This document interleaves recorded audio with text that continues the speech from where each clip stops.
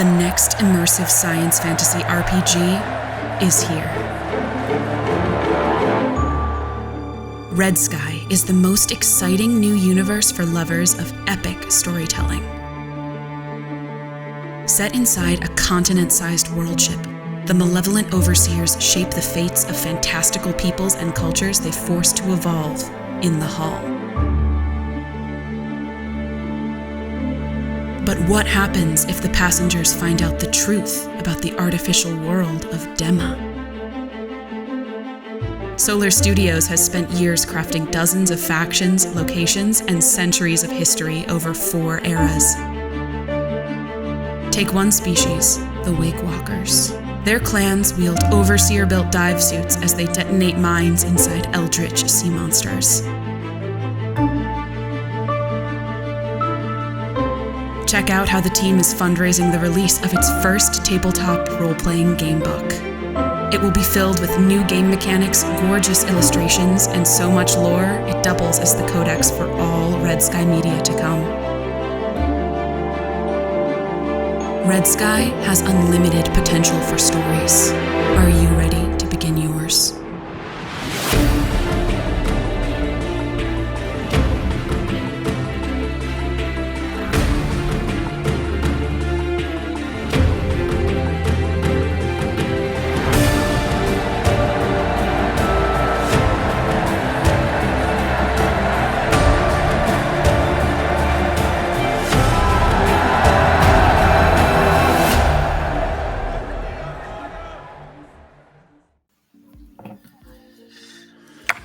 All right, welcome, ladies and gentlemen, to the Redsky playtest. My name is Jeremy Finn. I'm the Dungeon Master for Dungeons & Dummies, an actual D&D show on YouTube that just celebrated our 50th episode. If you like any or all of the following plot twists, hijinks, and or cuddly werebears, please consider checking us out. But today, I have the honor of DMing an all-new D&D conversion that takes place in the science fantasy world of Dema. A world that was carefully crafted by the overseers to test the merits of the many sentients that live there, unaware that their world is no more than an experiment, or that their experiment is just one of many. Representing those sentients today are my friends at the virtual table. If you would, please introduce yourself, your character, and give us a brief description of that character. Ladies first, Melissa. So yes, I'm Melissa. I am playing Shorak Majadik, a spore spawn diplomat who is a wisdom of the ancient sage, which means I know a lot about elder tech, and just kind of a bug-looking person, bug-looking sentient, who actually is from a city culture, so I have a lot of experience with different languages and dealing with different people, and just kind of an outcast that way. Nice. Thank you, Melissa. Next up, Jason. Hi, I'm Jason. I'm Rowdy Yates.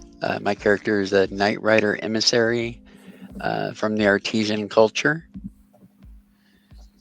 I feel like Rowdy needs to have this theme song whenever he pulls up. Right?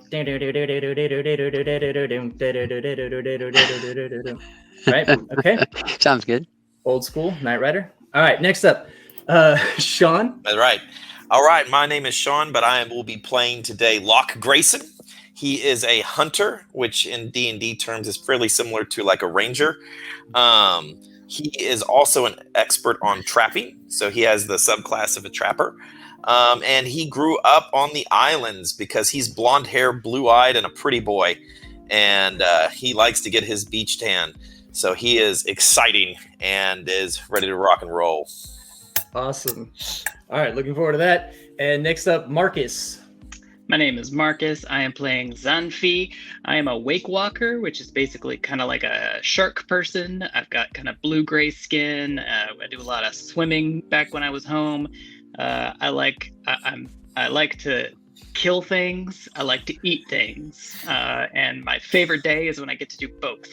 I am not the brightest guy in the world, but I can hit real hard, and I cook. I love to cook, so I'm always trying to cook for y'all. It's barely ever poisonous or toxic to you. Okay, That's good. Brilliant. Next up, Chris. My name is Chris. I'm playing Flick, a featherfolk rogue that grew up in the artisan culture. I like to think my character is a dark feathered character who skulks around looking for places to rob, things to steal, and people to persuade to give him free stuff. And yeah, that's generally his character. Cool. All right, and last but not least, Eric. My name is Eric. I'm playing today Toplamak Bilgi, an archivist from Aegis in the Athenium, the frozen north of Dema, who is trying to build a professional portfolio that will impress the militaristic culture he comes from into letting him join a more combat-oriented career, even though, in actual point of fact, he's not that great at fighting. He is a politician career. He is a wordsmith. He's found a lot more success talking his way out of problems than fighting his way out of them. Beautiful. All right, and that, dear viewer, is our party. A motley group of mercenaries known as the Incasts, who are about to embark on an epic adventure. So welcome to the world of Redsky. Let's do it. Yeah. All right, your mercenary company, the Incasts, has received a summons from Johannes Sumanus, general of the Solar Hegemony's army. No details are included in the summons, a term that would normally be insulting. Request or business proposition would have been more to your liking, but with the promise on the table of a chest full of coins and a mark of solar valor, which is an honor that allows those who've served the hegemony to freely move within its territory and carry elder tech without question in its cities, you feel no need to squabble over details. You head north towards Snow's Edge, a tentatively neutral zone in the ever-warming Cold War between the humans of the Solar Hegemony and the archivists of the Aegis. After several weeks of travel up increasingly rougher roads through increasingly colder weather, you reach the small town of Perif. Your journey has been long, but the suspicious eyes of the archivists and human people of Perif tell you that you're not altogether welcome here. Though the largest settlement in Snow's Edge, Perif is nothing compared to some of the cities you've worked in. There's a stable, a market, an inn, and a smithy, all of which seem overwhelmed by and underprepared for the demands of the ever-growing encampment of the Solar Hegemony. This encampment is where you were told you would find General Johannes Sumanus. As it begins to snow for the umpteenth time this journey, you wonder if a bucket of coin and a mark of freedom will be worth whatever this general has summoned you to this frozen wasteland to do. Welcome to Snow's Edge. Dude, it's cold here. I don't think I can get any tan. This is not good. If you want to head straight to the Hegemony encampment, you can, or you can tool around town. This is the first place you've been in a long time where you can get supplies. Well, the reasonable course of action seems to be to find out what it is we're going to be called upon to do in this area. Locke kind of just shakes his head, kind of not really listening, but just kind of agreeing with you. All right. Zanfi wants to get to the killing. So we're trying to find the general, right? Yeah, you have a rough idea of where he is in that Hegemony encampment. Okay. Locke knows exactly where he is. It's that way. Okay. That way. So Locke leads the way. Absolutely. Up towards the Hegemony encampment. He's kind of trails off the wrong way a couple times. Okay. And y'all kind of just push him back the right way. But he is very adamant. He is happy to lead. Mm-hmm. Yeah. After a few wrong turns, you do eventually get to the encampment. Stale sweat and campfire smoke lingers in the air here. The red and black trident flags of the Solar Hegemony flutter everywhere. An army on the move requires profound levels of planning. The Solar Legion encampment here on the outskirts of Perif has only existed for a few weeks, but its presence is unignorable. Thousands of legionnaires live in neat rows of insulated white canvas tents. Central command posts brim with shouting supply chain managers and local translators coordinating with the camp's hundreds of non-human camp followers. Officers shout instructions in Scintillan and Mundane to their units of human warriors forming up for roll call or for camp maintenance. The soldiers are garbed in a patchwork of coats and furs over their standard issue hegemony lamellar plate armor. The faces of these men and women reflect the diversity of provinces from which the solar hegemony has enlisted or conscripted this expeditionary force, and all to challenge the martial might of the ages. This is the military behemoth of faith and light that almost conquered the known world to the sound of stomping metal boots. At the center of the camp lies the command tent. The large off-white canvas tent is surrounded by 8 elite legionnaires clad in their newly winterized armor. Each one stands at attention, holding their spears and shields like vigilant statues. The 2 that stand in front of the tent's entrance shift aside when the heroes show their summons, holding open the flaps to the warm interior. Inside waits a tall, powerfully built, middle-aged man. He wears heavy plate armor carved with heraldry and designs celebrating the greatest battles of the solar hegemony's history. His strong eyes carry a tired sorrow within them. He motions to the officers he was speaking to, "Leave us." The officers quickly exit, leaving you with General Johanno Sumanus. Welcome. Thank you. You had orders for us. We were here to collect them. Yes. He looks to make sure that his officers aren't watching. Please, sit down. You are the incasts, correct? Correct. Okay. I try to sit down on a chair, and it just completely caves under my weight. So now I'm sitting on the floor. Flick will just stand over by the entrance and watch, not sitting down. Okay. Locke actually goes to one of the chairs, pulls out a little mini brush, and kind of brushes it off to make sure it's clean. He's like, "Dude, ratchet." And then he sits down on it after cleaning it and thoroughly inspecting it to make sure it's clean enough for his liking. Okay. Yeah. So he looks a little bit disgruntled at all of this strange behavior, and several times looks back at Xanfi, and then finally says, "Don't worry about the chair." I was not. These are standard operating procedures for an irregular unit. I suppose. Let me get right to the point. I'm in a tricky position. Our supplies are going missing. Strange tracks are left behind among the ravaged stores that now lie empty. My junior officers are blaming the nearby Ajax soldiers and readying for war. I don't wish to see any more of my loyal soldiers killed over pointless conflicts with our neighbor to the north. If I'm going to march against Archgeneral Matic Araz, I must only do so with full knowledge that my cause is just, and that my men will not die in vain. Unlike the Archivist leader, I hold no grudge in my heart. I only worry that an unprovoked attack on the Aegis defense line will make my actions no different from the Archivist coalition I fought against during the Aegis border skirmishes a decade ago. However, I can only keep my officers' frustration placated for so long before the continued disruption to our supplies forces us to act. I'm afraid a decision must be made soon.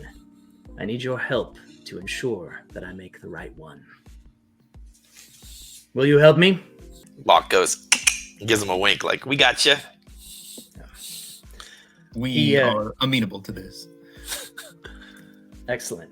He begins to hand a scroll to Locke, and then he thinks twice about it and hands it to Toplamak.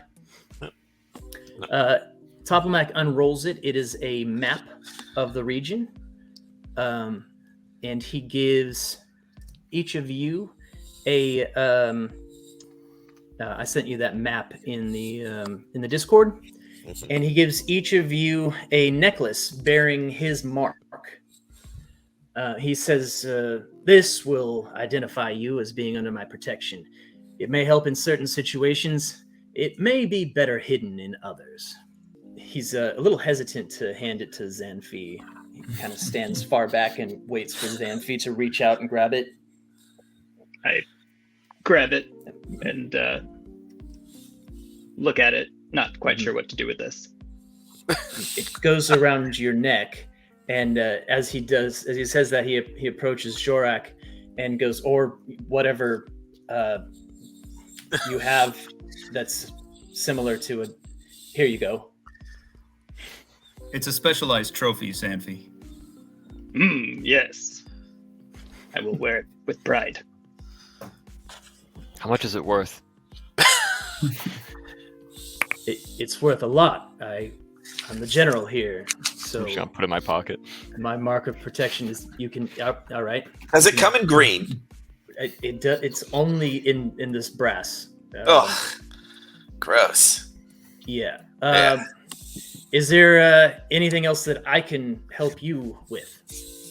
Where is it you'll need us to go? We don't know. The supplies disappear in the night. Sometimes there are some strange tracks, but with the snow here, it's often difficult to follow. So Perhaps it would be best to start with the quartermaster. this will work. Yes, you can find him towards the front of the camp.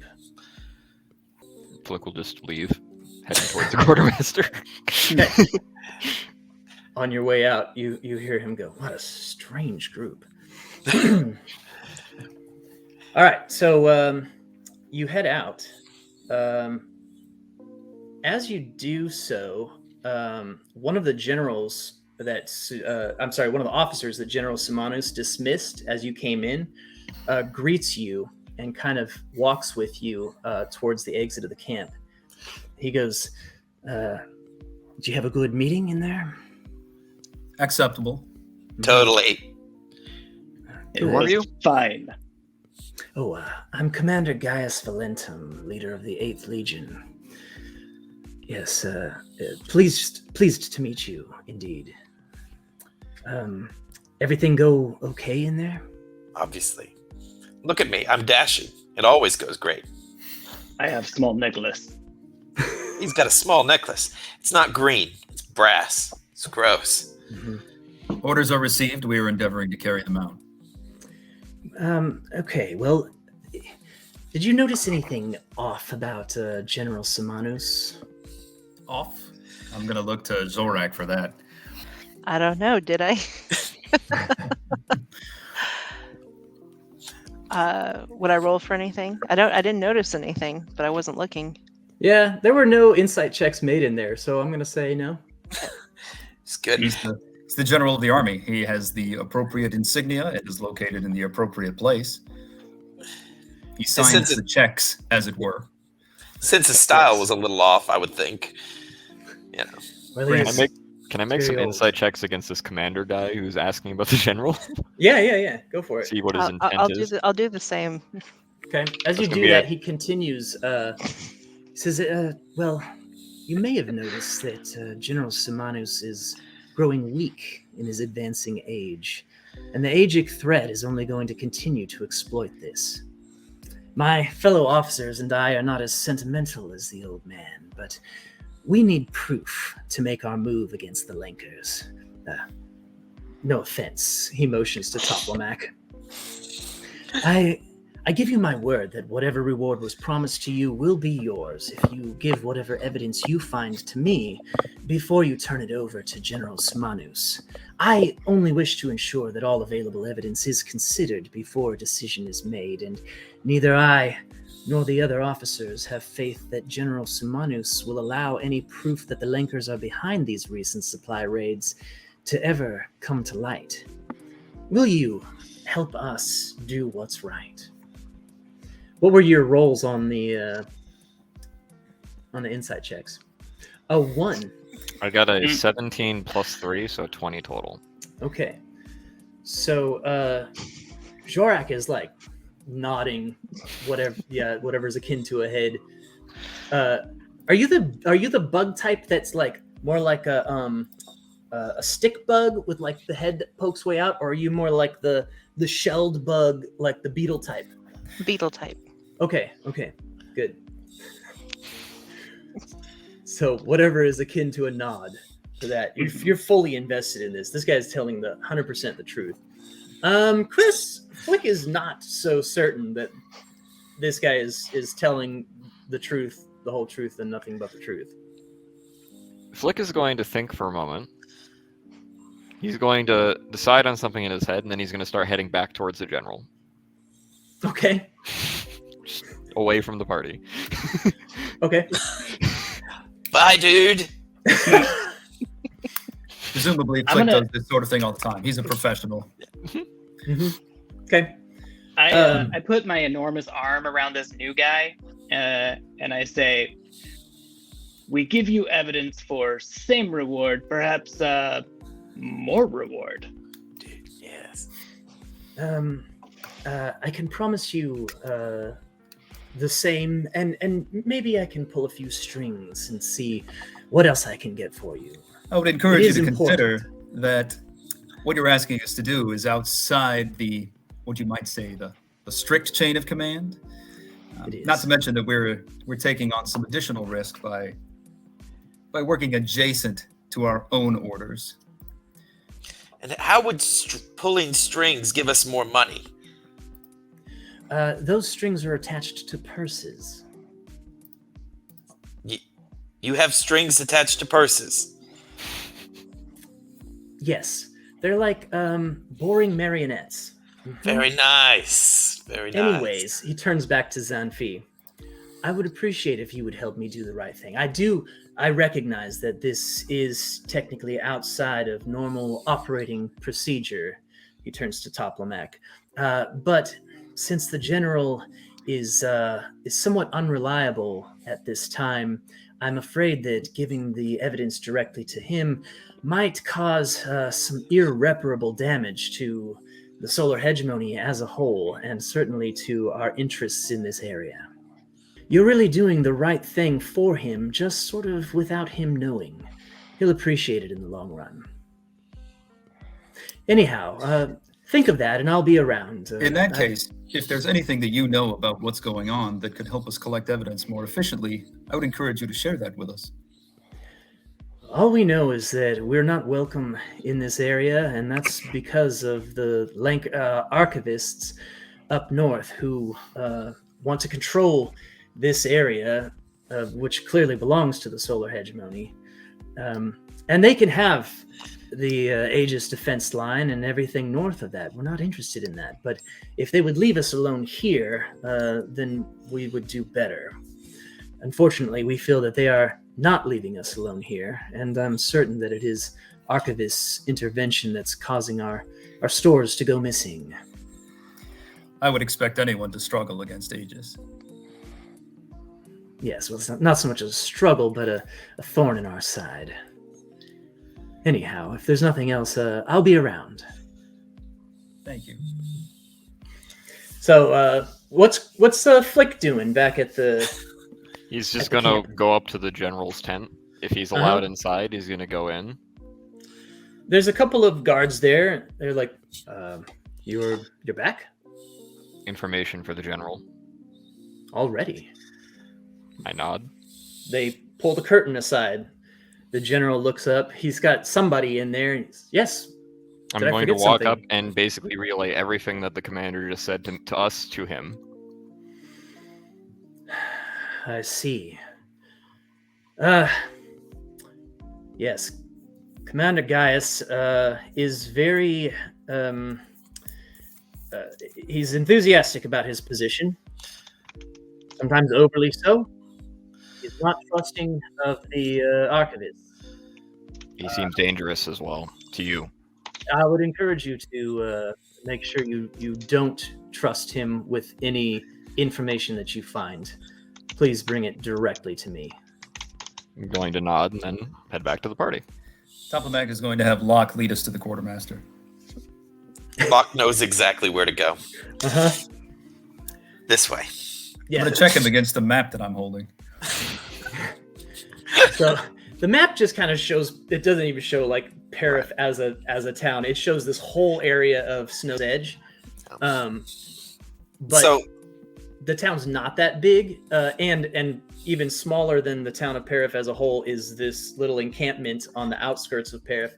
But there is a dude up like calling orders to people and telling them to move stuff. and seems to be in charge of those kind of operations. So Locke leads the opposite direction. Yeah. Actually, at one point, I kind of walk by him and I ask him, I'm like, have you seen the quartermaster? Is it, you know?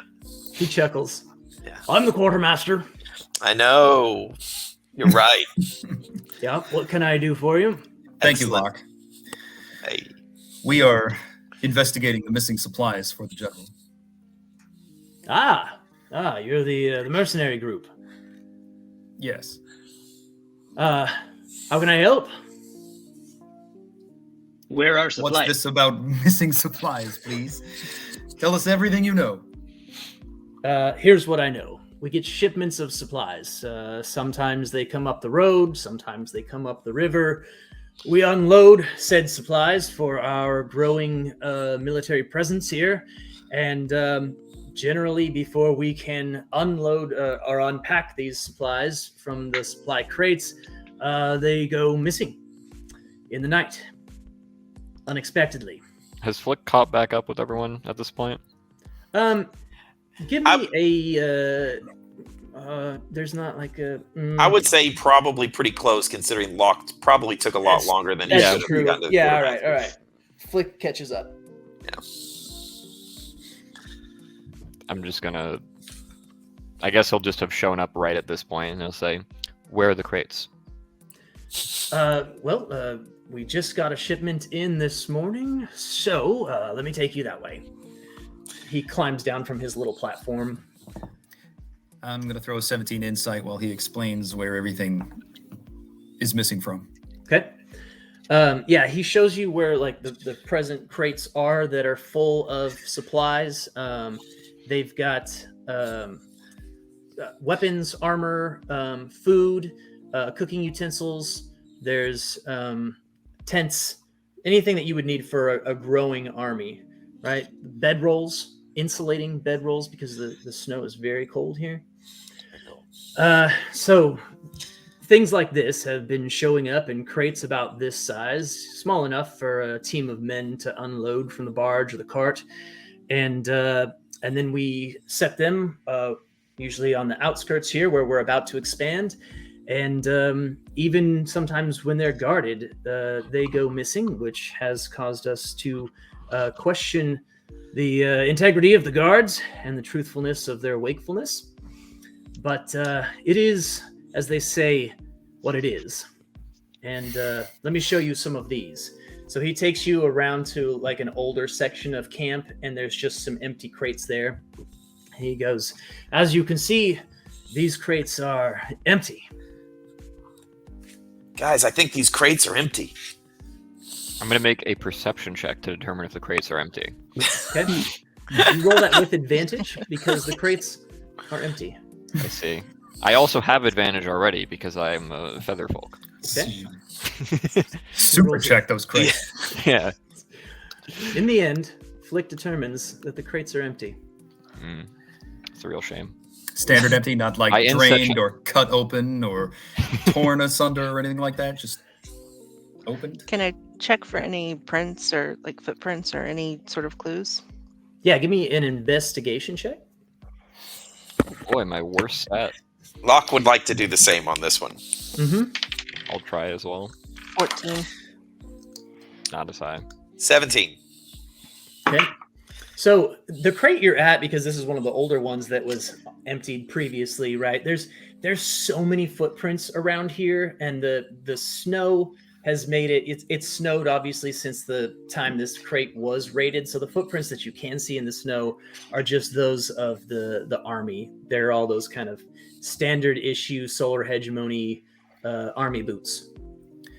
Who is responsible for the guards in this part of the camp? My men take it on shifts. I believe the night that these were stolen, we had some of the 3rd Battalion. How often are these shipments getting stolen? I would say we get 2 or 3 shipments a week, and at least once a week, one of them is raided. I wouldn't say they're completely missing. They leave things. and they come in after we've opened one of them up. So we'll take some things out, and then set up the next camp for the next installment of soldiers, and then whatever's left in there is gone the next day. So it's difficult to say. Now, we did search all of the tents, and the tents are very packed. There's no room to store anything. We've got 6 men to a tent. There's no room in there for anything besides their own personal effects, and those are minimal. So it's not our own men, I'm certain of this. Are there any tracks leading outside the encampment? It's difficult to say, because if there are, they're mixed in with our men. We do have men going out and patrolling the Shieldwood forest, patrolling up the road, the Titan's Artery. So we have men coming and going at all hours of the day, and we also have our encampments out in the wilderness here so that we can keep an eye on things. But again, it's difficult to say. Are there any other staging areas from which supplies are going missing? I believe there is one by Arborum, the small fishing village on the Swiftwater Lake. When is the next shipment due in? It depends on the weather. Hopefully in the next 2 or 3 days. But as I said, he kind of heads you back to the one that came in this morning. This one just arrived. We've opened it and tried to fill some of the gaps from the stuff that was stolen from the previous shipments. But we will have double guard on this tonight. So do any of you notice anything about the supplies that are in this box? Anything that might be particularly valuable or useful? Flick, Locke, even maybe Xanfi? Xanfi is looking for food. 17. There are some rations all rolled up into like a standard large ration pack that you could give to a unit and send out to supply that unit with food. But there's nothing like, it's all dried goods, right? All that stuff is meant to last for a long time. What has been going missing in the shipments? Everything. They've taken everything. Tents, bedrolls, blankets, clothes, armor, anything. Flick would ask, or not ask, he would look around to see if there are any places around here that have a good view of this area that are nearby, like places we could camp, basically. Is there anything like that? So you're kind of the main road that Parif sits on is adjacent to another road that goes up towards Arboron, and it's also adjacent to this river that comes down that some of the shipments are coming up. Otherwise, it sits kind of in the middle of some hills on either side that sit on the side of the main road, and then forest all around. So if you wanted to get up into a tree, that would be really easy to do. Are there any buildings in the town that are quite tall? The town is relatively new. Maybe really getting solid permanent buildings in the last 10 years or so. So nothing real tall. It's going to make this difficult then. Okay. So, is there anything else we need to ask this guy? Should we watch this shipment tonight and make sure it stays not stolen? Almost certainly, yes. That's a good idea, Xanfi. I like where your head is. Xanfi, understand. He solved problem. Flick is going to finish looking around and say, there's not many places we could camp out nearby unless we want to camp right here in the shipment area. Locke looks at him, kind of goes, meh. He pulls out a rope. He's like, he's got his little trapper skills on. He's got this ability where he can create trip lines and little sets traps everywhere. So he just starts threading his stuff. I look over at you guys and I'm like, this is my spot. And he's like, yeah. And he starts just trip lining and adding little places all over the little area. And so we don't even really have to protect it. Zenfree, bro, we're going to trip line. Then you eat the people that come in. This is a great idea. You might want to question them first before. No, not important. Yes, thank you. So I is want to this make sure that Go ahead, sorry. I just want to make sure that I understand where the guards are going to be stationed, so we don't trip line anyone. We're not supposed to trip line.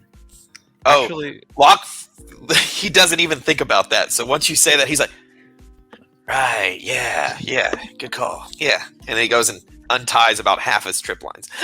Flick will reach out to as if to say for Locke to stop and look to the quartermaster and say, actually, it might be best if we ask that no guards enter this area during the nighttime, because we're going to be on watch here.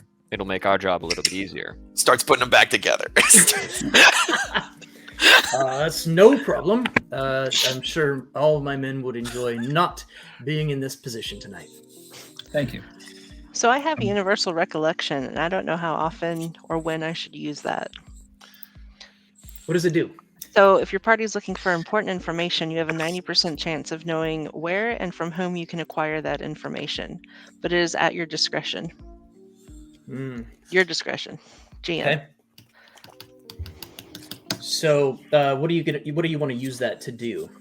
To see if there's someone in the camp that aside from like the quartermaster that we should maybe be talking to about the supplies going missing, who knows something.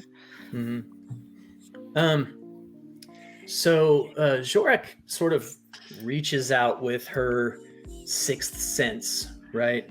Her ability to kind of tap into that unconscious hive mind of a group that's usually easy to read, especially in a military group like this. But mostly she's getting the quartermaster. There appear to be some underlings, some worker bees under the quartermaster that should have been awake when things were stolen. And they are desperately trying, she can sense their fear and their trepidation, that they are desperately trying to hide the fact that they were asleep on the job. But the quartermaster seems to be the culmination of all of the information that's available in the camp. So I go over to Toplamac and like, I think there's some people we should go talk to. Do you know which ones? No, but follow me. And I scuttle off. Okay. I would say probably Locke's still kind of messing with the trip lines. It'll probably take him a while to finish that. So Locke probably stays back and he's still working on the... Yeah, Flick will help Locke with that since he's good with his hands as well. Flick, we're going to pursue another lead.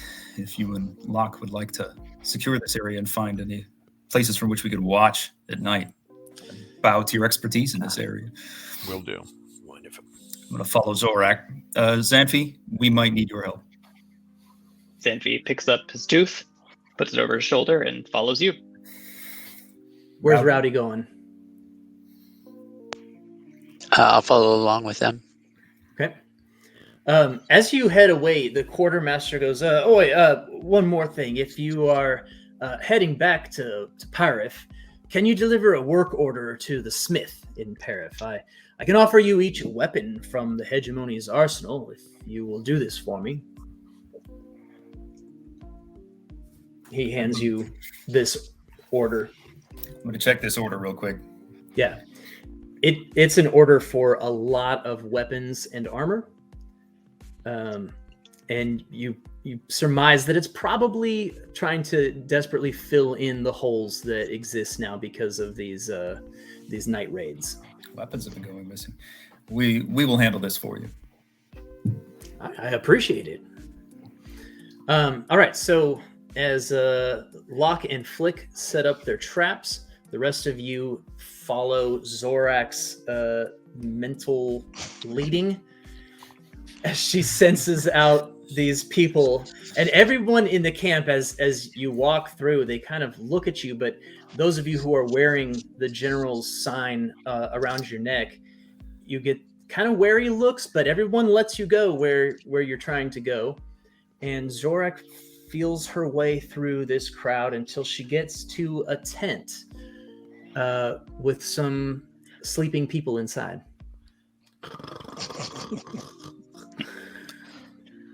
Xanfi, could you help me wake these people up?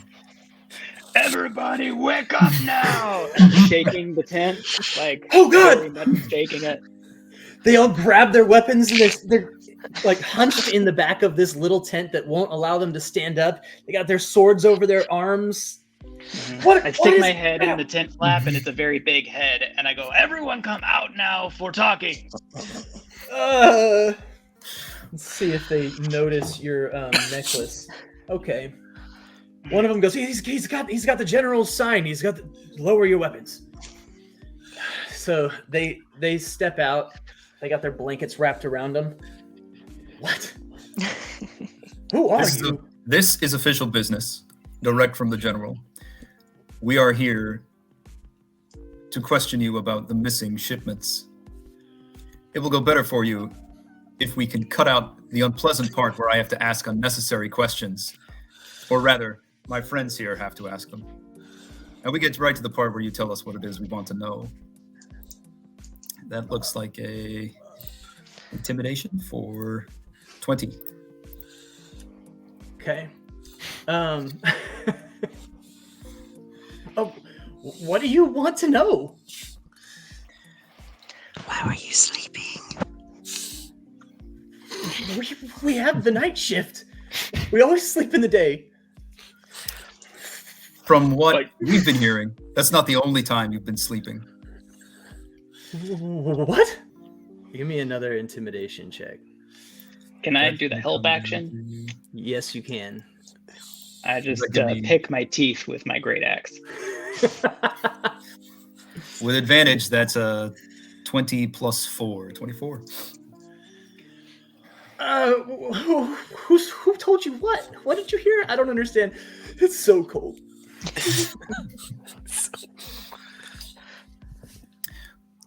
We have reason to believe that you know more about the missing equipment than you're letting on. They kind of look at each other. Oh, we don't know anything. It was probably the archivist. The bad. Oh, not archivists. Archivists are fine. We don't mind archivists. We don't know. I know you're afraid something happened that night. Now, between you and me, I understand what it's like to be in a position to guard something that's not super interesting. It's not a lot of fun. So you hear something or you see something and you think, I'm not getting paid enough for this. It's too cold for this. I understand. I grew up here. Maybe you leave something off a report. You forget where something should be reported to. But if we have to keep digging, it's going to continue to get less and less pleasant. Let's cut this off now. And let's tell us something that we can take to tell the people who sent us that you are cooperative. Give me that persuasion roll.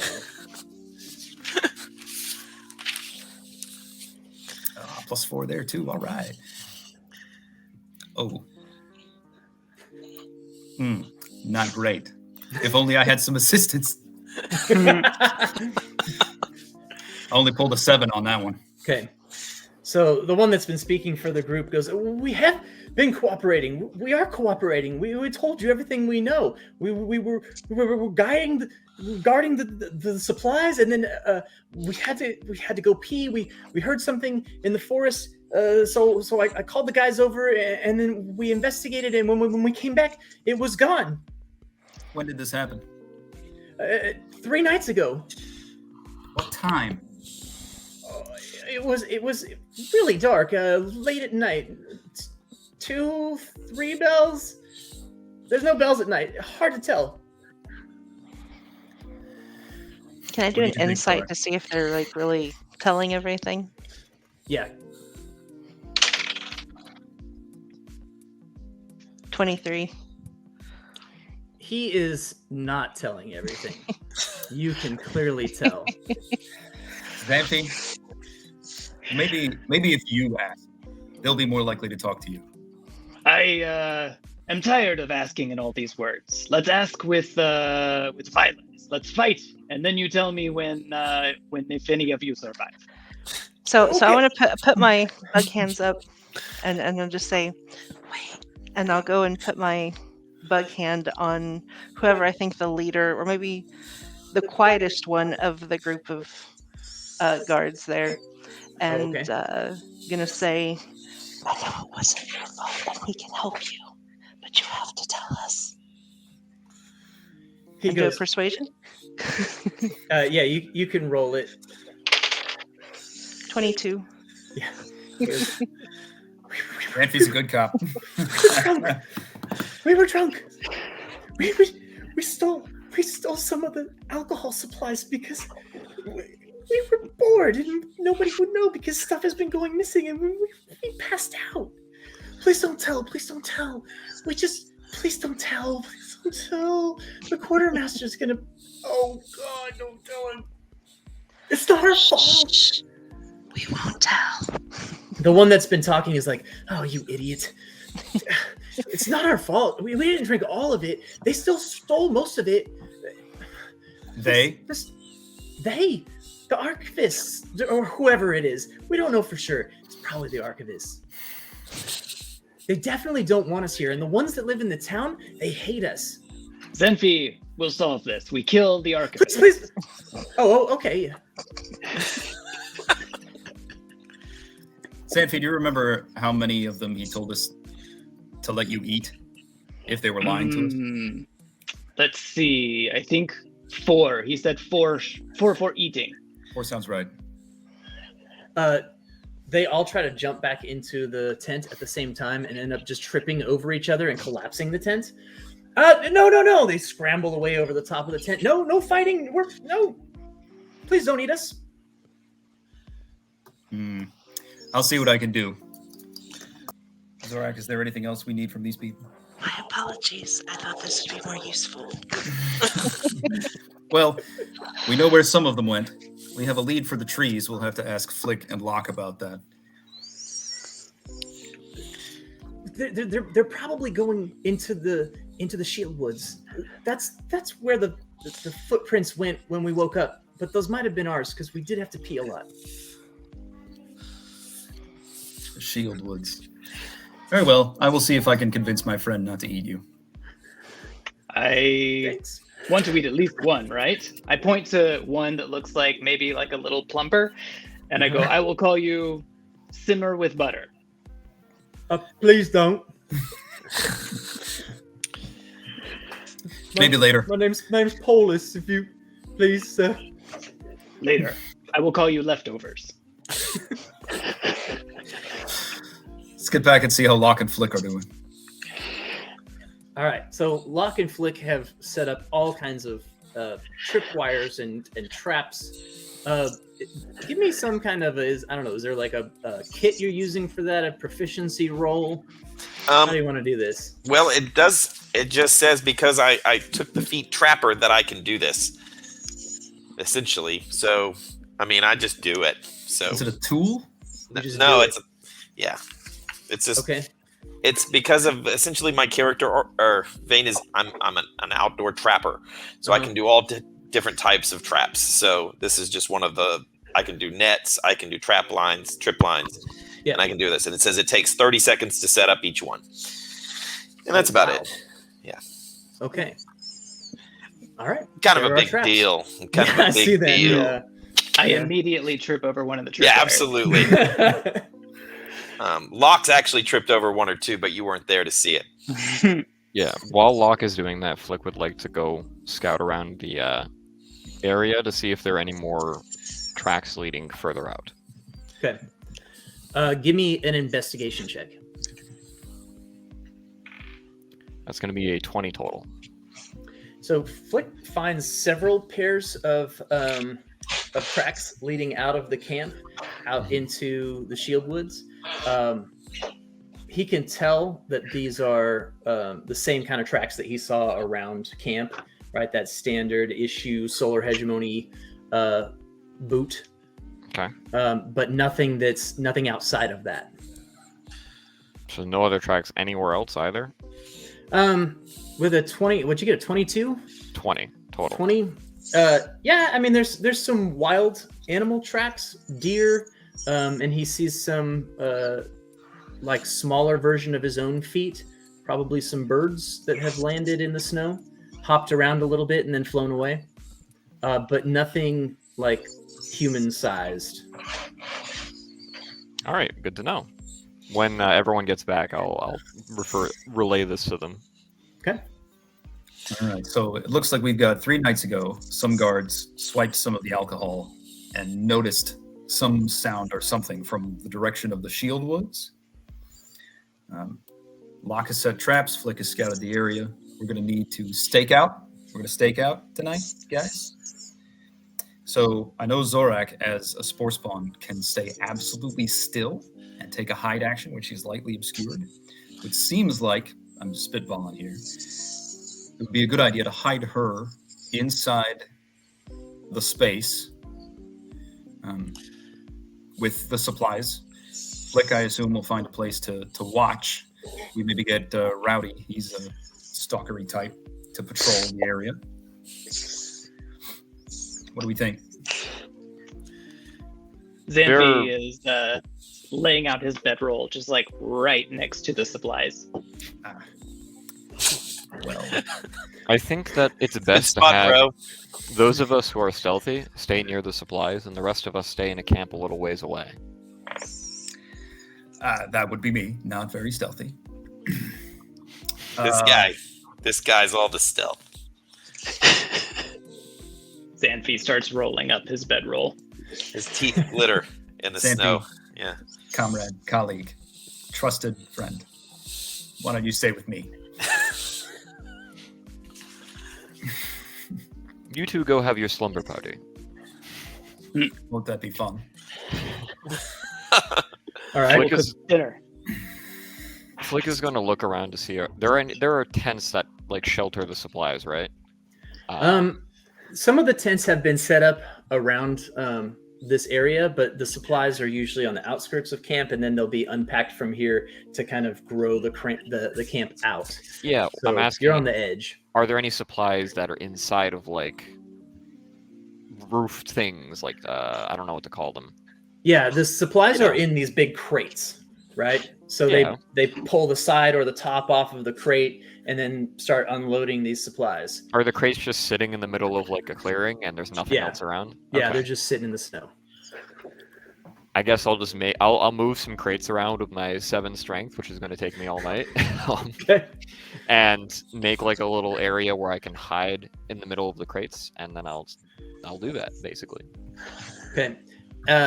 Several hours into struggling with moving the first crate, Flick wonders if maybe it would be easier to unload the crate and then move it, which he's able to do with some struggling.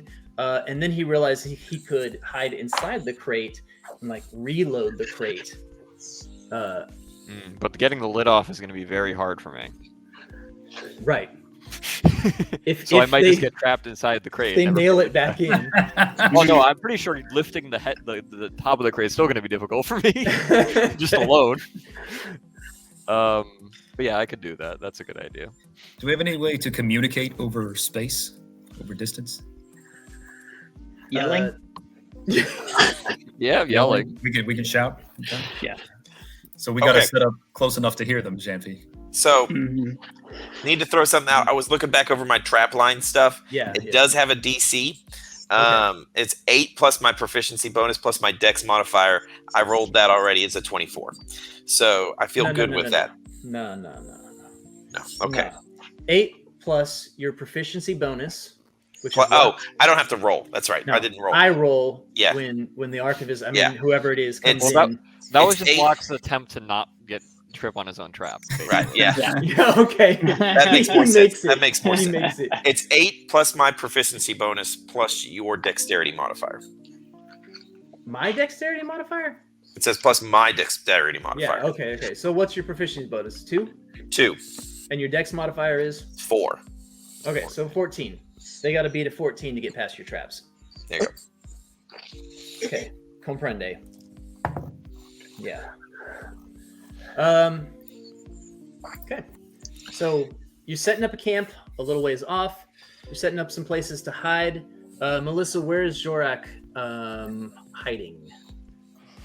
I guess going to be around, if these things are in stacks of crates, that there's probably shadows. So as long as I'm in the shadows and I can hold perfectly still, I'm good. Yeah, and definitely at night that sun, I guess, that sits in the same place in the sky at all times and gets completely black. At night, the shadows are just, I mean, everything's shadow, right? So, yeah, you have no trouble finding some dark place to hide. I'm just up against a crate because I'm not just going to be standing there in the dark and be invisible. Sure. Makes sense. Locke finds a place to stealth out to kind of get some rest. He pulls out some little cucumbers, cuts them up, puts it over his eyes. You know, we don't need any of that. Okay.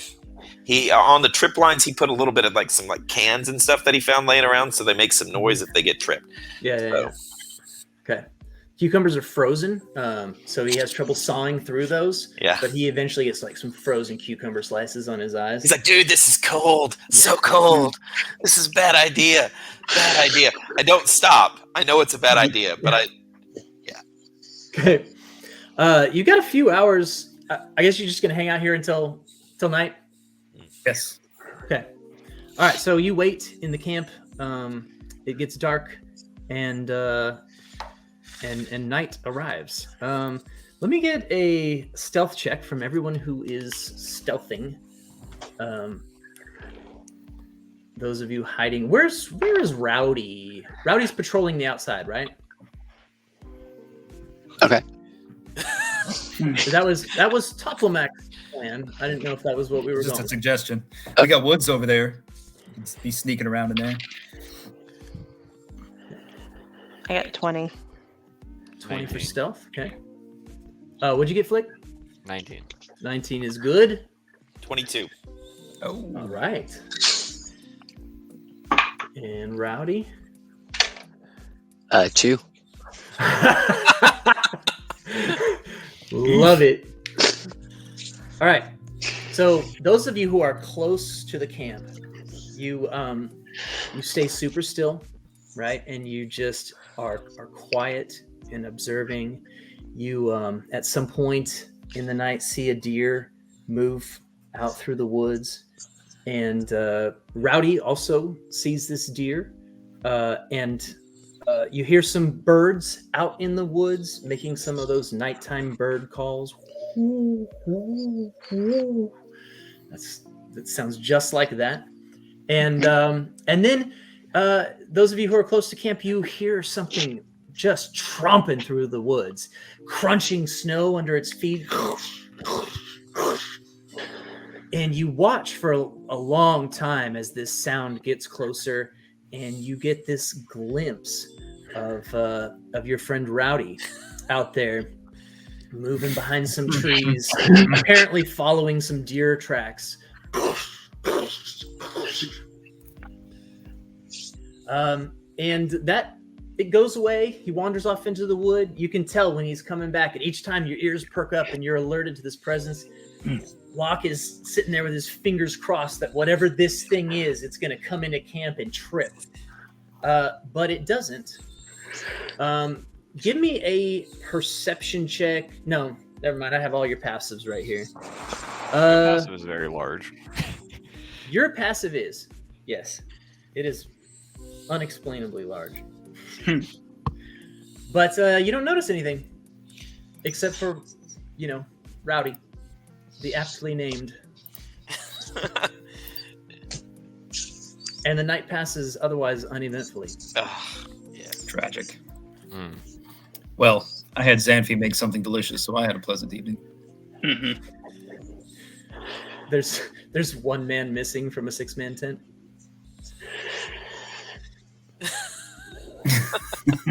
It's a nice meat stew you had there. What is this?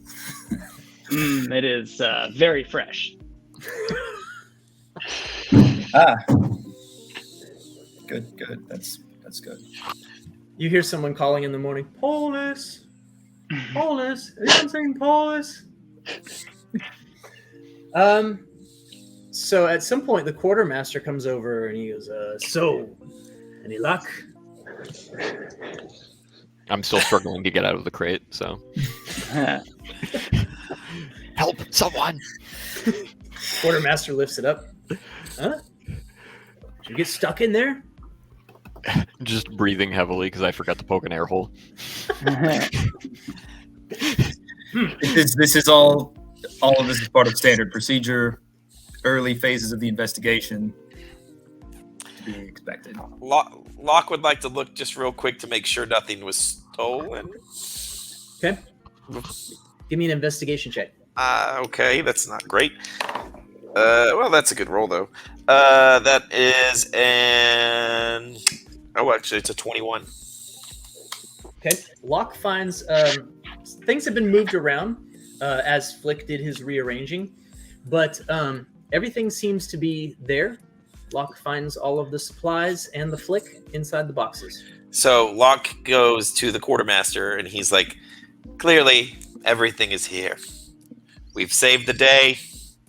We've scared them away. We have won. Great. I'll let General Simanus know. He takes off. Well, while we have daylight, perhaps we should investigate the Shieldwoods that these soldiers indicated something was coming from. Okay. Everyone nods in agreement. Flick is just stretching to get rid of all the cramps he's had. I will say, Locke really It's a thinks long that night. we've won. So it, Yeah. he's like, why would we go to the woods? While that is true, we are now attempting to win the war, Locke, having successfully navigated the battle. I got you. He smiles and he's like, I'll lead the way. And he starts walking. Oh, hey, hold on. Perhaps we should arrive at our where it is we're planning to go first. Oh, the plan. Yes, we need a plan. A good plan. Very good plan. Ready for the plan. The Shieldwood Forest is very large, you see. Quite large. Is that the plan? There's a town nearby, Perif. If someone has stolen such mundane supplies, they may try to sell them in the nearest available shop or store. We may have some luck investigating there. Are we in Paris? You're on the outskirts, yeah. How far away is it to the next little small town over? Oh, outside of Perif? Yeah. I'm gonna guess about 20 miles. So you can't get there in a day. Up the river. How far away is the abandoned mine? Maybe 25 miles, but no road there. Mm-hmm. I mean, really, we have... Oh, go for it. Flick can inquire of the local underground. Oh, can he? Well, he's I a shadowy can't. type. I'm isn't he? rogue, so I Rogue. have thieves can't and all that. Can't. So Okay. Check his is connections there there. a local underground here? You assume that in a town this size there would be? There's one guy named Carl. Have I seen like any like It's just, hi, I'm the underground. while I was traveling? Nice to meet you. Paris, did I see any of the underground symbols, like black market symbols, abduction rings? I don't know, anything of that sort. Give me an investigation check. We'll make it retroactively. Be a 12 total. There some of the thieves can't symbols are intentionally similar to normal things that you would find in a town. Some scratch marks on a doorway that could indicate a safe house, or they could indicate somebody was moving furniture into that house. Mm-hmm. Everything is meant to have this kind of a double meaning, so the untrained eye won't notice it. Flick thinks that he's seen enough indications of a network here that there probably is one. I'm gonna look amongst the party. Toppelmac, what does your character look like? Are they wearing like a royal's robe, or are they like? Toplamac likes to think of himself as military, so right now he's trying to look as martial as he can. So he's keeping his armor layered, his hardened leather armor layered over most of the stuff he would normally wear as an archivist, who's probably not super popular here. Okay. Locke, your character, you're a hunter, right? So you look Yes. kind of like a hunter would. No, I look fabulous. Okay, fantastic. I'm in leather garb, yes, but it is polished. It is well kept and very, it is stylish as it can be. It's less about usage and more about making me look good. Xanthi, you're just a big shark man, right? Just Wearing mail armor over my bits of leather that look like I've put together sort of haphazardly. Yes.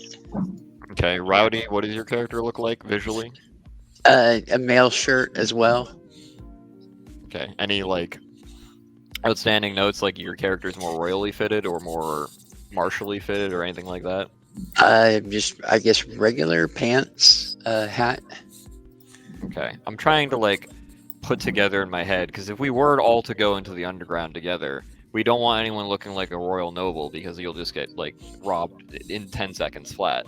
So, and then Zorak, your character is just bug person. Yeah, Like bug a person. Roly poly. Yeah.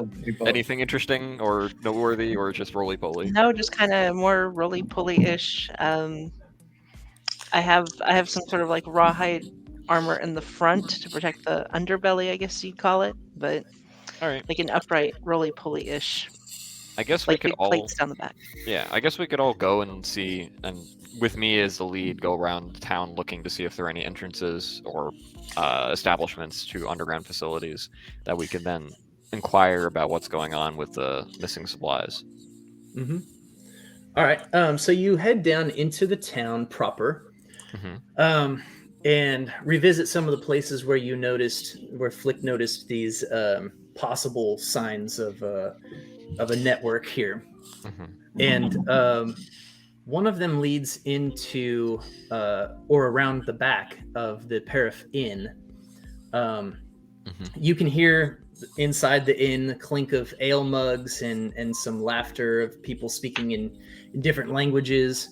It sounds like there's an unusually large number of people in the inn for this early in the morning. But you assume that probably a lot of these people are the Solar Hegemony guards just looking for a warm place to drink and relax. But you follow this, what you assume is a sign, around to the back of the inn. And there's a little building out there, someone's home, it looks like, that has the sign of the safe house, a little X mark on it. And so following proper procedure, Flick gives the secret knock of the Thieves Guild. And a little slider slides open in the door, a little speakeasy thing, and you see some eyes in there. They seem to be very squinty eyes, and you hear a loud yawn. Can I help you? I'm going to. Thieves' Cant is an actual language, right? I'm just confirming that. Okay. I mean, I'm going. I always thought of it as like a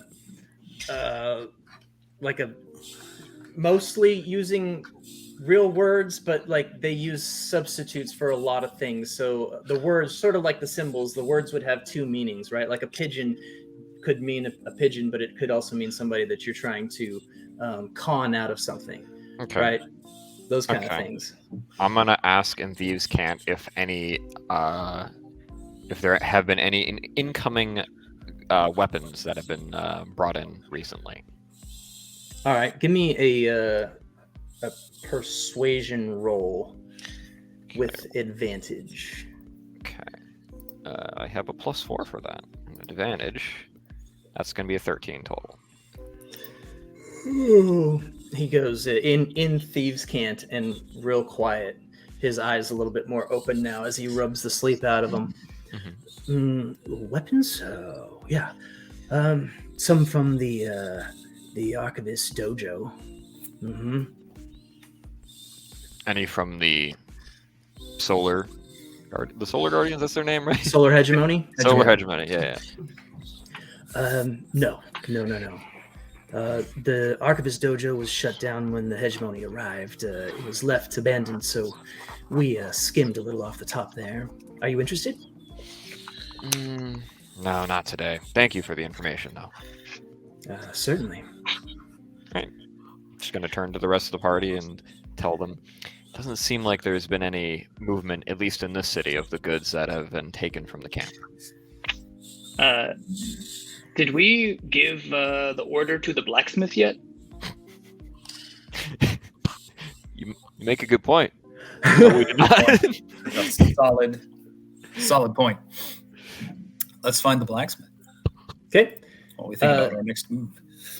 The blacksmith is not hard to find. You follow the sound of the hammers clinking against iron.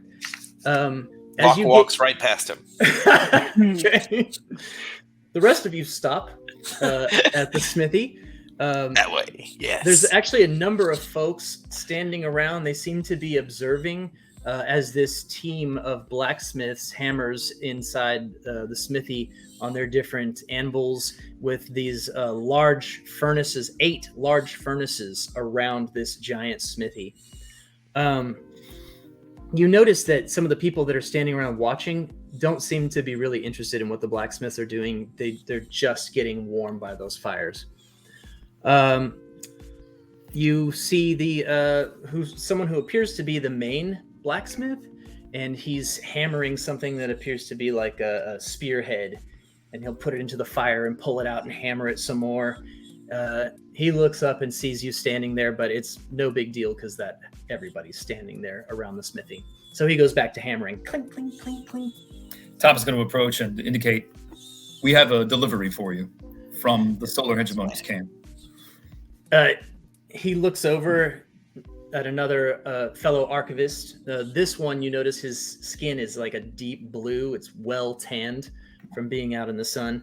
He finishes hammering on this thing and then dips it into a bucket of what you assume is oil. It sizzles and bubbles and lights on fire as he pulls it out, sets it back down. And he walks over and reaches out his hand. You have orders? Here you are. Ah, thank you. He reads them and just shakes his head. There is no way. Yes, There's no way. We are... Yes. No... Oh, you found your way back? Yeah. It took me a bit. Yeah.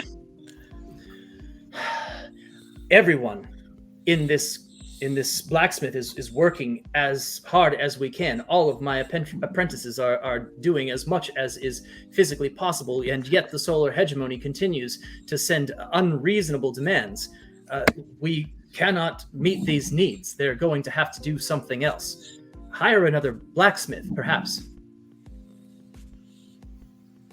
They could set up their own smithy. Our objective is to deliver this letter to you. If you'd like to dispatch something back to him, I'll be happy to carry it for you. Well, you could carry these buckets of weapons that we managed to construct hastily, I might add, and not to the best of our ability, yesterday. I pick up like 5 of the buckets. Okay. I will pick up a bucket of daggers, because that's what I carry. Yep.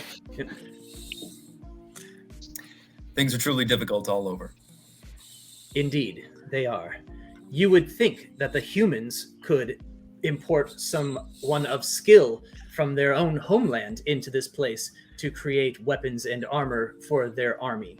He looks right at Locke while he says that. Or perhaps they are not capable.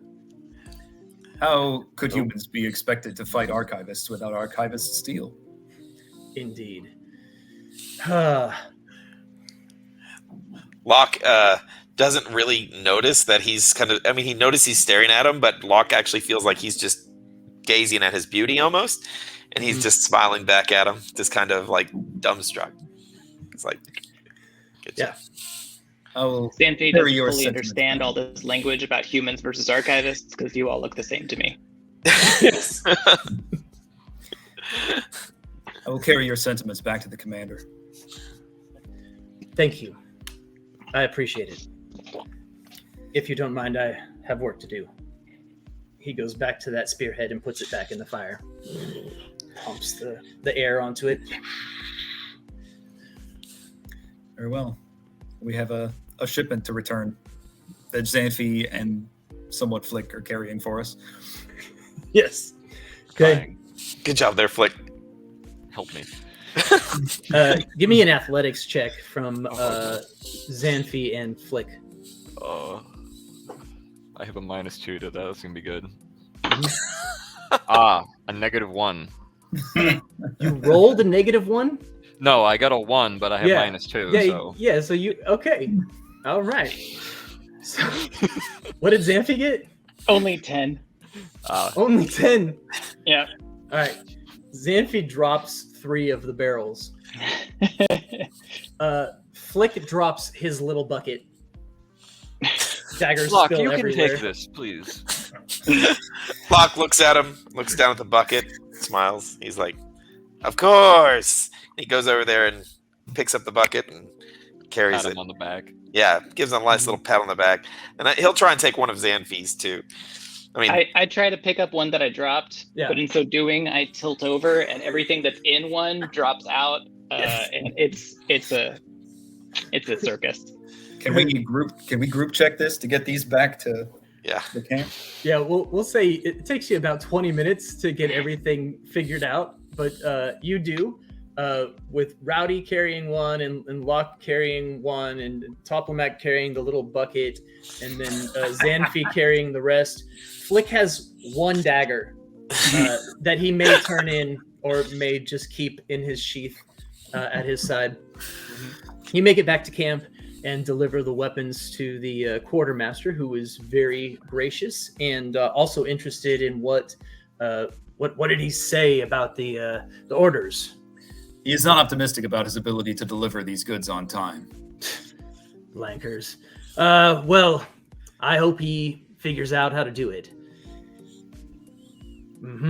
It is seems like an unwise strategy to rely on one overworked blacksmith to supply your entire force. He's lucky for the work. He is. There was hardly any work in this town before we came along.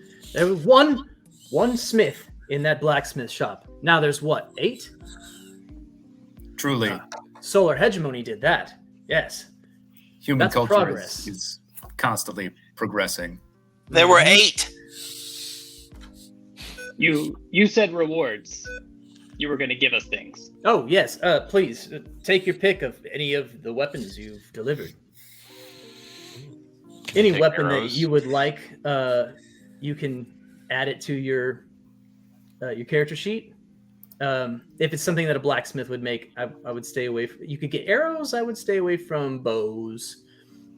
He's probably not making a lot of bows there. Will they have a need for anything else then? I guess a dagger we'll take. In fact, give me an investigation check. Who's got the highest investigation? Not me. I've got a +4. Only a 3. Okay. Sean, I've got a roll an 3. investigation check. A 12. Yeah. You don't find the +1 weapons in there. Okay. Dang. Do we all do an investigation check? No, I was going to leave it Okay. to. It's going to be a group check, but based Okay. on the highest number in the group. So you can blame Sean for that. Thanks a lot, Locke.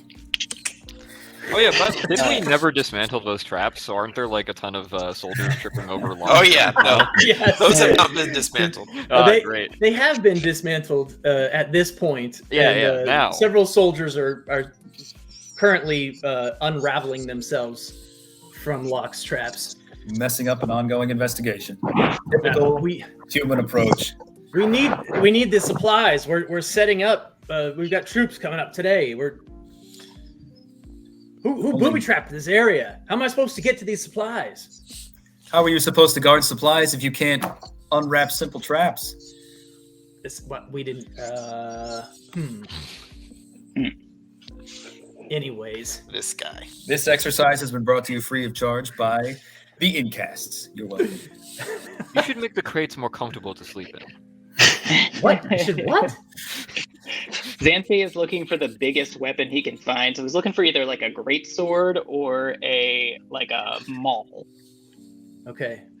So Xanthi actually finds several weapons that are their hilts are tangled up into each other, and he sees this as like one weapon. And it's a weird sort of like a nunchuck style sword hammer. Mm-hmm. And so he takes that as his weapon. Excellent. That is memorable. Mm-hmm. So the quartermaster goes, is there any luck in the town? Did you have any luck? No. Yeah. Well, what's your plan? I know that I did speak to the general and tell him that nothing happened last night and that you guarded the supplies and that nothing was taken. He seemed somewhat perturbed. He said we're on a schedule, and if they don't find something soon, then his men or his officers may resort to some drastic measures. Did you tell him about the soldiers who had been taking alcohol rations? The soldiers were taking alcohol rations? Oh, yes, of this battalion in this tent right over here. The 8th? Cunning questioning was able to uncover that several of them had partaken in your... They told us not to supplies. tell you. Oh, he storms off. Oh, He starts calling out all these names. Right. it might have been better if you just ate them, Xanfi. Crime Paulus! truly does not pay. Paulus! Where's Paulus? There we go.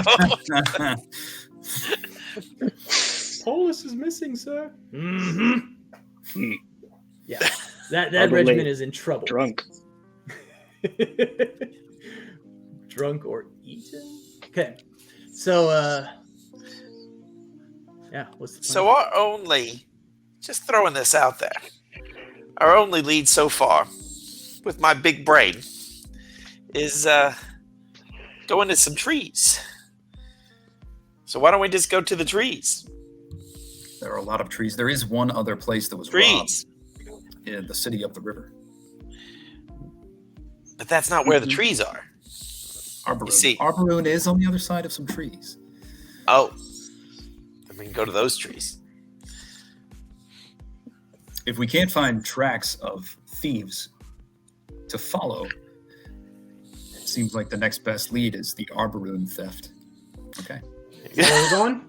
It will take us longer than a day to go up there and back, and I'm concerned that these may be stolen while we are gone. Mm-hmm. We should split the party. We don't like to split, but we may need to keep someone here to guard these while the rest of us investigate the Arboretum connection.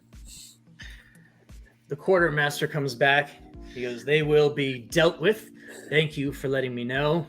I've got 3 separate battalions on this tonight. And they are each told that if they catch another one off duty, to tell me, and there will be a great reward. So, I think we're good here tonight if you would like to do your investigation and keep the party together. I understand that matters to you mercenary types. We're very tightly knit. Yes. Mm-hmm. Okay. Then it seems to me that we need to head for Arboretum. Anyone else? Zorak, is your spawn sense giving you any lead here? Jeremy, What are you looking for? I can use the Earth, the Universal Recollection, and see where maybe our next people I should be talking to are. Okay. I mean, you get a pretty strong feeling that you're on the right track. To go to Arboretum? Yeah. Okay. Terrific. It What's makes going to be the sense. most effective way? We are supposed to follow the river, right? Is there a ferry, perhaps? Follow There's- me. There's actually a road that runs right next to the river A road. and goes a road straight to up to Arboretum. Arboretum. Do we have the Oddly supplies to enough, make though- that? Locke actually knew that one, so he's proud of him. He's like, that way. Well played. Well played. Yes. Do we have the supplies to make a trip like that? Do we need to get warmer tents and warmer bedrolls? I don't understand the problem. This weather is very bracing for me personally. It's an Arctic background. I'm having a great time. My feathers keep me warm. Okay. If you want, you can ask the quartermaster for some extra, like an extra tent or whatever. Does he have- Yeah, Xanthi wants to trade in his normal bedroll and normal tent for a insulated bedroll and an insulated tent. He's an island person. So Yes. This is pretty chilly. Yeah, Okay. same. Okay. Well, Could always sleep one in of the these river. tents will fit six people in it, normal sized people. So maybe like 4 people in Xanfi. I'm a half person, basically. Can we? Right? Everything out. Is there a cart or anything we could borrow to go up? I don't like walking so much. If we could just ride in something, that Horses. yes, horses.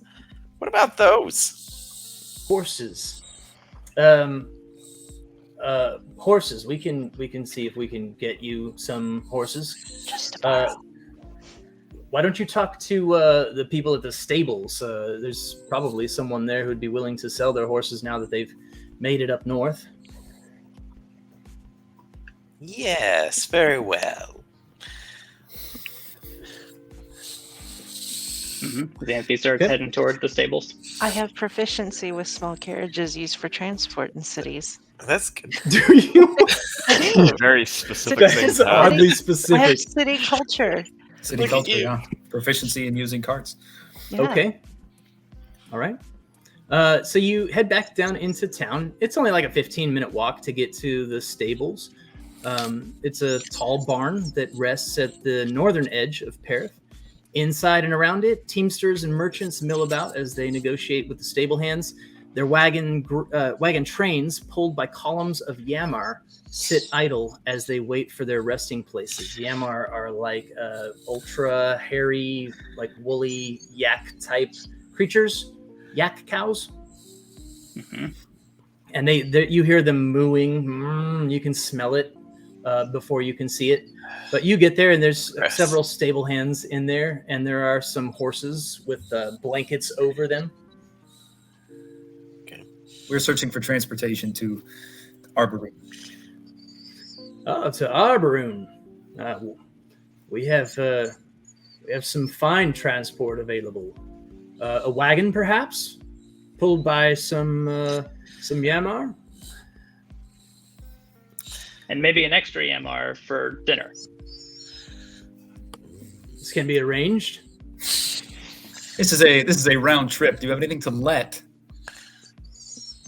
To loan, to rent. To rent. Yes. Archivist language is so strange to me. Yes. We can rent you something. How long will you need it? 2 days. Maybe days. 3, just in case. 3 days. Yes. That'll be 3 gold a day. So you'll pay up front with a deposit, which is refundable upon return. How much 3 gold gold do we have? on military business on a weekday in this season in this weather. Make a persuasion roll. Persuasion helping. roll. You're helping how?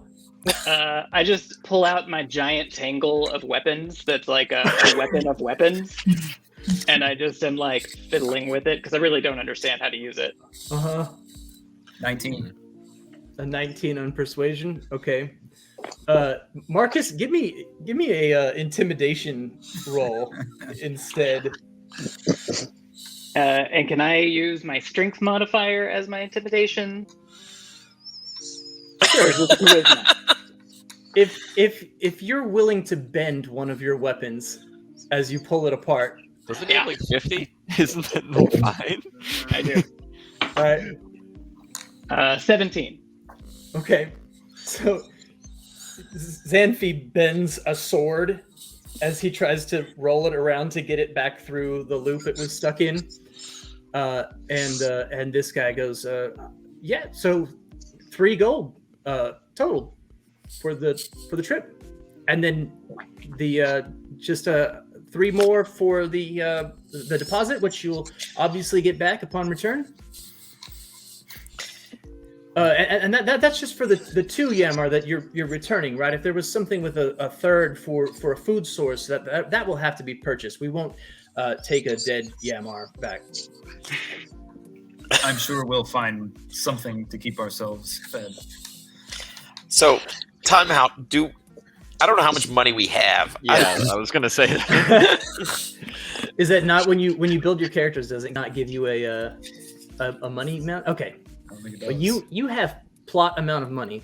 something that would be appropriate for a mercenary group that has done a couple of minor jobs together. This is your first major job, so we'll say if it's reasonable, you can purchase it. How about that? Mm-hmm. I'll take it. I'm writing that down. Plot money. Plot. Plot minus Plot amount of 3. gold. Yes, Plot plot minus minus 3. Okay, Actually, there you 6 go. minus 6. Yeah. Yeah. I guess so. We He, need this deposit back, Xanthi. Don't eat my deposit. What will I eat then? The Deer. guy. There's a river loads next up- to the road. Just go fishing. Fish. That's what you like to do, right? I do like to fish. Probably no deep ones, but there will be fish. That'd He be harnesses cold. up your Yamar to the wagon, and he rolls it out around for you.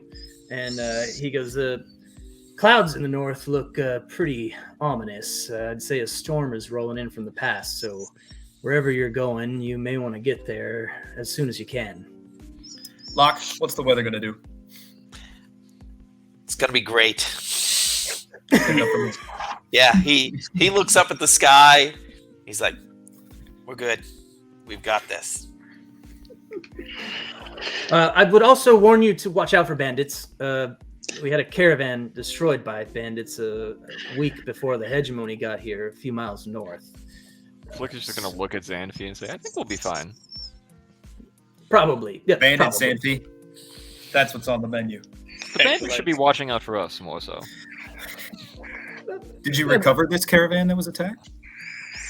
No. One escaped and returned back here, but he won't. He's since gone south. He wasn't interested in going back for the supplies there.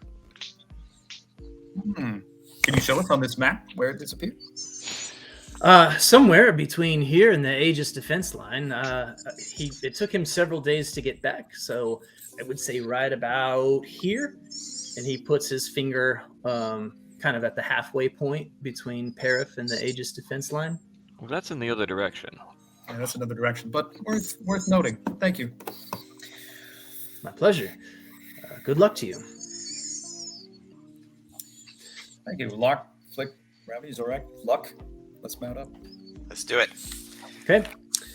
You guys head out of Parif on your new wagon.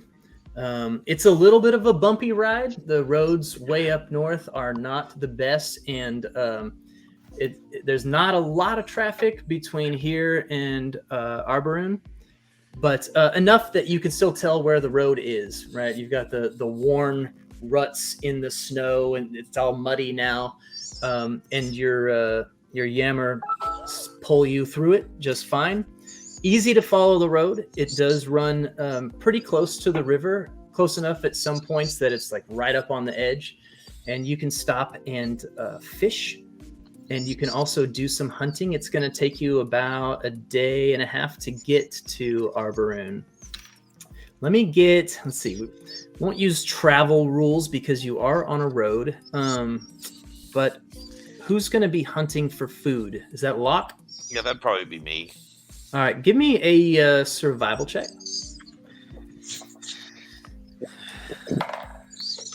10. A 10. 10. Mm-hmm. Found food. All the food. And I come back with 1 mushroom. And half a squirrel. And Half a screen. yeah. Yeah. So Locke spends a lot of time out kind of off the wagon as the wagon is moving, right? Kind of scouting through the woods, keeping the wagon in sight. And Locke, at some point when he's kind of deep in the woods, hears the crack of a twig. And thinking that this is probably a deer, Locke follows that sound in, and his perception is +0. So Locke is surprised as an arrow comes flying out of the woods, Oh no. past his head, and burrows into the snow. Roll for initiative. whoa, dude! Dude. Dude. My initiative superpower exists across rule versions. What did you get? 8. Excellent. Clearly, I am still in low metabolism. Mm-hmm. Uh-huh. Xanfi, Zorak, Rowdy, Flick, Lock. What'd Lock get? 11. Okay. 6. Oh, man. Okay. 13. 22. Xanfi's hungry. He smells blood. Rowdy. 2. Okay. My going favorite- trend here. Yeah, your favorite number so far. Yeah. Xanfi, you were a 22? Yes. Okay. I rolled a natural 20. Wow. That is impressive. All right. As of yet, the rest of the party is unaware that anything out of the normal is going on. Locke is just out doing his business, and it is going to be. Actually, let me get a few more shots on Locke because that'll be fun. Fair. That one will miss. Oh my gosh! I rolled a 1, 2, and a 5. So welcome. Well, Inept. It is going to be Locke's turn to respond. okay. I'm going to do, I guess, a quick perception check to see if I can figure out where these arrows are coming from. Yeah, I'll allow perception. What do you want me to do? Or investigation, whatever you choose. Okay, I will do investigation. That's a 21. Yeah, Locke knows exactly where these arrows are coming from. All three of them zipped out of the same area, and one of them he can still see buried in the snow, and he's like, trajectory is right there. He shot enough arrows to know. Can I tell roughly how many there are? Well, he heard the twang of 3 bows, Okay. and 3 arrows zipped past him. So, and how far away am I from the cart? I'm gonna say about 60 feet. Okay. Locke's going to go and start running towards the cart. He's going to grab one of the arrows as he's going. He's like, I got your arrows, dude! And then he's going to hide behind a tree. Okay. Give me a stealth check. Oh, yeah. Did anyone at the cart hear him say that? Yeah, give me some perception checks. You know what? He's Yeah, yelling it. He's yelling would yell it, Everybody heard it. Yeah. Yeah. All right. He So has it my would arrows? be. Would do what? He has my arrows? Yeah. You probably would also see me running, from I'm the sure arrow. my perception's high enough to see Locke running. Yeah. And you're used to him like stealthing around, trying to be real quiet as he hunts his deer. Or I'm whatever. imagining him full sprinting back to the cart with the arrow, like I got waving it arrows around. out. Yeah, got your arrows, dude. Yeah. So it will be Toplomac's turn. I rolled a 17 Really? myself. 17. Yeah. Okay. I was a 22. Yes, but we went from Locke's initiative down. Ah, So, got it. yeah, that's why. I guess you should still get an action. So I'll let you take an action if you want. This Wouldn't round. it have before Locke screams anything, though? Yeah, but if you're faster, are you slower? Yeah. I guess. I guess that would be almost like a hold action, and now that Yeah. that action went through, Sure. Yeah. That's a fair interpretation of the rules. There you It go. doesn't seem imbalanced. Hmm. Okay, so Xanfi and Flick and Toplemac can all go right now. Top is how- going to imbue everybody with heroism because he's going to say, take one of them alive. And as an action, he's going to imbue everybody with heroism that he can see. 3 people he can see. So he's going to do the 3 that are closest to him, which would be Xanfi, Zorak, and I guess, let's see, Flick. Okay. No, Rowdy. Rowdy, Zorak, and Xanfi, they're going to be front line. He's going to ask them to bring one back alive, and that is you are immune to being frightened. You gain temporary hit points equal to your charisma modifier at the start of each of your turns for 1 minute. Equal to your charisma modifier? Equal to my charisma modifier, which is 2. You gain 2 temporary hit points per turn. You lose them all at the end of the minute. Cool. Can't be frightened. 2 hit points per turn. Cool. Cool. How far away do I think these bandits are? You cannot see them, so you have Okay. no idea. But Locke is running back with an arrow in his hand, and he's about 30 feet away at this point. Mm-hmm. So I'm gonna run all the way 30 feet to Locke, Yep. and I'm gonna look to see if I can figure out where this enemies are. Give me an investigation check. 8. Does he see me? I would point in the direction too. Yeah. I'd be like, "They're that way, bro." Okay, so he knows the general location, but he doesn't see anyone. Mm-hmm. I'm just gonna use I'm gonna use the dash action to get 30 feet closer to whoever I think I'm gonna fight. Okay, so you end up right where Locke was when those arrows whiz past him. You can see Locke's footprints and where he kind of turned around a few times. Yeah, in the snow. But you still don't see any bandits. And that's going to be all you can do on your turn. Flick, what are you doing? Hold on. I do want to note there is a sprint action that exists in this game, which allows you to move 3 times your movement instead of 2 times, according to the rules. But you What's have to the not be wearing. caveat? You need to not be wearing medium or heavy armor. Are you wearing? I am. Okay. Yeah, I've got mail. All right. I'm reading got the mail. action section, so I'll let people know if there's things that we're missing since we're all new to the system. I appreciate that. So Flick would have been on top of the cart because he likes being in places high up so he could see things Sure. easier. He would have been laying on his back, just staring at the sky or whatever. And all this is happening. He kind of glances up at Locke's direction. He's going to try to see where the whatever is firing at him is. So can I make a perception check or do I have to do investigation? I'll let you choose. I'll do perception then. That's going to be a 16. He can Oh, wait. see. I have advantage. I'm sorry. It's Yeah. perception. So that's still a 16. Okay.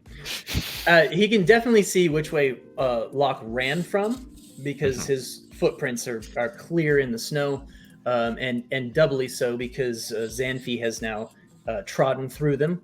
And he can see Xanfi out there, but beyond that, he sees nothing. All right. I guess I'm going to use my bonus action to hide, using like the little top of the cart. Easy, So yeah. roll stealth for that, right? Yeah. Okay. That's going to be a 22. Okay. And then I'm going to hold my action to fire my short bow at anything that I see that is hostile, that is trying to kill us. Okay. Works. Zorak. Sorry, I was trying to unmute. I am going to just try and get closer to where I think they're coming from, and stay behind a tree. Okay. So basically following in Xanfi's footsteps. Yeah.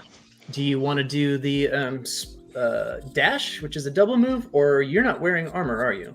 Yeah, I have rawhide armor. Oh, okay. So that's That'd light be armor, light. isn't it? Yeah. You could sprint then, yeah. So yeah, you could do a triple move if you want. Sure. Why not? All right, so you make it up to where Xanfi is, and then you continue to move past the tree that he's by, and give me a perception check. Figure out where these guys are. 21. 21. Yeah. So you see There. several guys up in 2 trees, with 3 guys in those trees, and you actually notice with your 21 there are several more guys on the ground behind the trees. You can see bits of their armor sticking out from the sides of these trees. It's not good. So I go, they're up there. Okay. Xanfi and Rowdy, you can see her give that indication that they're up in the trees. And Rowdy, it's going to be your turn. If I can see them up in the trees, can I throw a javelin at them? Yeah, did Rowdy move in? Hang on. Xanfi moved way in. Flick did not. Locke cast moved- heroism. No, Locke's back. Toplamak cast heroism. Zorak moved way in. This is Rowdy's first turn, right? Yes. Okay, so is Rowdy wearing medium or heavier armor? Yeah, he is, because he's wearing the chain shirt, right? Yes. Chainmail.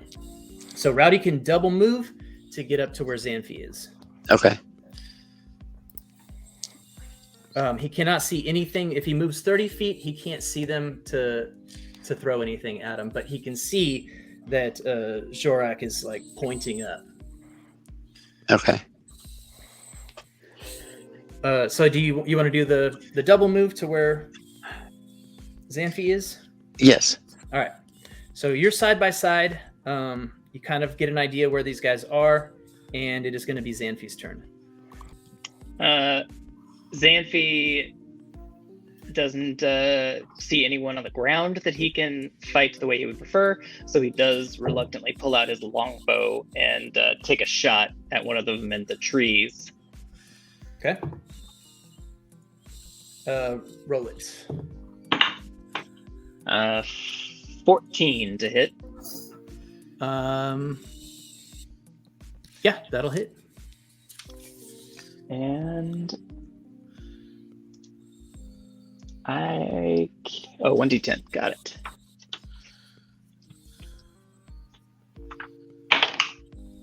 So that should be 8 damage. Okay. So your arrow flies true, nails this guy in the shoulder, possibly the lung, and he falls out of the tree, floof, into the snow below. And it is going to be... Is that the end of your turn? I'm going to go ahead and use all my movement to run up as close as I can. Okay. You get to about within 20 feet of these guys. And then they respond. So does a... Hang on. 18 is my AC. Okay, yeah, so that'll miss, and that guy fell out of a tree. So these other guys on the ground now charge out from behind the trees, and they run up with their swords and their axes, and they're like, "Give us all your stuff and we'll let you live!" I'm just roaring with laughter. Okay, one of them with a sword attacks at Xanfi, who easily dodges this thing aside with his weapon, and then one with an axe will crit on Xanfi while he's busy with the sword guy, and that's going to do 8 damage. Remember, you have 2 temporary hit points. But I don't think I can have them until the beginning of my turn, right? Which you just took, didn't you? Yes. But Yeah, and temporary I was hit at points my will go max. above. they Temporary will hit go points will above? go above. Yeah. Yeah, temporary can go above. That's very exciting. Then I should have 4 temporary hit points because I had 2 turns. Yeah. Beginning of every turn, you get 2 more. They all evaporate at the end of a minute. That math checks out. Okay, so you basically took 4 damage from a crit. Nice. Pretty good. And it's going to be Flick's turn. Am I seeing any of this happening right now? It's still pretty far away from you. What are we at? 30, 60, about 90 feet from you or so. Through the trees. You can hear it. All right. Can I hop down maintaining my stealth and try to move closer? Yes, if you move at half speed, you can make a regular stealth check. If you want to move at full speed, you can make it with disadvantage. All right. I'm gonna cheat the system, quote unquote, and I'm just gonna unstealth, move 30 feet, and then bonus action hide again. Okay. Yes, you're a rogue. You can do that. Yeah. So I re-roll my stealth, and that is a 14. Okay. I'm now 30 feet closer. Can I see them? Yeah, they're like 60 feet away. You can see them. Okay. I will make an attack against one of the ones that is attacking Xanfi. Okay. Gonna use my short bow to do that. It's a +5 to hit. So that's 15. 15 hits. Okay. I have sneak attack because he's next to them. I do extra damage. And because you're hidden. Yeah. Oh, I have advantage on the attack, don't I? You do, because you're hidden, yeah. That's not gonna matter unless it was a crit. So Yeah. okay. It's gonna be 7 damage total. Total? Okay. Yep. He looks like he's pretty hurt. He doesn't fall out of a tree, but that wound is open. It's gonna be Locke's turn. Okay. Locke's gonna take the arrow that he grabbed from the ground. He's gonna pull out his short bow. He's gonna shoot the one that Flick just kind of went at. Am I close enough, or can I see that? I'm assuming at this point I can see that one. Yeah, you're about the same distance as Yeah, Flicky, that's right? what I figured. Yeah. All right, so Locke goes back, and I've got a hunter's die, so it says I have to call it beforehand. I'm going to, just for sake of this game, I get to pick either on the attack roll or the damage. Yeah. I will always do it on the attack roll. Okay. Because go big or go home. Mhm. Yeah, I am home. 14. 17 to hit. 17 to hit. Oh yeah, that hits. And then I did 6 damage. Okay. To the same guy? Yeah, same guy. Yeah. Okay. That guy drops. You can have your arrow back, dude. Dude. All right. What's Toplamak gonna do? Top is going to target the one that Xanfi just attacked with a vicious mockery and encourage Xanfi not to eat that one since it clearly has debilitating herpes. It's going to be 2d4. For 2 damage. But he has disadvantage if he tries to attack Okay. Now before the beginning of my next round. is this the one that fell out of the tree? Yes. Okay. All right. Disadvantage on the next attack roll it makes before the end of its next turn. Oh, You don't need to roll a hit or anything for I that. think he killed him. No, it's just psychological damage. Amazing. Yeah, and after the physical damage of Xanfi's arrow into his lung, he is just really feeling bad about himself and his life choices as well. It's going to be Zorak's turn. Do I have anyone that's close to me at all? Because I don't have anything ranged. Of the bandits, Mhm. they're about 30 feet from you. She moved up 90 feet. Oh, from you the moved cart. up 90. Yeah, you're right there because they closed that distance. Okay. And are they wearing armor? They are. Metal armor? It's let me see here.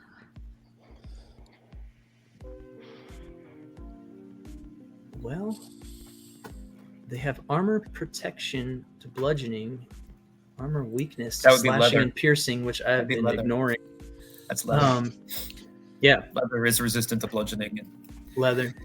weak to. Oh yeah, I see it. It's next weak to to AC. slashing and piercing. Leather. Look at Eric knowing Okay. all So I I'm read gonna the try and I'm gonna try and stab one with my vibro knife, which is basically a dagger. If that's Okay. piercing. It's 19 Oh yeah, that's gonna hit. and deals means- fire damage. Okay. So Oh, dang. it's 1. It says I get a attack bonus if it's metal, but I mean I would think fire damage would hurt leather as well. Leather is oil treated to repel flames. Ah, okay. So only 1 damage then. Okay.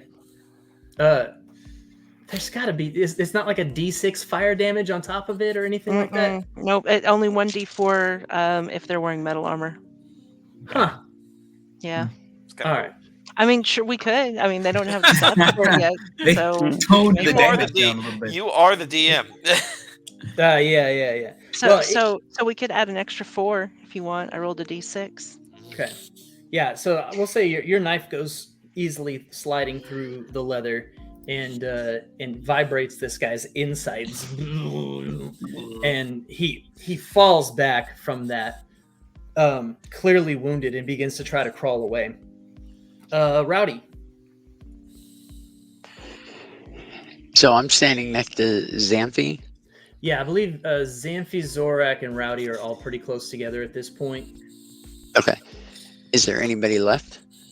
Yeah, there's the guy that's crawling, and then there's the guy with the axe. I guess I will take out my longsword to attack the guy with the axe. Okay, roll it. 9. A 9 does Yeah. not hit.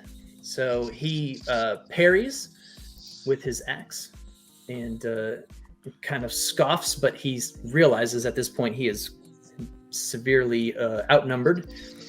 And he begins to back away. Xanfi, it is your turn. Xanfi is going to kind of. So, is this guy backing away? Is he backing out of my range? No, it's not his move yet.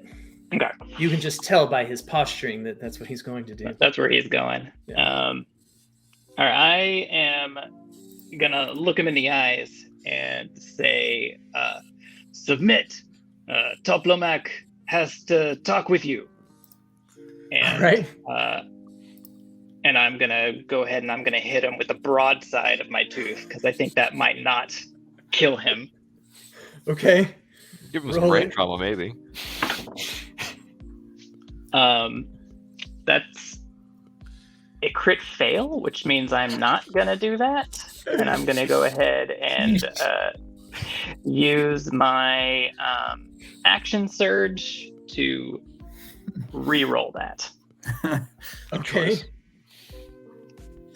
Well, action surge doesn't actually work like that. It would be I would do another action. So I think that crit still actually happened. Okay. So what does your crit fail look like? So I'm used to killing things with this tooth, and so when I try not to kill, it feels very unwieldy in my hands. And so I'm trying to hit him with the back of it, and I end up falling prone. Okay. But not hitting him. Yeah. It catches the air just wrong. There's something weird about swinging your blade like that. So, all right. So you are going to use your action surge, though? Yeah, I'm going to use it because so I'm going to go ahead and use half my movement to stand up from my fail, and then I'm just going to hit him the real way. Okay. 17. Oh yeah, that hits. I am frustrated. And that is a what's my bonus to that thing? So it'd be 9 damage. 9 damage. Okay. So the Xanfi, I'm embarrassed about what I just did.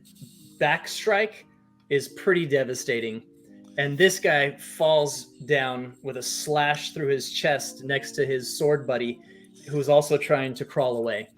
And they both crawl about 10 feet. You can get an attack of opportunity on them if you would like. At the same time, you hear thump, thump, and these two guys jump down from the trees and grab a dude who is crying, just sobbing all over himself, and try to scoot away with him.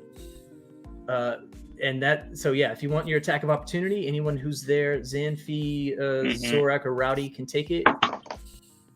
That was a nat 20. Okay. Yeah. So you crit on a guy that had 1 hit point left. Tell me what that looks like. Oh. So I smash it down. Just he's trying to crawl away, and I just go right in the middle of his back and trying to lift my axe back up to be ready for the next guy. He's kind of stuck to it a little bit, and so his sort of dying, bleeding corpse is like, and I have to like shake it quite a bit to get him to actually fall off. The guy that was crawling away next to him just looks back and goes, "Surrender." Good. We'll eat you last. Does Rowdy or Zorak want to take an attack of opportunity on the other guy that's surrendering? Not if he's surrendering. I could hit him with my quarterstaff. Up to you. Bonk him on the head. Yeah. 10. AC 10? Yeah. Okay. He moves. I'm surrendering. Rowdy? I'll let him live. Okay. It is going to be Flick's turn. And Flick can see these guys trying to drag their buddy off in the distance. Okay. Are they both dragging him, or is one dragging the other one? Yeah, they jumped down out of their trees and they've grabbed this guy by his arms and they're just trying to get away. How far away are they? From Flick, about 30 feet, 40 feet, something like that. Okay, I'm gonna move 30 feet closer to them. Yeah. And then I'm gonna use my Screech action, which is a 20-foot cone in front of me, Okay. aiming just above the person they're dragging, because I don't know who that is. Or is that one of them? It's the guy that fell out of the tree and then was viciously mocked. Okay, well, I'll Screech and hit all three of them then. Okay. So they all are going to take a d4 thunder damage, which I'll roll now. All right. That's going to be 2 thunder damage to each of them. And then they need to make a constitution save. If they get underneath a 10, they are stunned and deafened for a turn. Whoa. Okay. So one of them drops his buddy and just reaches up to cover his ears. And the other one just seems to be like standing there, holding his buddy by one arm. And the guy that was being dragged has just completely become limp. That's good. He's just a ragdoll. Locke's turn. Okay. You said they're about 40 feet away from me too? Yeah. Mm-hmm. So Locke, knowing that we need to capture, at least a couple of them, he pulls out his net. Yeah. He's going to kind of run up on him. It's a net's got a 15-foot range, but as a human, and I'll say this is up to you. It says as a human, I can throw double the norm. Does that include nets? I don't know that it matters at this point, because if you do run up within 30 feet, you're within 15 feet of them. Let's fry that bird later. Okay. So I throw a net on them. Okay. I'm assuming on the one that is covering his ears. Okay, roll it. 18. 18 will hit. Okay. Okay. He tries to move away as you come up with your net. He's dropped his friend, and his other buddy's not moving at all. So he's just trying to run, and your net just completely covers him. He trips over it and tangles himself up in it. Oh, that's trippy, dude. Toplamac. Yeah. Toplamac's going to close the distance. He's in low metabolism, but he doesn't slow down for ice or snow. Okay. So my speed's only 25, but I'm trying to intercede with Xanfi and Locke so none of our remaining prisoners are killed. If the rest want to run, that's fine with me. Okay. So you can get up to where they are. What's your intercession look like? Don't eat this one yet, Xanfi. Xanfi's that way, I think. Aren't me and Locke with the other three that are further ahead We're right probably now? I thought that Toplamac was like back further because he hadn't really moved up much, so he would be with Flick. Okay. And Locke. I guess Locke has moved up now. So Locke would be closest to the farthest ones, and then Xanfi, Rowdy, and Zorak are together with the dead one that fell off of the axe, and then the surrendering one on the ground. We need to shock and awe that one, so that's the one I'm after. The one on the ground? Locke and Flick can handle this other one. Okay. Yeah, the one on the ground is like crying and just laying there absolutely still. Yeah, don't eat me. Zorak's turn. How close am I to any of them? I mean, you're right next to the one that's surrendering on the ground, and you're about 30 feet from the ones that are maybe 40, 45 feet now because they took off from the archers. One of whom is dead, one is stunned, and one is trapped in a net. Oh, the question was, is thunder damage target specific?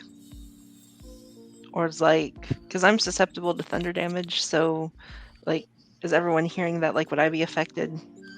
I don't think so because it wasn't aimed at you. Okay, that's what I was wanting to check. It's in a 20-foot cone in front of me, so that's all.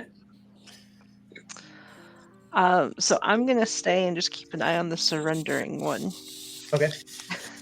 You can feel just absolute Very well. fear is oozing out of this guy. And some regret too. You smell a lot I of mean, fear and I could regret. cause psychic damage to him, but he's already surrendering, so. Yeah. Okay. Rowdy? Go after one of the guys or throw your javelin. Can I throw my javelin at one of the guys running away?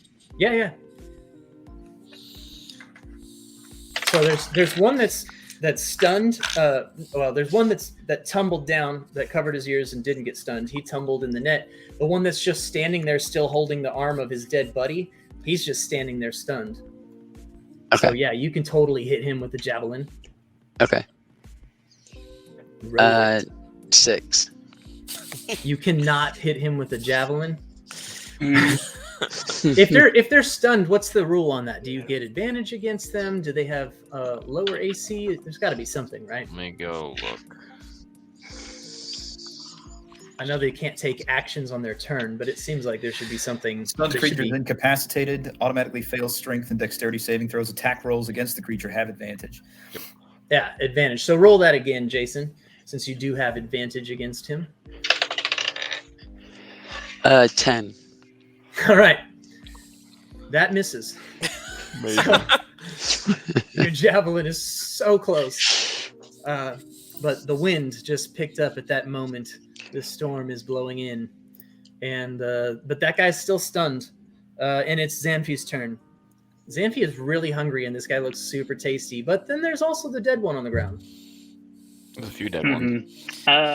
I go ahead and plant one of my feet on the one who surrendered. I want to make sure that guy doesn't get away. Okay. And then I am going to pull my longbow back out, and I'm going to see if I can kill off some of these stragglers. But I assume I've already got my one that needs talking to, and I don't need any more survivors. Yeah, okay.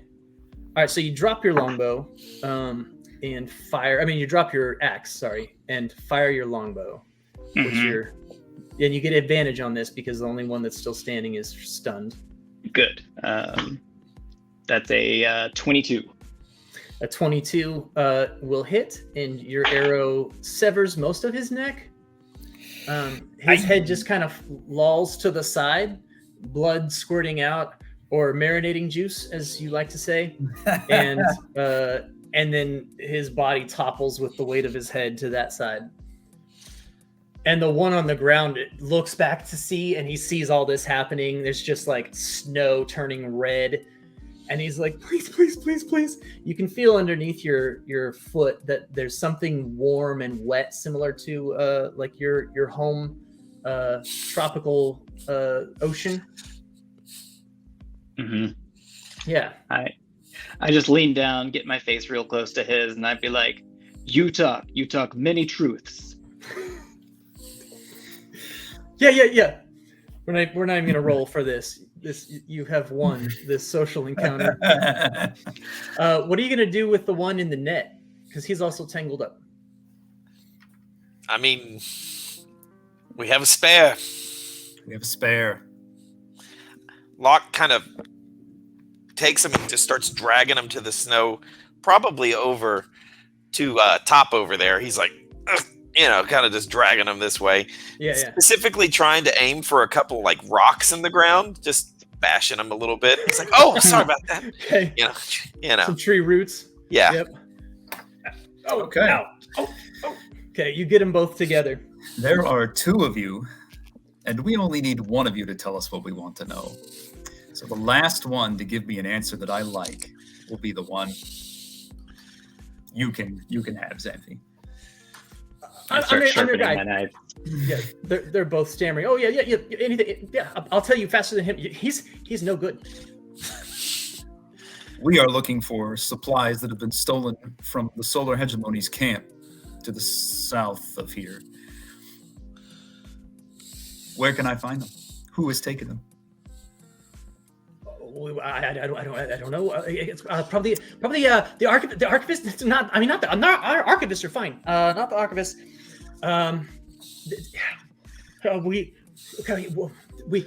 We don't know, but we have heard that there are similar supplies are going missing Arborum and from some of the Solar Hegemony's outposts out here. We try to stay clear of those. We don't mess with the hegemony.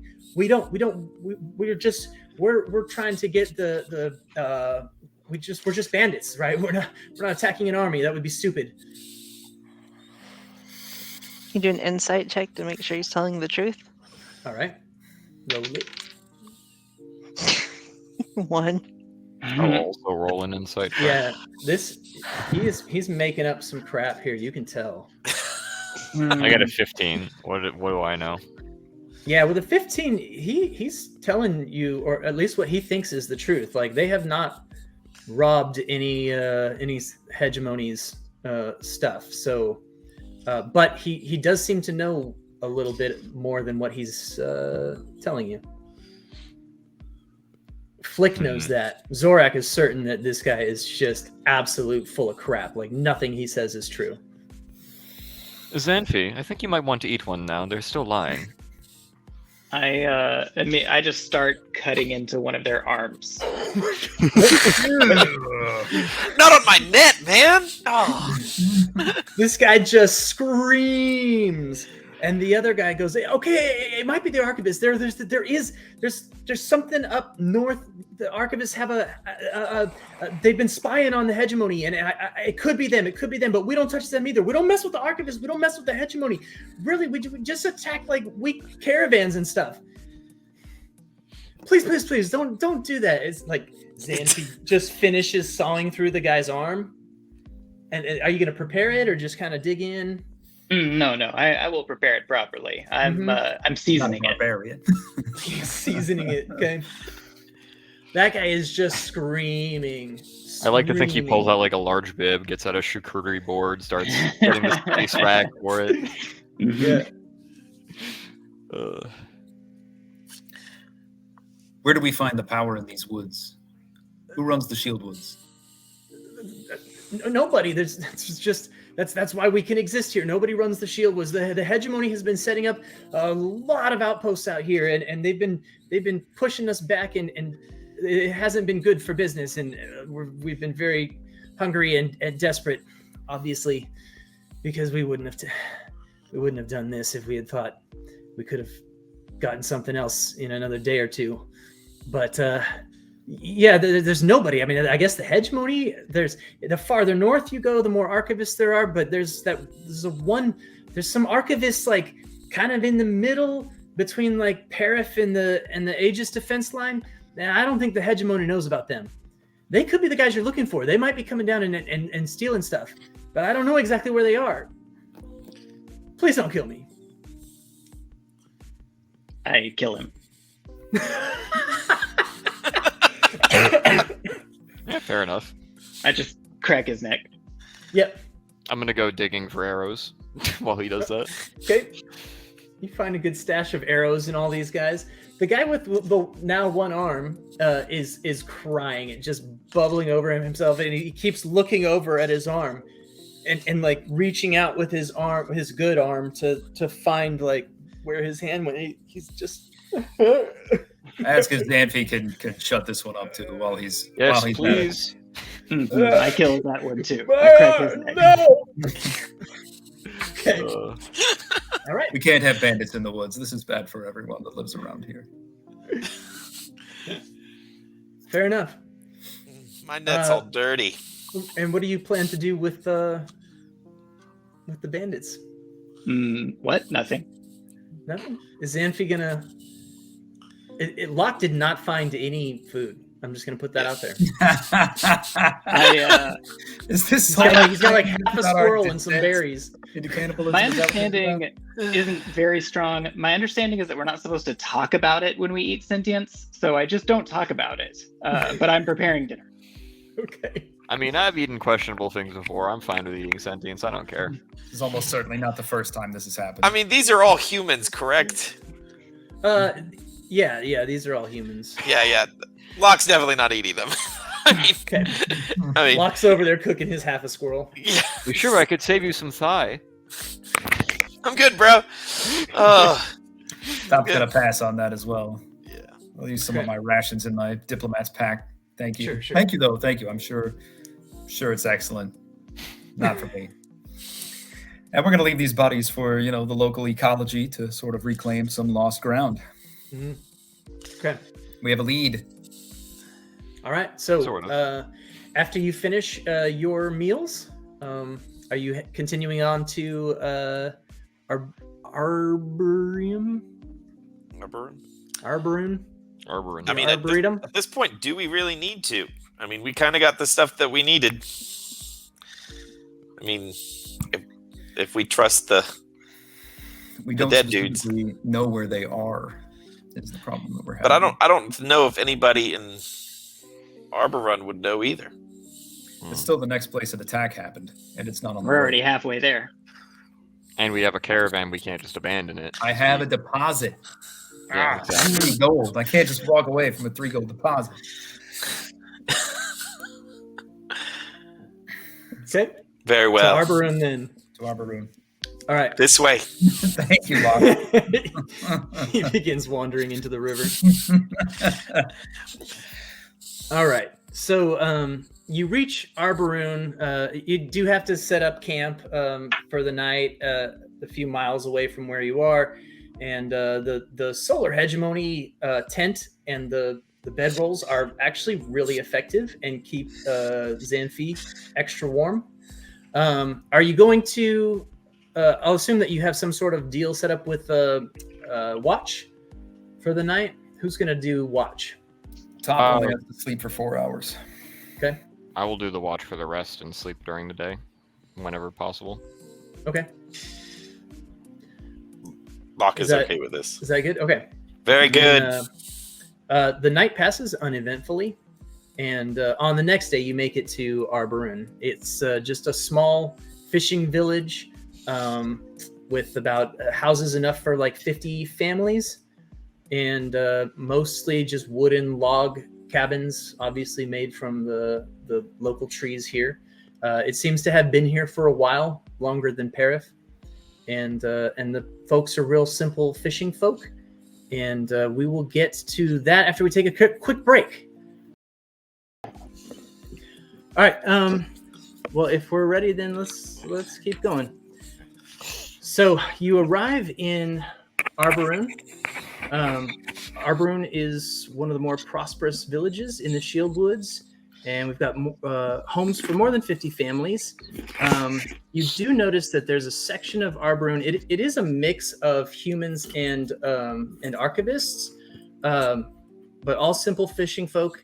And you notice that there's a section off to the side of Arboretum where just all the trees have been recently cut down. It's like been leveled, and there's a solar hegemony outpost that has been built there. And so there's a lot more solar hegemony here than there used to be, right? And some of the people don't seem super excited about it. You do hear some fishwives talking. The human one claims that the lake has not frozen over yet because the waters are unseasonably warm, and the archivist fishwife says a river monster living in Kor's mouth is to blame. Her husband's boat was supposedly almost pulled under before the neighbors came to help. That's just a conversation you hear in passing. There is in town, obviously, people's houses and places where they store their fish and all that. You've got the hegemony forward camp. There's a public house where a lot of the hegemony guys are seen going in and out. Where would you like to visit? Xanfi wants to kill the river monster. Mm-hmm. It's right up his alley. After this mission. We're being paid here, Xanfi, to identify the location of the stolen supplies. If we're lucky, the river monster is involved. Maybe Let's the river find out. monster stole the supplies. That is a possibility I'm not prepared to rule out at this time. Let's visit the commander of this camp and see if he's had similar problems with thievery. Hopefully, thievery from the lake. But let's find out. Xanfi's willing to wait for now.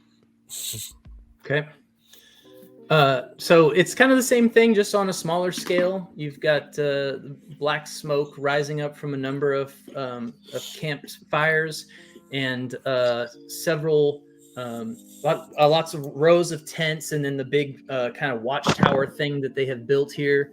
And it's easy to spot kind of who's in charge because you got the guys yelling out the orders to everybody. As you come in with your hegemony symbols showing, people give you the odd look like you don't belong there, but they don't mess with you. It's good enough. I need to see the commander on official business from Perif. The commander, yeah, he's right over here. I'll take you to him. Thank you. Soldier takes you to the commander.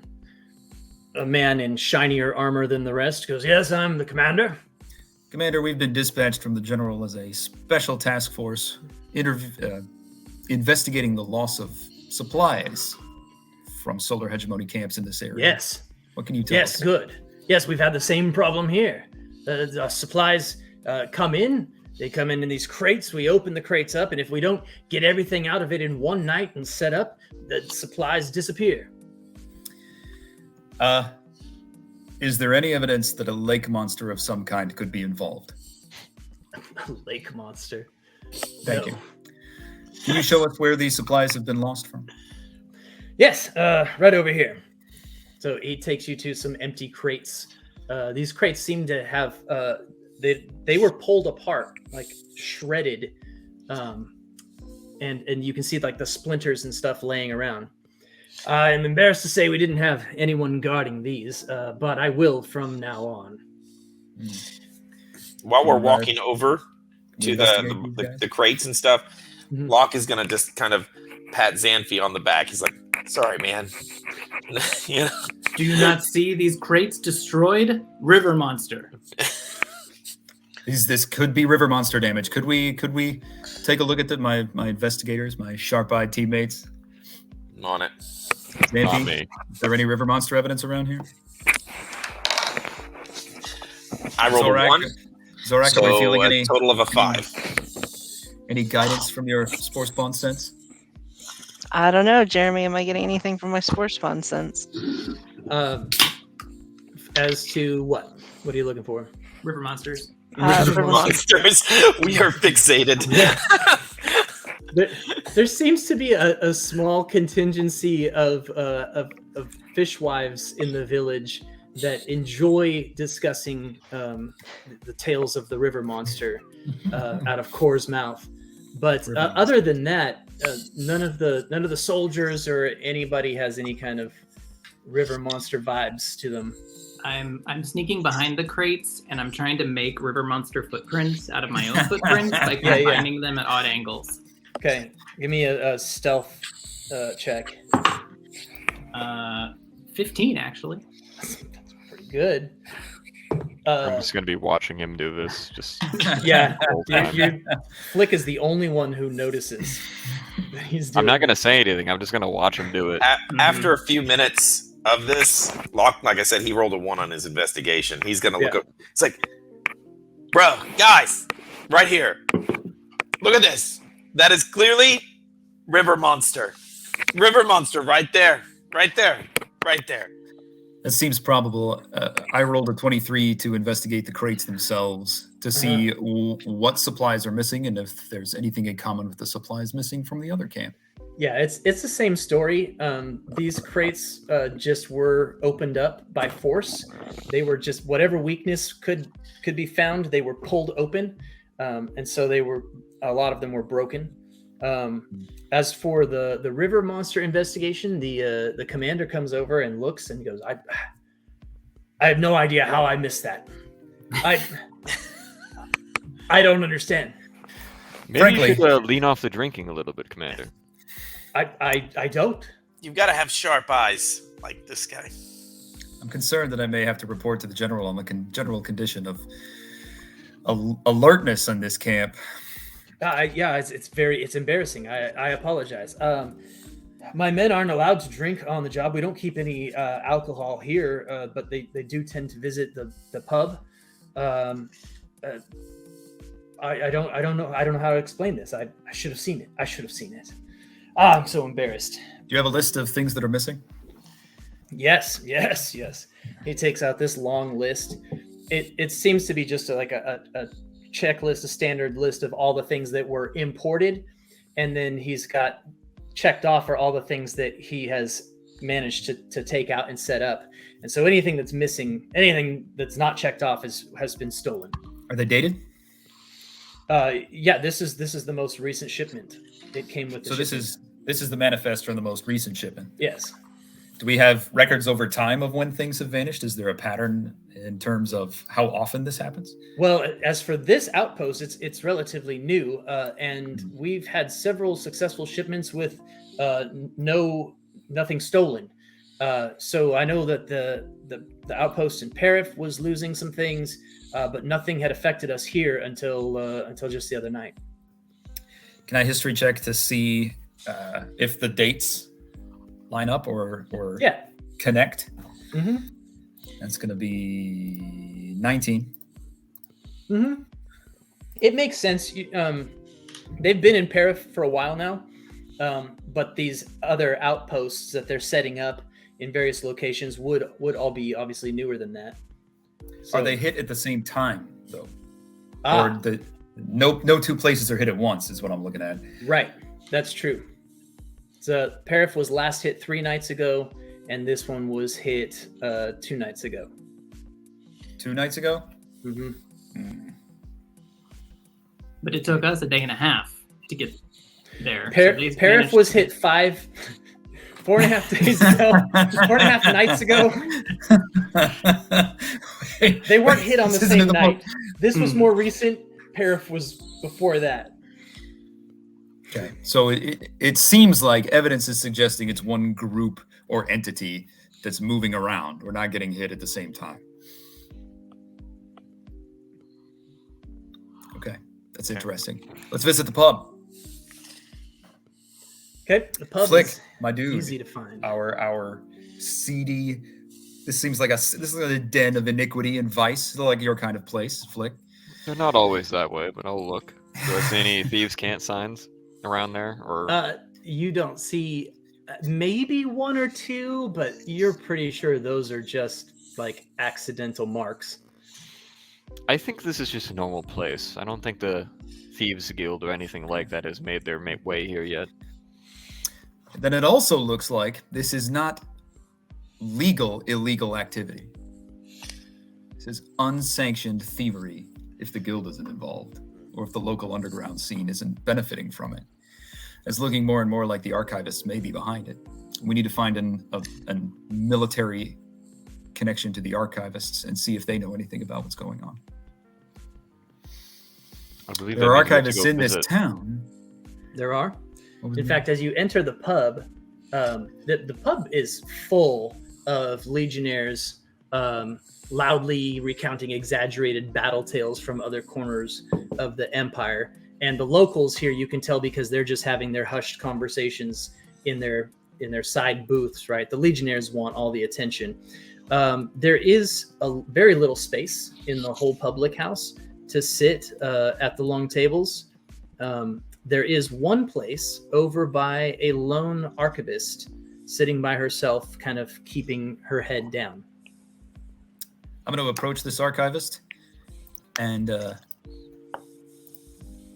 ask her if I could be seated to speak with her on a private matter briefly. She looks up somewhat surprised to see you there and looks around. Certainly, please sit. Thank you. Just wanted to ask if I could, if a certain someone had secured, let us say, some extra human military supplies through his own personal connections and wished to benefit from getting rid of them, where would such a person go? Deception? Okay. Roll it. Flick is just gonna mutter under her breath, "Man, you're bad at this." 19, and she has disadvantage against my check.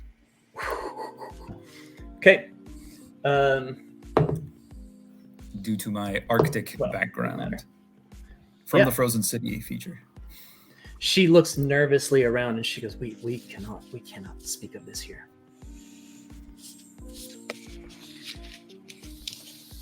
He's waiting for her to tell him where they can speak about it. You will leave what counts to 40 after I leave, and then you will exit and you will follow the road to the south, and then I will wait for you there. And she gets up and she walks out the door.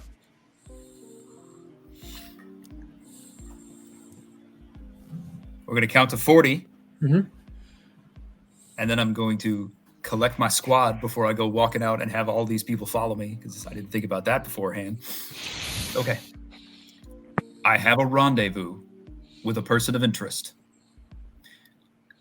I will need Overwatch, but this is critical, Xanthi. I cannot let you be seen. This contact must not see you. Xanthi just like crouches.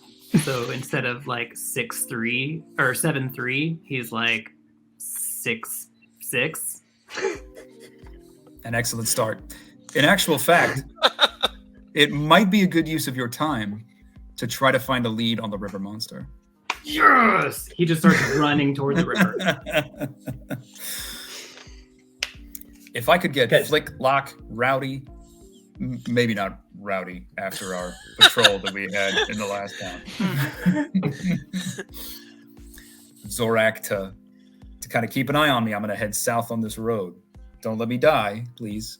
We might want someone to go check on Xanthi as well in case he goes and actually tries to fight the river monster, if it exists. He's just supposed to be pursuing leads. Let's not lose our muscle. Rowdy, you're a fighter. You're a warrior. Surely he'll listen to you. See if you can get him to listen to restraint and don't actually let him fight the lake, please, or the river. Okay, so you head south. I'm gonna take my icon off too, by the way. Whoops. Go ahead and store that before we start walking south.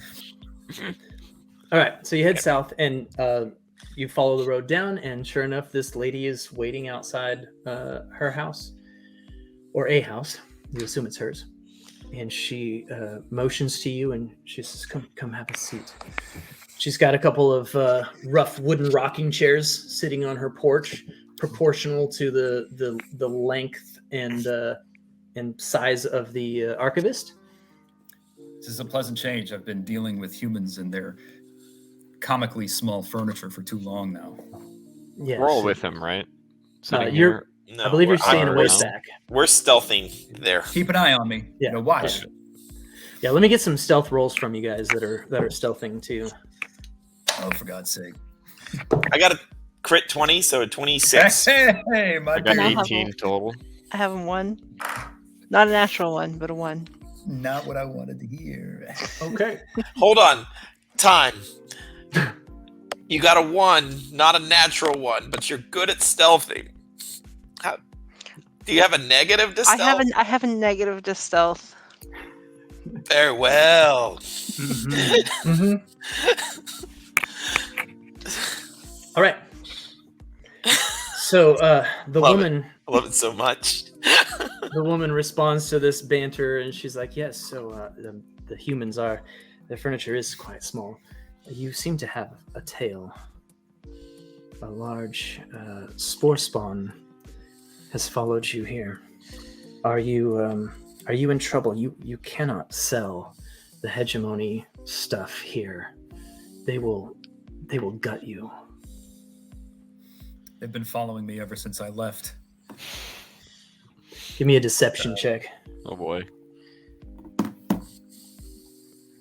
That's going to be 20. And disadvantage to contest. Yep.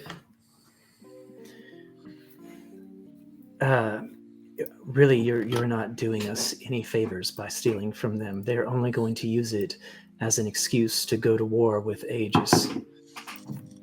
They're already at war with Aegis. But They have no chance. I've been in their camps. Typical human nonsense. They can take these frontier territories that we're barely interested in ourselves, but they have no chance against Aegis. What's the harm in making some extra money off their frantic scrabbling in the snow? I believe that you're likely to get caught in the end. There's more and more hegemony outposts going up all over the land, and they're all on edge. They're on edge, and they're looking for an excuse, any excuse. Please, you've got to stop what you're doing.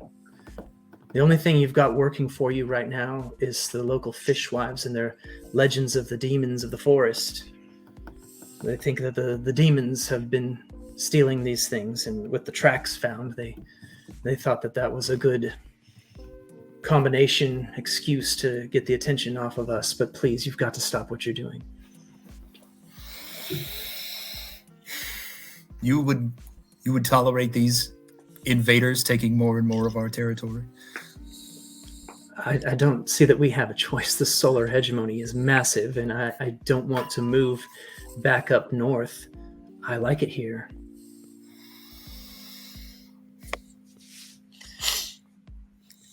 Well, I can hardly take it back to them, can I? At least only where I can unload it someplace it'll be of some helpful use. Please, not here. Not here.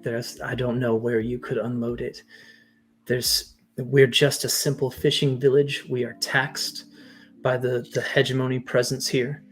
They're eating our fish and they're taking our supplies, and many of the locals have left, and the hegemony has just moved into their houses as if it was theirs all along. Our kind has to be careful, and we have to be quiet and keep our heads down until this is over. So please, just stop what you're doing, take what you found and throw it into the river.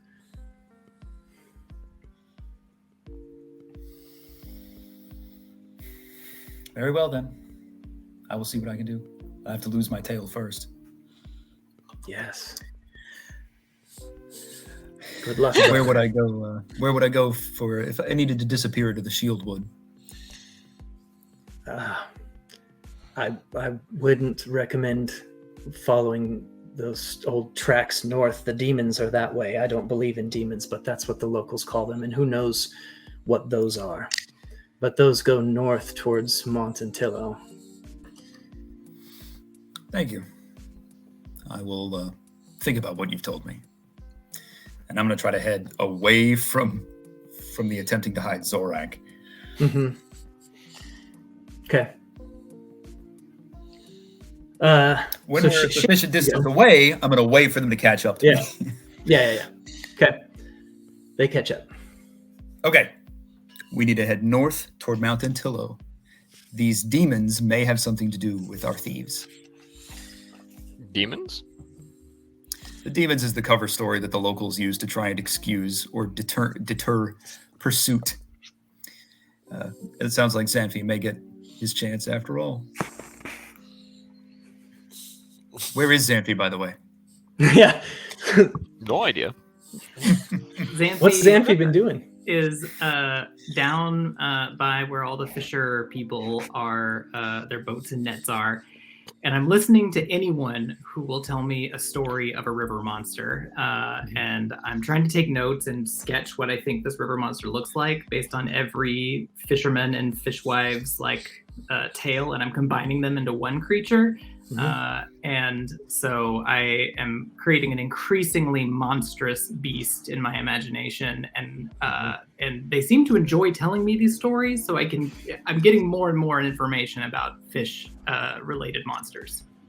So to be fair, several of them, the information is as soon as you ask about the river monster, they're so overwhelmed by the idea of it that they throw whatever they're carrying up in the air, scream, and run in the opposite direction.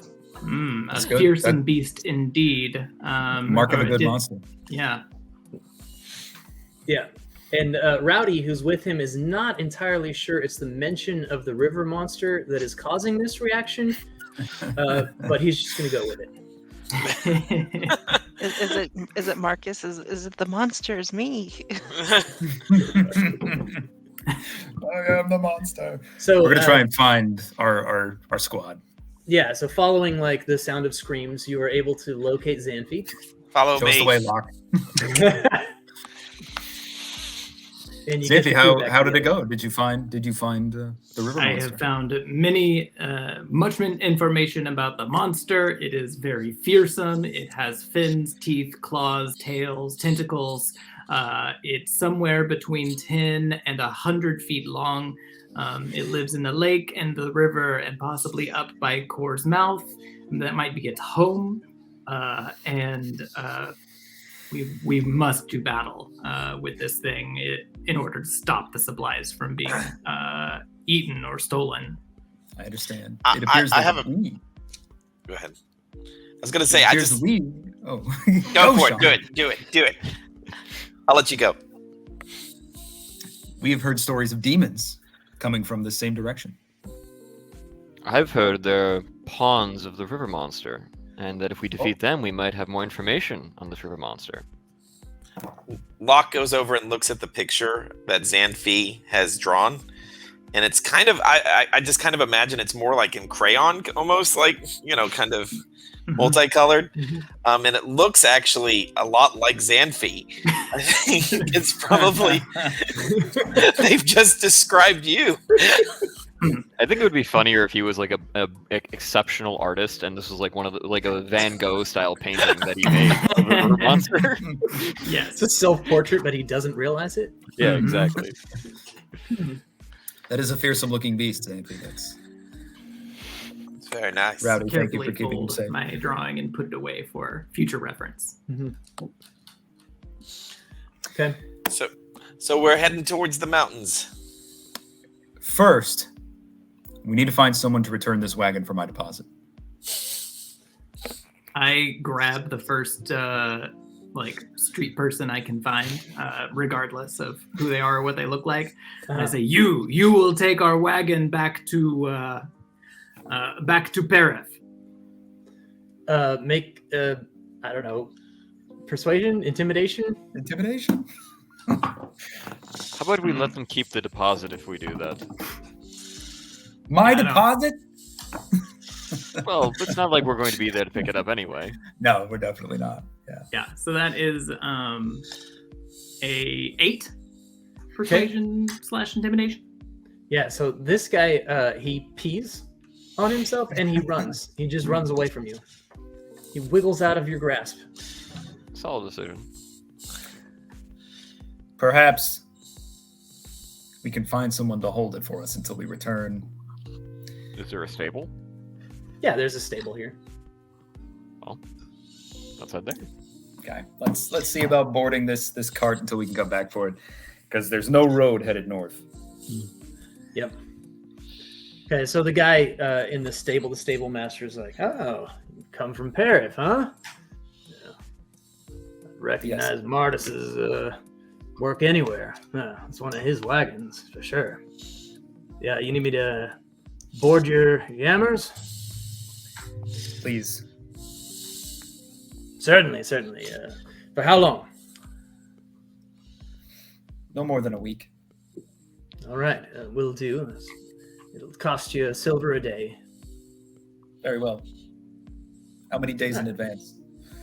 If you pay for the week in advance, that's fine. And then if you come back sooner than that, I'll give you a refund later. You Very can well. help me. I'll take a receipt. Okay, receipt.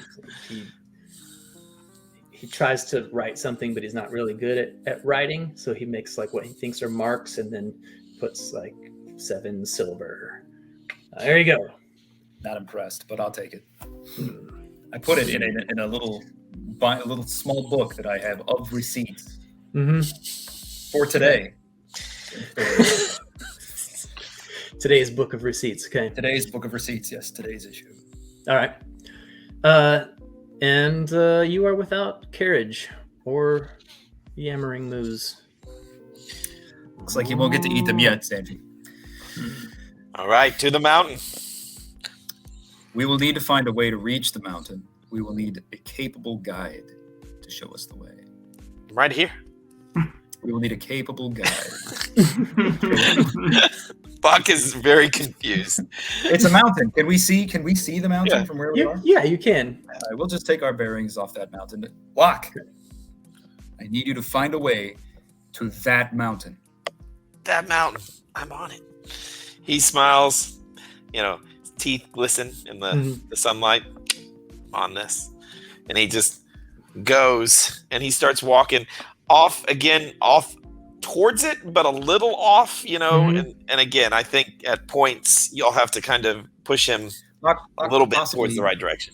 Possibly we should leave in the morning. There may be a lake in the way as well. There may that also we need be to a cross. And the river? Just Potentially walking through the water. To do with a ferry or a crossing of some kind, yes. Xanfi, when you were speaking with the locals, did you find anything about a crossing or a ferry? Speaking at the locals. DM, is there a ferry or only just loose boats? There's boats, and maybe one of them could ferry you across. To be fair, argument, when we go there with Xanfi, I have a feeling there might be a few fishermen that run away, and we could just take their boats. Well, we'll cross that river when we come to it. Okay. So which way are you headed, lake or north? Should we cross the lake or try to cross the river? How big is the river across that we have seen? Anywhere from 30 to 60 feet. If we want to borrow a boat, we can take it across. I can bring the boat back, and then I can just swim back across. I'm a very good swimmer. The boat might be faster because the river does go north for a few miles, it looks like. So we take the boat up to a certain point and then just go west from there. You would be going against the current, which would be slower. And in some places that current is pretty rough, at least what you've seen from the part of the river going up to the lake. You've not seen the river above the lake that feeds into it, but you do know that river comes down out of mountains and hills. Okay, so that's a no-go then. I'll ask one of the fisher people that didn't run away from me. Can you take us across the lake? Yeah, you find a proud, long-bearded man sucking on a pipe. He goes, "Take you across the lake, huh? I can do this. Take you across the lake. What is it that you seek?" River monsters. The other side of the lake. River monsters. You'll be looking at Core's mouth for those. Yes, we will go there, but first we must get the monster's minions out of the mountain. The monster's minions, huh? What mean you by this? This is the extent of what Xanfi knows. Do you say that? Yes. Yeah. Okay. Honorable. Okay. Honest. Indeed. Yeah. 2 silver get you across. We'll take my bigger boat. All right. So he guides you across, and you can see like the water trickling down. There's like a little waterfall there where the river leads into the lake.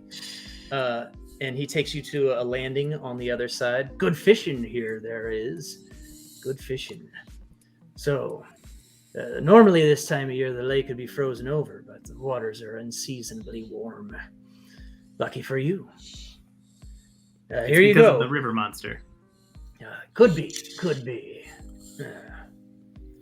Here you are. 2 silver, please. I hand him 2 silver. I hand him paper so he can write us a receipt. He looks at your paper. It's blank. Here's a pen.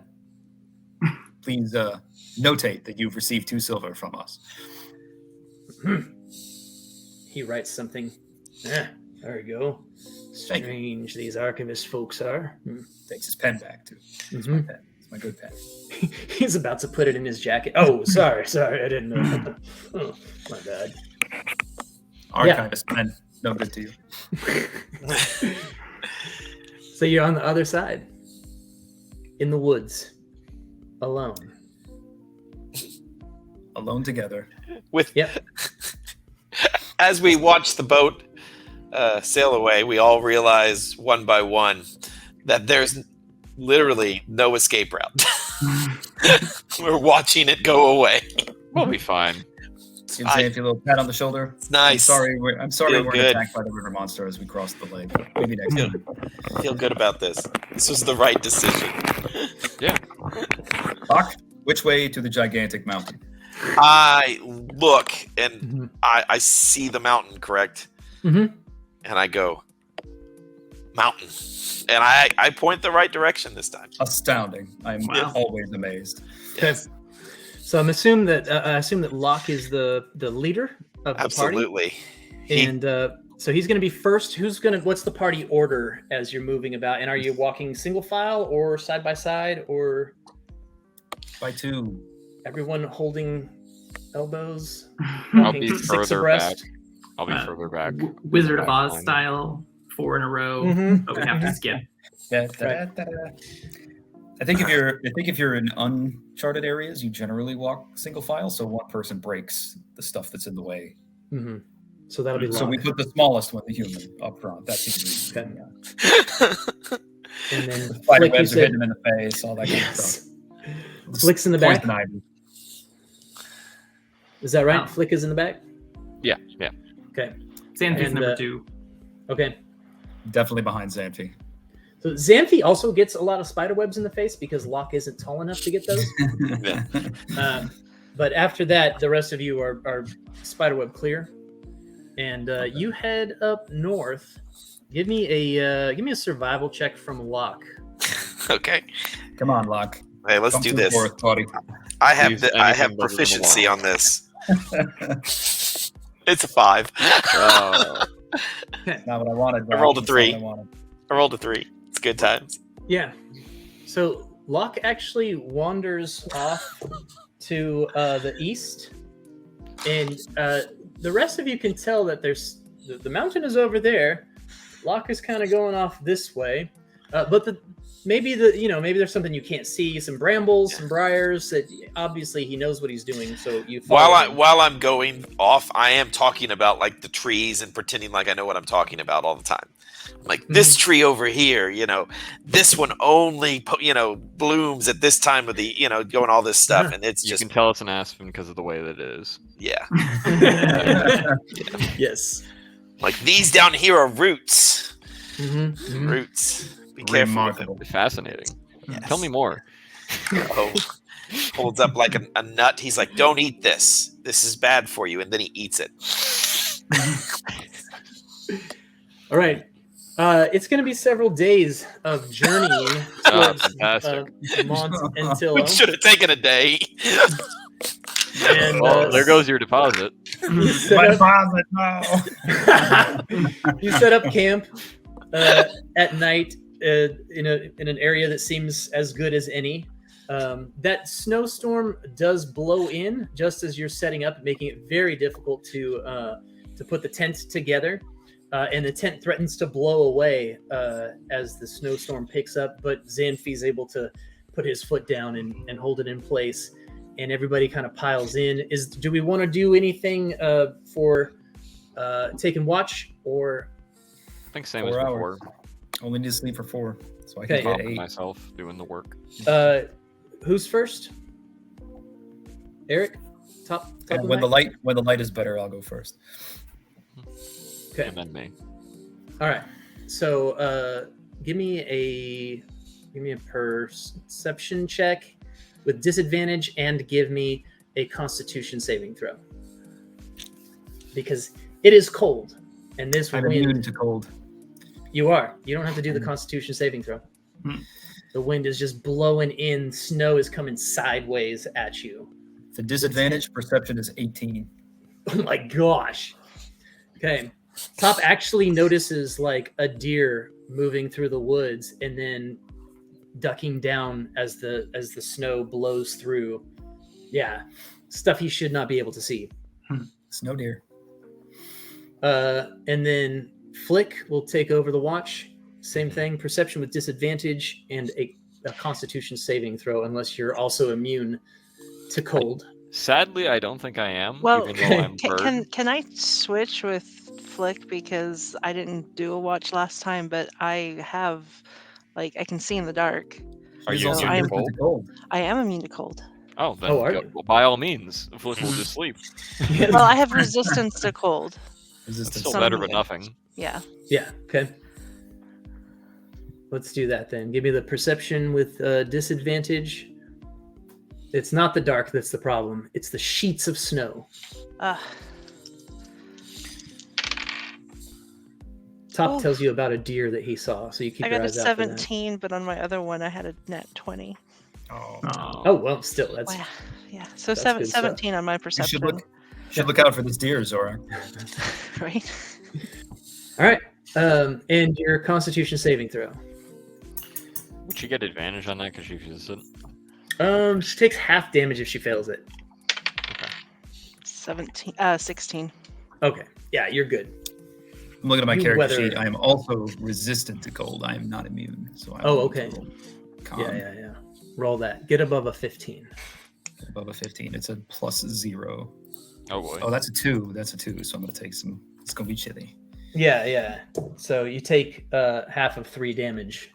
Half of 3. Mm. Just going to put 1.5 damage in here. Okay.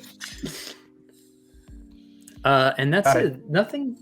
Nothing else interesting happens. The storm continues to blow in, and you wake in the morning. Storm is still blowing, but not as bad. Fresh layers of snow everywhere. Shall we continue? Lovely. Is the mountain still there? It is, and Okay. it is sometimes it's visible, although the clouds are awfully low and the snow is pretty thick. So let me get another survival check from Locke. Oh boy. Locke, Can't wait for this one. you have Okay. done. Oh, I love swear to this God. so much. It is a 4. It's like, Oh, this is canon. we're gonna die. We're gonna die. This will be the end of the session. He's Lost in the snowy wilderness. Somehow this mountain has become farther away. Very Locke, good. Locke can tell. We're on our And- way, boys. And there's other mountains around it that you didn't notice before, but Locke is sure this is the direction. And that's confirmed when he gets to the river that's running there. Great. Um, I'm looking at my map, top lock. I'm looking at this map. Clearly, I'm the wondering. map is wrong. The map is wrong. We need to okay. check the map maker. This is Maybe someone else should lead this. unapologetic. No. Well, having reached the river, which, as you know, is the halfway point of this journey, Exactly. tradition now mandates that we swap order and move back in the opposite direction with Flick in the front. I don't, This is that- tradition. that's a thing? Deception. Deception. I'm going to do an insight check. Yep. You have disadvantage against my insight check. Okay. 15. 16. With disadvantage? Yes, with disadvantage. Well- I roll high on anything else that's not survival. What's your survival Tragic. modifier? +2. Oh, okay. I'm a +4 to deception, and you still. Can't be. I know very well. Locke takes this, and he just feels like Top is actually feeling bad for Flick, not necessarily Locke's inability. He's like, "Oh, I got you, buddy. Flick, you lead the way." And I wink at Top, and I'm like, "Yeah." All right. Flick, you want to give me a survival check to find the giant mountain? I will certainly try. I hope you get a 1. That's a 20 total. Okay. Yes. Do I see the mountain? Yes, you Okay, do. good. And you're confident that you can get there. All right, great stuff. So after almost another full day of wandering, somewhat unnecessarily, you arrive at the foot of this giant mountain. No trees grow around the base of this mountain, and it's just very rocky terrain all of a sudden. And there are these large rocks in kind of a circle around the base of the mountain, at least as far as you can see. that look like they were put there on purpose. The shape of it is not natural. This is the work of a river monster. I know it. I agree. Let's go This move those mountain. rocks. And by let's, I mean Xanfi, go move those rocks. Are these like boulders or rocks? Yeah. They're like, some of them like 10 to 15 feet tall, Okay. and like standing stones standing up on unnatural edges. Locke would like to do an investigation check on them, Yeah. just to see if they are necessarily used for something specifically. Sure. I'll do the same. 22. I did not get that eye. Yeah. I got a 4. Locke can't figure out like any like modern use of these. He can tell from his investigation check that they've been here in this position for a very long time. So probably some sort of ancient culture had some kind of meaningful thing here. These are old, real old. They're rock old. You understand? Do you understand? I point. Zorak, do you know anything about these? You know old things. I do not. I told you they're old. That's all you get. That's all we know. Zorak, we're looking This will for- remain a mystery for the rest of our existence. I We believe will they're never made of know stone. ever the true meaning of these rocks, but they are very old. We're looking for a cave or a cavern. There are several paths that seem to wind up the side of the mountain, but you can't track any of them to the top. It gets like the top is lost in clouds, and obviously it's all buried in snow. Which path looks most recently trodden? Give me an investigation check with disadvantage because the storm last night would have covered up a lot. 6. Mm-hmm. Very difficult to tell. They all look very similar, and none of them look trodden. Anyone else want to try this? Which one is closest to the southern face of the mountain? Yeah, you can find one that sort of comes down to the base of the mountain right here on the southern side. We'll take a piece of that action. This is closest to the cities that have been robbed. Okay. Seems like a logical place to start. Mm-hmm. All right. So you're gonna follow it up? Yes. Who's in the lead? We're going to take out a decision-making cube, which looks like a 6-sided rock. Mm-hmm. And that would be 1, 2, 3. Actually, it's Locke again. Of course it is. I've got this. Follow me, boys. All right, Uh, Locke, give me a survival check. It's a path. Locke, just follow. It's a 7. It's a Oh, it's 7. better. It's better. It is moving up. Better, I it's an improvement. follow the path a little. Maybe somebody should be behind me helping. Okay, so as Locke is winding his way up this path, Oh, watch out for the rocks. They're very old. some rocks do come tumbling down from up above, a cliff face that is just too sharp to have any snow stick to it, and several creatures drop down onto Locke. Oh, I see. They have Uh-huh. blade-like claws that sort of almost look like a climber's pick. Okay. And they have these exoskeletons similar to a crab with like crab-like eyes. Do you have an image of it we could see in the Discord, maybe? I don't know if they've done anything on the Bilax yet. Okay, then. I have a stat block and a description. So just imagine a crab with a mountain crab with 3 legs, and they're all like picks, like ice picks. Okay. Okay. Not a fun thing to have drop on top of you. How many fell on top of me? 2 of them. Okay. Locke kind of screams out like almost a little girl. Yep. And he's like, "Bro, not the face! Not the face!" You know.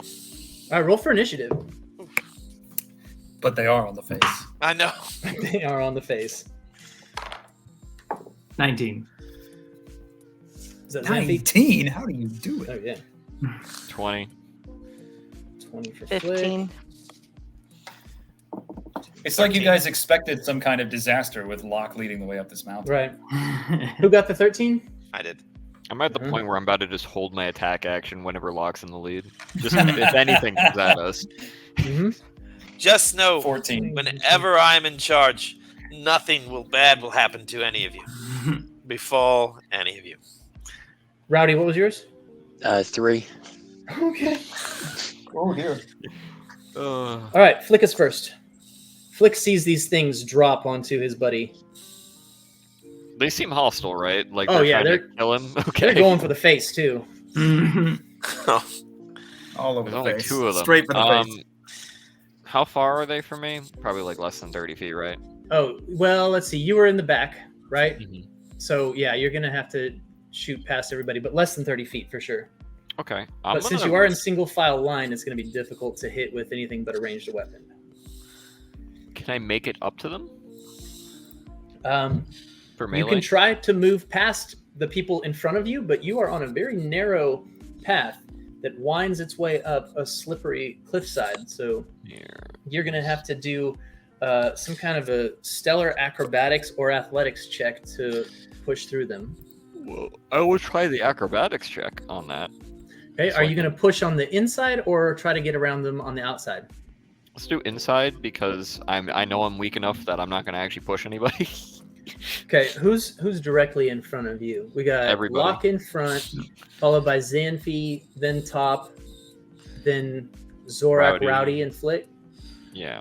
All right, so give me that acrobatics check. That is going to be a 21. Ooh, all right. So you just slide right through, and you're up there. Okay. What do you want to do? Wow. I'm going to take out my 2 daggers. Yeah. And Please then- don't miss. Yeah, I'm gonna aim for Locke's face specifically and start wailing on him. No, whichever one is closest to me, I'm gonna attack. Yeah. And I believe I can 2-weapon attack as a bonus action, so long as it has a light property, which daggers do. Right? Okay.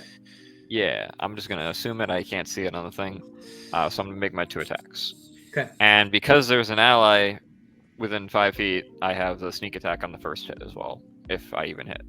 Sure. It's going to be a 13 on the first one. That Is that hits. Mm-hmm. And then a 16 on the second one. Both hit. So the first one's damage is going to be... This is the sneak attack one. It's going to be 8 damage. Okay. And then the second one... It's going to be 7 damage. All right. You slice these things, at least there's one thing, and you feel like that should have been a lot of damage. A little bit of some kind of internal juice seeps into the crack that you've opened, and the thing doesn't even turn and like look at you. It just continues to wail. Okay. So the weird thing about the dagger is it does both piercing and slashing. Could I do slashing on the first one and piercing on the second one after I see that? If that matters.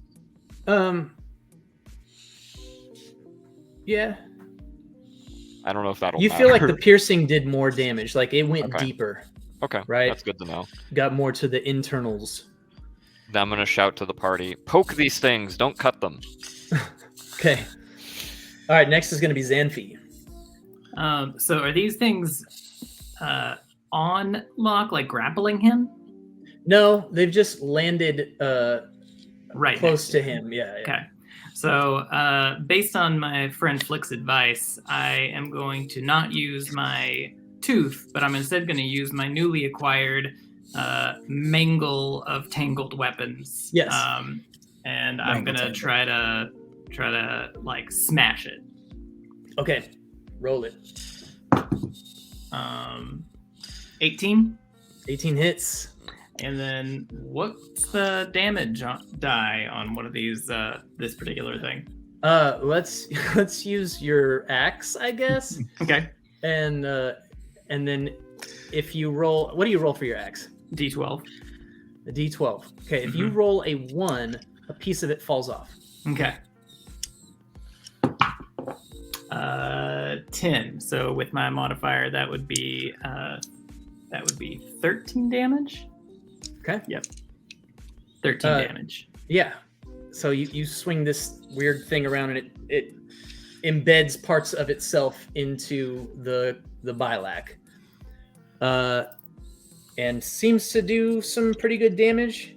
But the thing is still, it is not interested in. It doesn't even turn to look at you. They're poising to get at Locke. And next will be Zorak. I'm not next to them though, right? No. Okay. Can I move? Can I get next to them?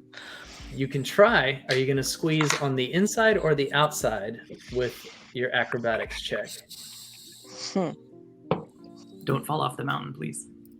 Oh, that would be awful. Yeah, either way, that's who's next? Who's next to Locke, and who is next as far as? So Flick is on one side, Locke is kind of in the middle, and then Xanfi is there, and that's right in here are where these Bilacs are, and then you've got Top, and then you, and then Rowdy behind you, right? I think that's right. As a move, can I pass up my vibro knife? Yeah. You want to hand it up? Yeah, I'll hand it to Flick. Yeah, I could use that. Okay. All right. You pass it up, and then is that your action? That's my action. All right. Top, you're next. Top is going to endorse Xanfi, Locke, and Flick by encouraging them that they can crack the shell of these crabs like so many walnuts, which adds a D4 to any attack roll they make for the next minute. On the damage or the attack? To hit. Okay, and it's all attack rolls or just the first one? All attack rolls. Whenever a target makes an attack roll or a saving throw before the effect ends, the target can roll a D4 and add the number rolled to the attack roll or saving throw. So it's bless. Cool. Nice. It's bless, yes. All right, Locke. Okay. How big are these things? They're about the size of a goat. Okay. Okay. And tell me about the terrain again, real quick. You have a cliff, you have a very narrow edge, and you have a cliff. Yeah, so Locke's gonna throw one off the cliff. Okay. He's gonna preferably the undamaged one. Sure, that sounds good. Locke's gonna be like, "Yeah, bro," and he's gonna just shove him. Yeah. Okay. Did you just make an attack, right? And then you're gonna have to grapple it to shove. Yeah. Actually, there's shove rules, aren't there? Let's take. I don't know. I think they removed them. Oh, okay. Because they have bypass is a new thing. I know that. Yeah. Defense. Attempt to shove a creature back 5 feet using the shoving a creature rules in the combat chapter. You succeed on the shove, the creature has disadvantage on attack rolls against you until the start of its next turn. That's from the martial archetype for fighter, though, isn't it? Yeah. Using the attack action, make a special melee attack to shove a creature. Yeah, that's from the martial sticks. Right? What's your attack roll, Sean? I rolled a 16. I didn't add any pluses to that, though. That's Instead of making an attack roll, you make a strength athletics check, contested by the target's strength athletics or dexterity acrobatics check. Okay.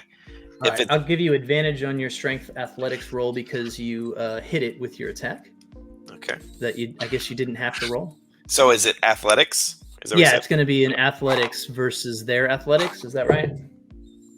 Or acrobatics. Yeah, they can choose to either combat it with athletics or dexterity. Well, thank you for the advantage, because that gives me up to a dirty 20. Okay. You push one off the cliff. Bye! It clinks and clatters as it falls down, crunch, crunch, and lands in some snow below. But it's way down. So you're left with one, and it is its turn. Are you done? That's your whole action. Right? At this point, yeah, I don't think I could I can't stealth or anything, so I'm good. All right, this thing attacks you once with its slash, and that will hit a 8. Nope, definitely not going to hit you. And then it attacks with a bite.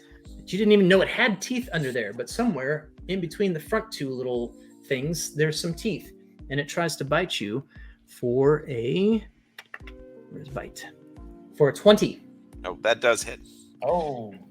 All right, you're going to take 3 piercing damage to your face. No! No! Directly to the face. No! And it's going to be Rowdy's turn. Is there enough room to throw a javelin through? Mm-hmm. Yeah, you got a good curve on this thing. So from where you're standing at now, the back of the line, you feel like you've got a good angle on it.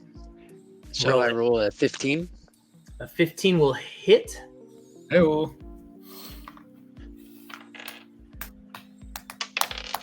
And a 5.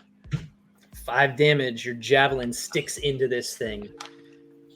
Now it's moving with an extra appendage poking out of it. It's back to Flick, who now has a vibra knife. Yes, I do. Vibra I'm blade. gonna attack with my vibro knife and my dagger. Okay. I presume that's possible. So I don't see why not. Roll it. The vibra knife has the stats of like a dagger, so it'd be light. Okay, great. Okay. So for the first attack, that's going to be a 16. That'll hit. And then the second attack, a 13. Okay. Both of those hit. All right. I don't know how the vibro knife works, but on my Do dagger. a 1d4 plus a d6 is what we did last time. Yeah. Okay. Plus another d6 is my sneak attack, right?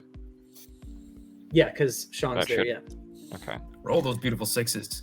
So that's going to be 10 plus a d6, so 13 damage. Okay. I don't know what part of that's fire, what part of that isn't. So I don't know if it matters. You can smell it kind of cooking. It has a fishy smell to it. Okay. And then Yeah. the other dagger's damage is going to be 6. Oh, all right. All right, this thing looks like it's in pretty rough condition. And it's going to be Xanfi's turn.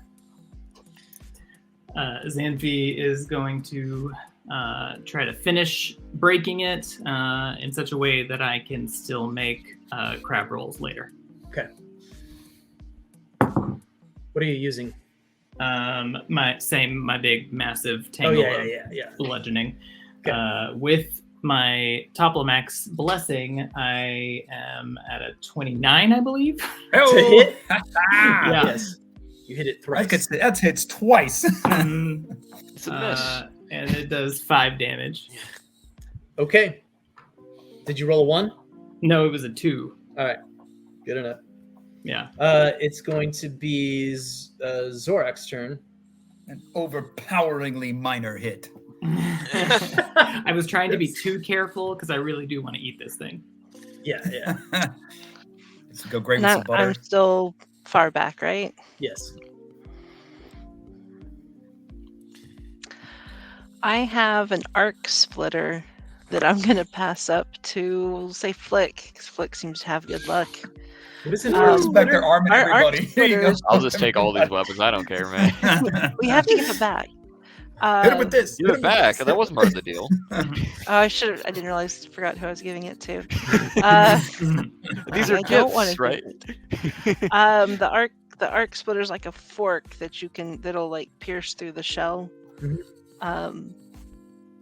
I don't know how much damage necessarily it would cause, but it's all that I've really got that could do anything. Sure, Okay. I might use it. I don't know. It's not ranged. It's not even. I don't even have weapon stats for it. It's just something that you have. Let's see here. That's funny. Yeah, I know some of the stuff they just haven't gotten around to statting yet. We're gonna So- find out now. We're gonna make it up.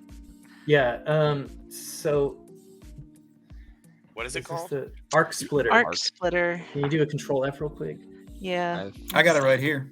Yeah. What does Arc it say? splitter resembles a large fork with only 2 prongs. The angle where the prongs attach to the It's handle activate a harmless. softly glowing beam of blue light spans the distance. The light passes harmlessly through all known organic and inorganic material. When applied to an Eldertech alloy, the beam encounters resistance and will cut through the alloy at a rate of 1 inch per minute. So it Oh, only so it won't cuts do any good Eldertech. Unless Never these are mind. Eldertech. Never Which mind. DM are they? Yeah. Do they look Eldertech to you? To us? You're not super familiar with like Eldertech, but no. That's like I should know, and so it's a no. And then No. never mind. I'm gonna keep my arc splitter, and I'm just gonna do Stand there. nothing. Yeah, stand there. Okay. Not fall off the cliff is always a Right. good move. Top.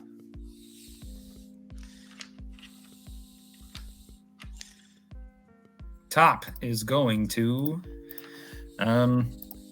viciously mock this creature, which looks crap. like some unholy conglomeration of climbing hardware, mountain goat, and lobster. It is far from the oceans in which it belongs, and Xanfi is definitely going to eat it.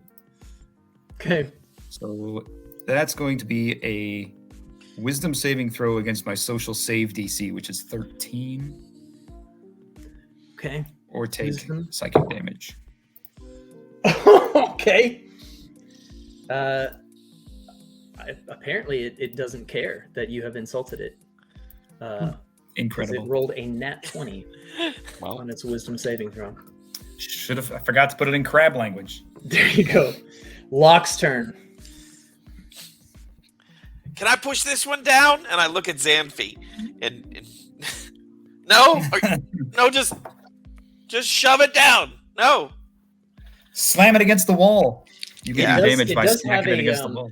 Does have a nice handle sticking out of it where Rowdy's javelin is embedded. yeah. Can I do something with that javelin? Just like stab it and then just do it again. Take that one since it's there. Kind of shish kebab it. Okay. Yeah. Yeah. 16. Yeah, that hits. Okay. And then the javelin, I don't know what damage it does. Is it 1d6? As you pull it out, like goo starts Yeah. spraying out, and then you shove it back in a different place. Yeah.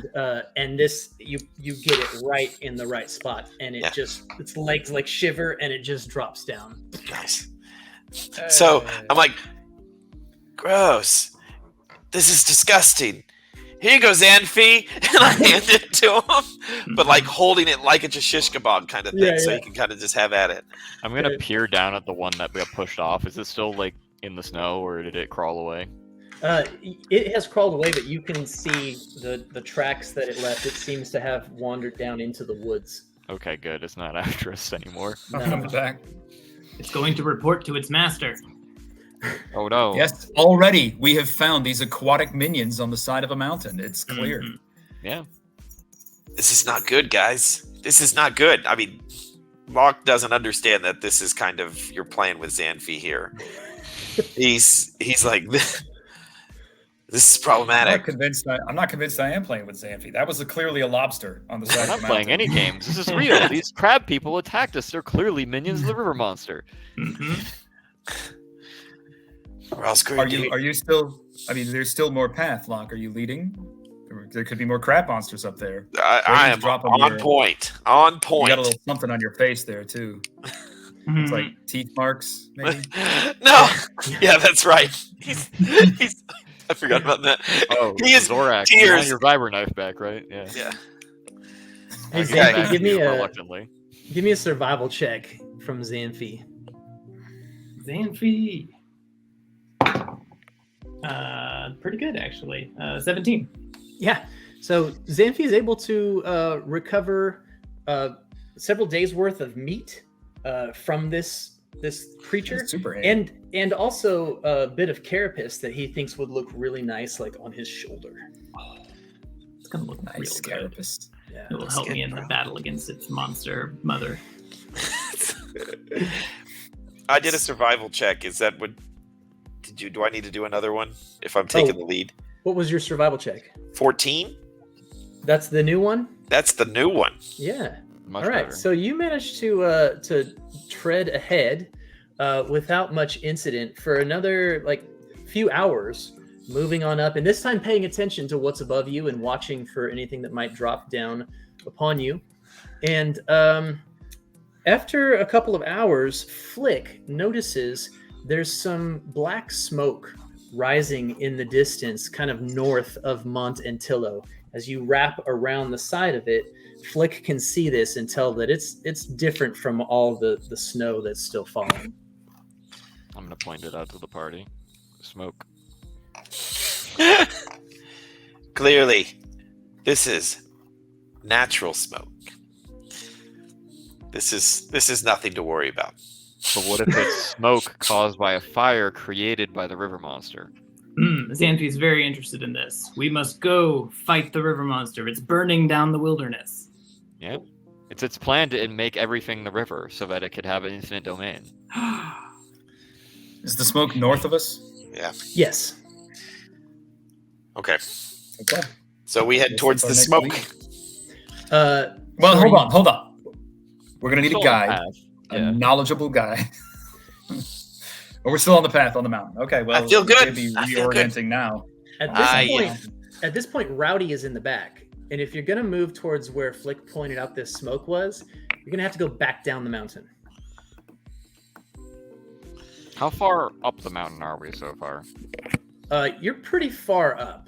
You like 1,000 feet. How about we finish this trail first, see where it leads, and then we go That's a good deal with plan. the smoke. Okay. Good idea. Onward. So Locke leads on with his 14, and you make it up to where the trail gets very, very narrow, and it's also very slippery because on this narrow trail, that's the only like flat-ish spot where snow can build up. And I need a dexterity saving throw from Locke. As Locke Solid steps leadership up there, forward Locke. onto a part of the trail that is mostly snow and lessly solid ground. 17. Locke catches himself in time, and the rocks underneath give way and tumble down. And there's like a 12-foot gap between this narrow trail you're on and the narrow trail that continues up ahead. Whoa! Well, Don't go that way. Don't do it, guys. Not that way. I think that's probably it for this path. I think that's yeah. Feel like We should have rope probably- on us, don't we? And pinions and stuff like that. I don't. Mhm. Not in a diplomat pack. Does anybody in their pack have rope and or opinions or things that are climbing gear related? Let me double check on mine. Check mine as well. I have rope, but I do not have the pinions. Yeah, I think I have rope. I also have rope. I mean, I know you have pinions, but do you have the pinions we use for climbing? No. As a bird, I assume you have pinions. Yeah, I would hope so. Mhm. Locke has opinions. Oh, I don't yes. even think any packs come with them, which is really strange. No.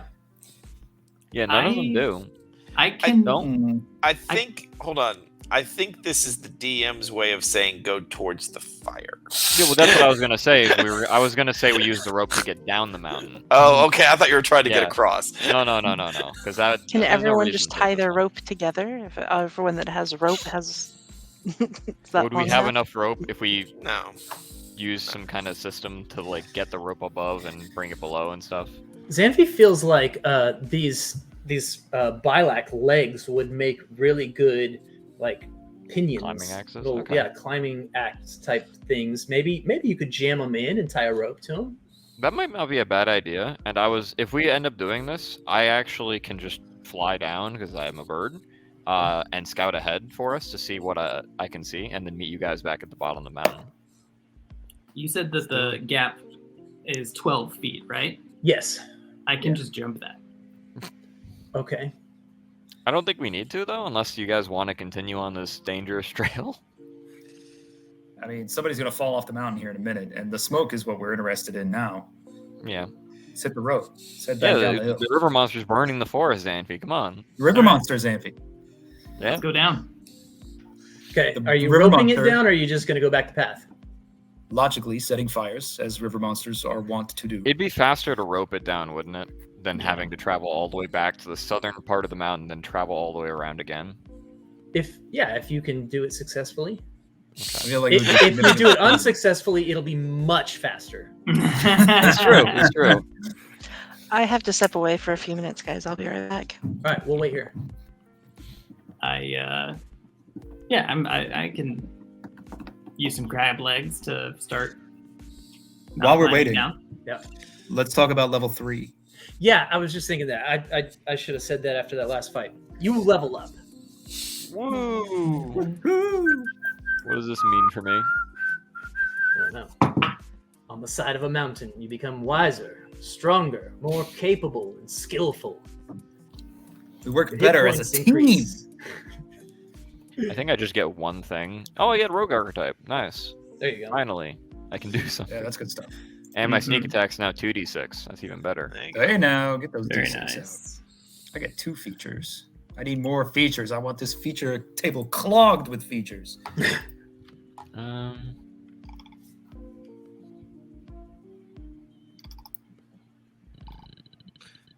Hunter's No. Gaze. It's not gonna be that useful. Wait, is there Every time only... I run these scripts, it gives me fire synthesis. Very annoying. Huh. Okay, I have a thing now called Hunter's Gaze. So it's There are a based. group of people that follow you around and go, "Yay, we love you!" Woo! That's funny. They're super supportive. Yeah. Yes. So, but it's basically if I observe something for 30 seconds, I get to know pretty much a lot of stuff about them. Okay. Pretty much a lot of like stuff. yeah, damage resistance or vulnerabilities, maximum hit points, and whether it is currently healthy, greater than 75% of total health points, shaken, injured, or ready to drop. So it's what they called in 3rd edition a knowledge check. Yes, any conditions that it is experiencing also. Yeah. Okay. But it takes 30 seconds to do it, so it's not like Yeah. You need time. You can't do it in the heat of battle. My new feature is if I hit someone while they're unaware of me, it counts as a crit no matter what. Nice. Oh wow. So if I'm hidden and fire a shot at somebody or stab them, it just is a That's crit. huge. Wow. Okay. It's pretty good. Yeah. I have improved critical, so if I hit someone, I'm a champion now, and if I hit someone with a 19, that's also a crit. Oh, okay. Wow, you guys are Well, I will say, I think that 3rd level. yeah, 3rd level, that's pretty powerful. I mean, you get beefy quick in this game. Well, There's yeah, only when 10 you only levels. have 10 levels, Yeah. it kind of makes it a little bit more meaningful when you do level up. Yeah, it's faster, definitely. Yeah, Mhm. I like it. What do you get, Well, Jason? and it also does, and when you're in a 20 level system, you've got all this stuff and you have to spread it out more. So with the hunter archetype, whatever, it's like we got 10 levels, just shove it in everywhere. Right. So there's never really a dead level. Yeah, it where you're like, simplifies things. yeah, you're always getting meaningful stuff. Yeah, that's cool. I like that a lot. Mhm. Melissa, can you hear me? Okay, so we are leveling up to 3 because I should have done that. Okay. And yeah, that's what we're doing. Level 3. So we're heading back down the mountain, correct? Mhm. Oh wait, Jason? What do you get at 3rd level? That's what I'm trying to I figure don't out. know that he gets anything at 3rd level other than more hit points. What is your character class? Emissary. I'll look for you. Yeah. At 3rd level, I'm looking. He gets enhanced intimidation and a calling feature. does he? Well, he's already got Oh. truth calling. No, he gets to pick a calling if he already hasn't. Yeah, Yeah. he's got truth. And yeah, you get enhanced intimidation, which is What a does that feature for your callings. Yeah. Ooh, I got instinctive charm. When It's something tries to hit me, I can make it hit something else instead. So an enhanced intimidation at 3rd level, you may use a signet ring or badge bearing the mark of an organization that you are from to gain advantage on intimidation checks Hey, against now. creatures. Yeah. We just You happen know, to have like one of that thing those. we have. Mm-hmm. Yep. Hey. And then I think additionally you get a benefit from your calling. Yeah, that's what I'm looking at too. His is truth. At 3rd level, you gain the tactic ability Distraction. You can brandish your weapon as a threat and or shout some threatening words. All enemies within 30 feet have disadvantage on their next attack roll. Oh, that's cool too. Oh, jeez. Yeah. Yeah. Pretty good. That's a cool class. Mm-hmm. It reminded me a lot of Battlemaster Fighter. With all the tactics and different abilities. As an action, you suggest a course of activity and influence a non-hostile creature you can see that can hear and understand you. The target must make a wisdom saving throw. On a failed save, it pursues the course of action you described to the best of its ability. Nice. Okay. Suggestion. Don't forget HP as well, guys. Yes. Now, do you want me? Now, I know. I mean, we're leveling up. Do I go up to my total new hit points, or do you want me to keep the 3 hit points off? Yeah, let's keep the 3 hit points off. Yeah, that's what I figured. I'm okay with that. Because you're still wounded, but you're somehow stronger. Heal me, please. For 3 hit points. Healers don't exist in this world, sadly. Yep. All right. Are we prepared to go back down the mountain? Yes. Okay. So after leveling up, you guys head back down the mountain. Are you gonna try the rope method, or are you going back? Absolutely. Mm-hmm. Okay. I think the best way to do it is have Xanfi be the anchor, using the claws to get down, and have everyone else be roped across so that it's easier to get down. So in case someone slips, Xanfi can hold on while they're attached via the rope. Makes sense. Like real mountain climbing. Yeah. Okay. So everybody's tying off Except to the myself, rope. I'm just flying down. I mean, obviously, yeah. Easy enough. Jorak, you will have. That'll be interesting. How are you going to tie off on your insectoid beetle body? I'm just curious. With flourish. Well played. All right, we'll say you figure it out somehow. You get tied off. I'm smart enough. My intelligence is 15, so I'm smart enough. You'll figure Okay. it out Got somehow. She ties it on one of her arms, and if just if kind she of wrap it. and if it breaks off, she's gonna be a bug. You know, she's gonna have one arm. Yeah, it's definitely not just going to rip her arm off and Yeah. send her flying. No way. Fine, it'll grow back. It'll grow back. All right, so who's going first? Locke's got this. Oh yeah, Okay. no, Xanfi's got to go first. I gotta go first. Oh, Xanfi has to. Okay, and who has one of the picks? I need one of them to climb down, I think. Well, Yeah. There's Xanfi's. They're his property. He can decide who gets them. yeah, there is. Well, who has the worst check for this thing? Is it athletics or acrobatics? It's going to be athletics. I have a +1, so I'm. I have a -1. I have 3. Yeah, so Toplamac needs the other Titan. Toplamac is insulted. That means you probably want Toplamac on the other end, right? Mm-hmm. And Xanthi. So I don't if know, you guys Toplamac figure it falls, he I'm sorry, falls I have on a top 0. of all of us. Yeah. Yeah. Yeah, Okay. Top hates this. Not having fun Alright. right now. Well, you signed up for it. Let me get athletics checks from everyone. If you have a pick, then you get advantage on this. Boy, am I glad I don't need to do this. I have a -2. 18 for Xanthi. Yeah. 12. 1. Well, there goes the bug. Ooh, Their arm there goes the gone. arm. So the bug falls. Yep. And Xanfi, I need a strength saving throw from you. Don't you still have a D4 from the thing that Top gave us? It lasts a minute. It's been more than a minute then. So it's dang. probably passed by now. You could have refreshed it at the beginning of this climbing adventure, although I imagine I could have. I definitely could have refreshed it before we started climbing. Good old hindsight. What's your strength save, Xanthi? Strength save. I've got advantage on strength saves. Oh, good. Good. You're gonna need it. Fortunate for Zorak. Which is good because that was not a great one. Get to you. The second one was better with a 15. 15 is good enough. So Save the day. Zorak goes boom and stops, and Xanthi's got a hold of this rope and this pick, and he's able to swing Zorak back to where she can get a hold of the side of the cliff again. How did everybody else do? I got a 12. Okay. A 6? 14.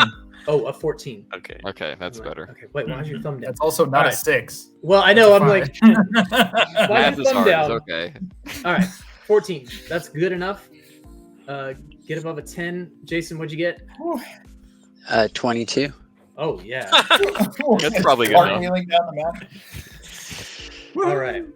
So with a few more mishaps, some slips and this and that, but nothing as serious as Zorak's tumble, you make it to the bottom where you can kind of get to those hills at the base of this rocky mountain and kind of skirt down back into the woods where this smoke is rising from. Now, Flick, you've gone down, you've glided down. Yeah, to I kind of went scout ahead ahead, of them. right? Yeah, I So- wanted to specifically because I'm pretty sure we're pretty far up on the mountain, right? You were, yeah. How far away is the smoke from the mountain? Is it close or is it far? It's about a mile away. Okay, then I definitely will probably just glide, land, and then go and scout ahead a little bit. I'll use stealth, of course. Okay. Give me a stealth roll. It's going to be a 18. Okay, it's quite good. So Flick skirts his way through the woods as everyone else is climbing and tumbling down the mountain. And he gets closer and closer to where he can smell the smoke coming from this little fire. And he can hear these creatures like chattering in this forest up ahead. And he can also hear an occasional pot and pan clanging.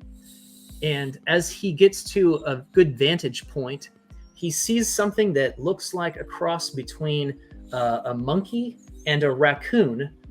A whole bunch of these things dancing around inside this area where there are several buildings have been built, and these creatures seem to live in and outside of these buildings. They have human-like feet and human-like hands, but they walk on all of them at the same time. So kind of skittering around, like little raccoons, but sometimes standing up like monkeys. All right, this is very normal. Yep. And they're just making noises and sometimes throwing stuff at each other. Do I happen to see the missing supplies amongst them? So Flick notices like some of them are wearing like a pot as a hat, and they are tossing around some silverware. And as he begins to look, he notices like, there's like, that's a tent over there.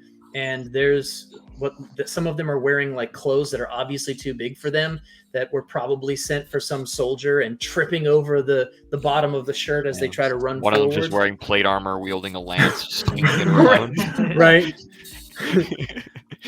Okay, great. I'm gonna go back to where we were gonna meet it up at the bottom of the mountain then, to Okay. form the party of this. And actually, let me get Flick to make a let's do a history check on what these creatures are. Oh, okay then. 13. Yeah, he doesn't know. Great. All right, so Monkeys. you make it back to the base of the mountain just as they're coming down. All right, once they get down, I'm going to go to Toplamac and say, I scouted ahead. Seems to be a village of monkey-like creatures. They have the supplies that we have been looking for. Bad news, there's a lot of them, and I don't know if they're friendly. Clearly, this is exactly what I said. This is the way we needed to go to the smoke. You're welcome. And these things clearly they're in cohort with the river demon, or river monster. So, Well, it's likely the river monster has been supplying this organization. Yes, I think Exactly. that's a safe bet. Are they sentient? probably they have buildings, and they throw pots and pans around as if they understand them, kind of. Perhaps we can communicate. We should send an ambassador. Who do we have who's good with languages? I will go. Hold it locked. Just wait a second. Wait just a second. Bro, I've got this. Just 1 second. I'm going to ask him to describe them, and I'm going to run a history check. With a 24. I do so. A 24. What he describes to you is not possible because these sound like mumpins, and mumpins have long been known to be either a fairy tale or extinct. These are stories that you tell to your kids to keep them from wandering off the path, right? Don't go into the woods. The mumpins will get you. I'm going to insight to dance see around if you. Flick has lost his mind. Well, I'm not rolling anything against that because, yeah, That's a 6. I've lost my mind, clearly. Wait, no, I have proficiency there. I can roll that twice. No, 12.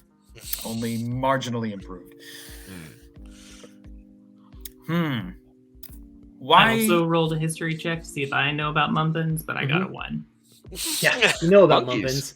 mumpins. Yeah, they're these Why little don't like we- shrimp-like things. They live in the sea. People collect them and put them into bowls, and then they swim around and they pretend like they're little people. Yes. River monster. That explains the connection. Yes. Why don't we scout it out? Because now I need to see this for my own self. Because this thing you're describing can't be a thing. But I'm not going to say that. I'm just going to say, why don't let's take a look We should be on the cautious. sneaky side. On the sneaky side. Yeah. Okay. Oh, okay. Why That don't? being- Why don't? Until we make a plan, I'll go with Flick, and we will decide how we're going to approach this. I should Persuasion. probably go. I speak 5 languages, and also I can do a Vulcan mind meld sort of thing. If I can touch them, then I can kind of psychically imprint like messages to them. Okay. Let's do this. Let's sneaking carefully. Zorak. Well, Don't there's that. So, myself, Top, and Zorak are going, and everyone else is just going to stand here. Wait. be ready. If you hear a blood-curdling scream, come. to our How aid. far away is this It's place? a mile away, but presumably should- you're going to come with us until. Yeah, I would say Yeah, we go at least pretty close, right? Right. Yeah, like stay about 100 feet away. Very well. All right. So once you get to about 100 feet away, let me get those stealth checks from everyone who's moving in. We at 24. 8. Man, some good stuff. Now I am the problem. 15. All right. Yes. Top is the problem. I am the problem. Okay.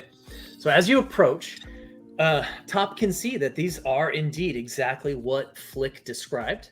These Incredible. creatures are chittering, chattering to each other, running around, throwing these things that have clearly been stolen from the hegemony.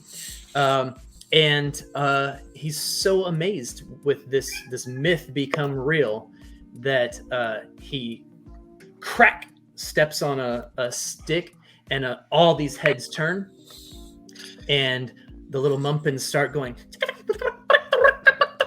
and they hop out, and they all go like far away. In a matter of seconds, there's not a mumpin in sight. Zorak, did you understand any of that? I don't think so. Well, that's a I shame. don't know that that's one of the languages that I speak. It is definitely not. Well, we might as well check through their camp while we're here.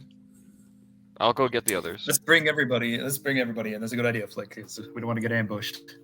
I don't know anything about Muppet behavior since they aren't supposed to exist. Okay, Can I kind of So- scout the area while they kind of look at like the outside.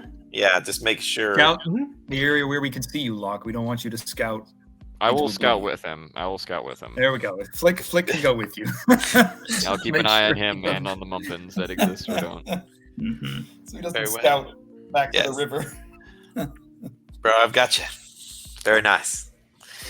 Okay. So investigation, or does it matter really? Yeah, give me an investigation. Okay. And the rest of you that are moving in, who's going to lead that investigation? Okay, roll it. I rolled a 16. A 16. Okay. 21. He did better. So, you managed to find with your 21 top, you managed to find that there's several of these little structures that have been built are like familiar style, like a person would use, and one of them is full of papers. There's like knocked over papers and loose scrolls, tomes. It looks like some sort of a research area. There are pots of ink and quills. Basically every surface in this one room is completely covered with some kind of debris, but they're not just like random debris. Like these are research papers. So all the other houses are Mumpin sized, but this one house is sentient sized? Yeah, and the other houses are Mumpin sized and houses in the sense of like what an enclosure, right? An animal enclosure. It's a place for them to go to get out of the snow. Someone's been generating moppins out here. Places What to. language is the? Hmm? What languages are the notes in? They appear to Eltayan be and Monday. in. I'm gonna say they're in. What's the Featherfolk language? Is it Aran? Usundi. Usundi? Whatever Usundi. it is. Usundi? Yeah. I speak that one. As Yeah, do yeah. I. Hey, They're in Usundi. One of my people. Probably. Yeah, if you speak Usundi and you want to look through these, you can give me an investigation or a perception check. I am not there at the moment, but I will when I return. Zorak is. Oh, She where's can- Flick? I'm with Locke right now in the forest. We're Ah. investigating, remember? Okay. I rolled a 21. Oh, Okay. So, yeah, Zorak finds reports on Mumpin population growth, research on Mumpin behavior, and a list of all the things the Mumpins have stolen, or at least that someone named Racket Paul has found to be stolen. Racket Paul. That's evidence right there. That's mission complete. Definitely secure those documents. We're going to need. You know what? I have a place for documents. Why don't you just hand those to me? Well, I maybe have a look around folder first, see if you for- can find the guy whose name is on More them. evidence. Well, speaking We of, definitely with, will. I'm keeping with these Locke's documents. investigation check, he does see. He's walking through the woods and he's kind of patrolling the outside, and he sees some prints. He sees lots of Mumpin prints, right? They're real easy to spot because they've got the handprints right there next to the little footprints. But he sees some prints that are similar to Flick's, and so he follows these, and they must be recent because it just snowed and is still snowing. So in following these, Locke comes upon a light grayish white feathered featherfolk. I am with the Locke as well, doing Mhm. that. So. He almost looks like a snow owl, and he's heading back to the area where the Mumpins are. Does from he see me? somewhere out? No, he doesn't. He's moving quickly. Can I He stealth? to be. Yeah, you can stealth it. Okay. He seems to be 16? moving quickly, like all of a sudden, Does like he have weapons his on tracks have gone wider, like he's running. No, you don't see any weapons on him. What'd you get? A 16? 16. Yeah. So Alright. I'm not going to stealth, actually. I'm going to... I'm gonna throw a net on him. okay. Yeah. I was going to approach him, but I guess that also No, this works. is way better. Yeah. This- Make your attack.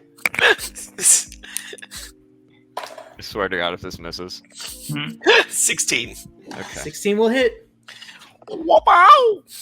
And the owl dude falls to the ground and makes some kind of whistling, clicking noise. Oh, yeah. Hey, Flick! I got an owl, bro. I'm gonna walk up to the guy and say to him in Usundi, because he's a featherfolk like me, and I know how to speak that language. What are you doing out here? Oh, you speak. Yes, of course you do. Nothing. I'm not doing anything. I was just walking through the woods. And taking care of Mumpin Grove? It seems. That's the only reason you'd be out here, anyway. Yes. I have a fascination with the Mumpins. They're so precious, and they've been almost extinct. It has taken me years to get them to the point that they're thriving now. They're thriving. Oh, please, you must understand. The Mumpkins, they don't hurt anyone. That's all fine and good. The problem is, well, you might not think they're hurting anybody. They're stealing supplies from local military organizations, and people are starving as a result. Yes, I know. Well, they're not starving. That's an exaggeration. I wouldn't say that's an exaggeration. The Mumpins don't mean any harm. They're curious. They should really set up a fence or something. Don't you think? I mean, they're getting better guards on duty, but maybe try to move the Mumpins further west where there's not a military battle going on. You must be able to sympathize. There wasn't a military battle going on when I built the preserve. I built this by hand. Can you imagine how long it takes one featherfolk to build all of this? And now you're asking me to just getting any funding from the state? Funding? If the hegemony finds out that Mumpins still exist, they will immediately come and wipe them from the face of Dema. Well, why not go for the other ones, the archivists? Are they any better? Are they? You tell me. I don't know. I'm not familiar with this war. No one. They see Mumpins as demons, as creatures of myth, things to frighten their children with. They wouldn't encourage this sort of operation. Oh, please. I've been working on this for years. You must hide my secret. The problem is not that we can hide it, it's more so if these Mumpins keep stealing supplies and this military group keeps growing, they're going to be found out no matter what we do. Oh, but if you... Oh. We can't just brush this all under the rug. It's not as simple as that. You have the thing, you're with the hegemony. Yes, that's their symbol. You can tell them there's nothing to worry about. I don't think it's as easy as that. I wish it was. What are you this whole time, Locke's just kind of standing there smiling because he can't understand a single thing that's going on. He's just like, we're just speaking bird. What he said, you get him. You get him, Flick. Very cold down here in the snow. Do you think you could get your friend to remove the net? Dude, yeah, get him. Yeah. I'm gonna say in mundane, Locke, this one's friendly. You can remove the net from him now. Locke. You want me to remove the net? He doesn't have any weapons. Look at him. He's a researcher. He's a man of science. Okay, bro. And the whole time I'm actually eyeing Flick as I'm removing. Now I'm kind of feeling like this is a race thing, and maybe they're gonna turn on me. Yeah, absolutely. And so, and I'm like, typical human xenophobia. Yeah. Mm-hmm. We have a few more of our group back at the enclosure. I don't know what you would call it. Why don't we bring you back there and we can discuss this all further? Ransacking it at the moment. Yes, fine. Oh, so we do have a large shark friend. Don't be intimidated by him. He'll try to eat you, but I'll try to protect you the best I can. Are you talking in where I can understand you? Or is this still in your language? I don't know if this guy knows mundane, does he? Oh, yeah, he does. Okay, I'll be speaking in mundane now so Locke can understand things. Okay, yeah, he has a very heavy Featherfolk accent and inserts a lot of whistles and clicks as he speaks. He's not as proficient as Flick. Okay, well, there you go. So this feather folk and other feather folk, and Locke join the rest of the party in what appears to be this man's research room. As Zorak is picking up a book that is bound, it's like a leather book with a leather strap wrapped around it. He goes, "Oh, please, don't. That's my personal." And then he switches to common. What's it called? Mundane. Yep. Oh, please don't. This is my personal diary. Very good. Excellent. This is evidence of crimes committed against the solar hegemony. No, it's not evidence. It's my diary. Leave the diary at least. The rest of it, sure, we could take for research purposes. We need to decide what we're doing. You take this. He rifles through a stack of papers and he pulls out a rejected grant for building this preserve, and it's sealed with the Hatton of Aric's crest. Tried to do this with the blessing of the hegemony, but they will not grant. They will not grant. I'm gonna take Top aside for a second to discuss this because clearly he's the other smart person in this group. Wow, shots fired. Yeah. Locke doesn't notice. No, but Locke thinks he is the smartest guy in this whole clearly. campaign. Yes, Totally are, Locke. We'd be Yeah. lost without you. I know. I'm gonna You always would be. whisper Top and say, this man's research is very important to him, and it may be very important to other factions as well, because these creatures could be used in various ways. Now, I am indifferent about this, but I know you have some opinions about these things. Should we turn this all over to the hegemony, let them do whatever they wish with this reserve, or shall we try to move to get this covered up using whatever political power we have? If, as you say, the hegemony is interested in annihilating these creatures, we can't sanction a genocide. We could blame the loss on bandits. We actually have killed some of them. And if we can recover both a record of the stolen goods, a sample thereof, and provide evidence that the attacks won't continue, we may be able to hide these creatures from them. Another option, one that is maybe less favorable, but definitely an option. We could say and try to confirm that this was indeed an archivist threat. This would fuel the war effort, but give us more jobs.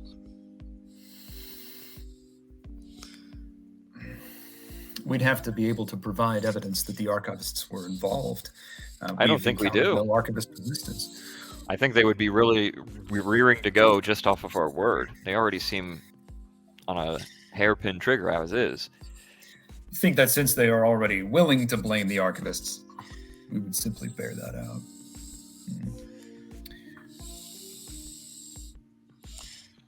While they're talking back and forth, Locke is trying to persuade the other feather folk to, like, he wants a moppin'. He wants to see him. He's like, yeah, he wants a mumpin'. He's like, bring me a muppin'. Right here, bro. Right on my shoulder. Right here. You're super annoying, so eventually he gives in. Yeah, he is. And he comes back with one. He's got like some stolen rations that he's holding out to it, and he's got it sitting on his little feathery arm. And he puts his arm up on you and sets the rations on your head. A little mumpin crawls up, little monkey raccoon. Don't eat him, Xanfi. Gross. This thing's gross. Yeah. It smells really bad. Yeah. I'm dusting myself off as he's doing it, though. Yeah, he's just eating his little stuff on your shoulder. Yeah, that's gross. You feel something wet on your back. Nice. It likes you. Please. We have a document in Featherfolk language detailing everything that's been taken. Mm-hmm. If we tell them where their supplies are, they'll come and try to get them back. Of course, but that would lead to the destruction of this reserve, which benefits nobody. We don't want that. At the end of the day, this isn't really a question of morals. This research is valuable in some way to some people. If the hegemony truly will destroy this, then it's best to just not tell them about it, or to switch it up, but in doing so, we would have to put the blame on somebody. Bandits could be an option, but I don't think they'd buy it. We don't have enough evidence, only the fact that we fought bandits.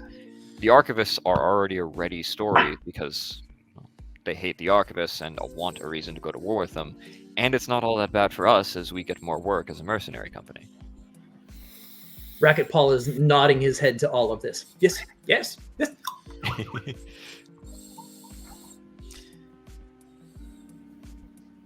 This is a good plan. We would have to prove that we've discovered the stolen goods. Otherwise, it's just a story. We could bring back the crates worth. Is there a cart or something here that we could just take the goods? No. Not all of them. They carry them back by just by hand. So. Zanfred, do you feel like carrying a crate all the way back home? It'd probably be more than one crate, bro. A few crates. I can carry a crate or two.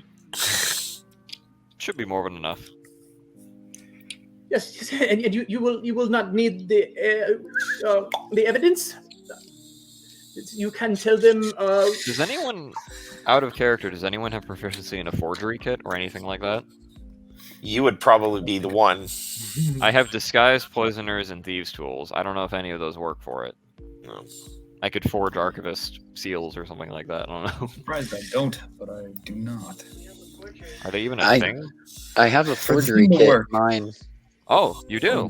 Yes. Probably has a forgery kit. Well, there you go. We can do that. If we can forge this list in archivist language, I feel like that would give us enough to give the commander.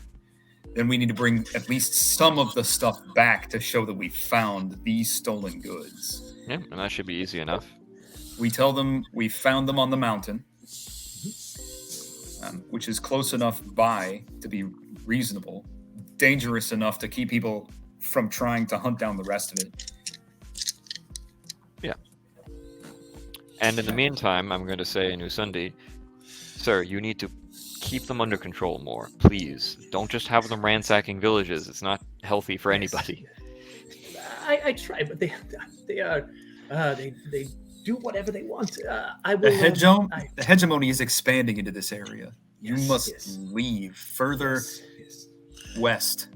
The further west you can go away from this territory, the better. Consider moving toward archivist territory. Approach them. We are scholars. We love to learn and are practitioners of natural science. Tell them you've discovered a previously extinct species. I think you'll probably find they're more welcoming. Or at least bring forth a grant about it first before you tell them your research, something of that sort. Yes. These are good ideas. I understand. We must go. We must go. I thank you for covering for me for what you are doing for me and for the Mumpins. Thank you so much. Sanfi, you haven't tried to eat any of these.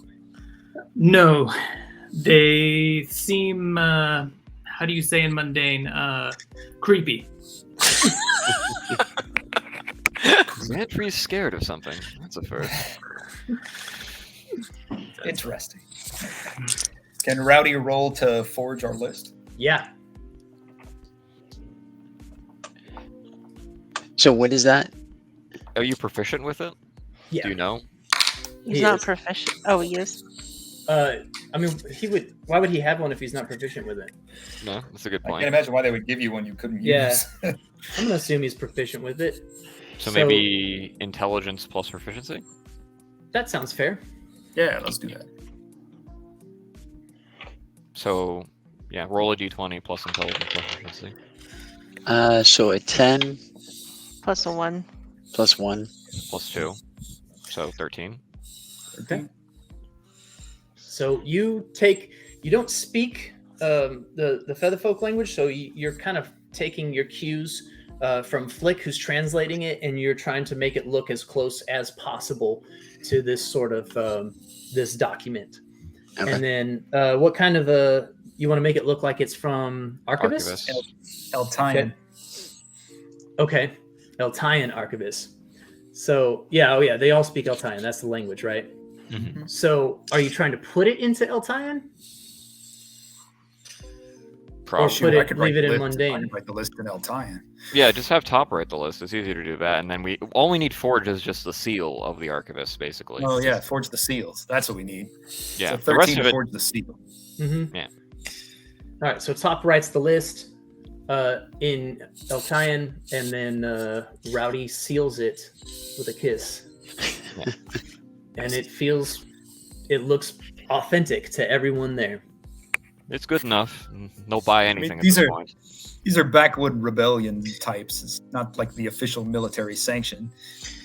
Exactly. Okay. Racket Paul is just ever so thankful, and he starts gathering all these different things for you to take back: bedrolls and clothes and letters too from home, and just all kinds of rations. He piles it all together and takes a blanket and wraps it all up and ties the blanket and gives that to Xanfi. This is enough?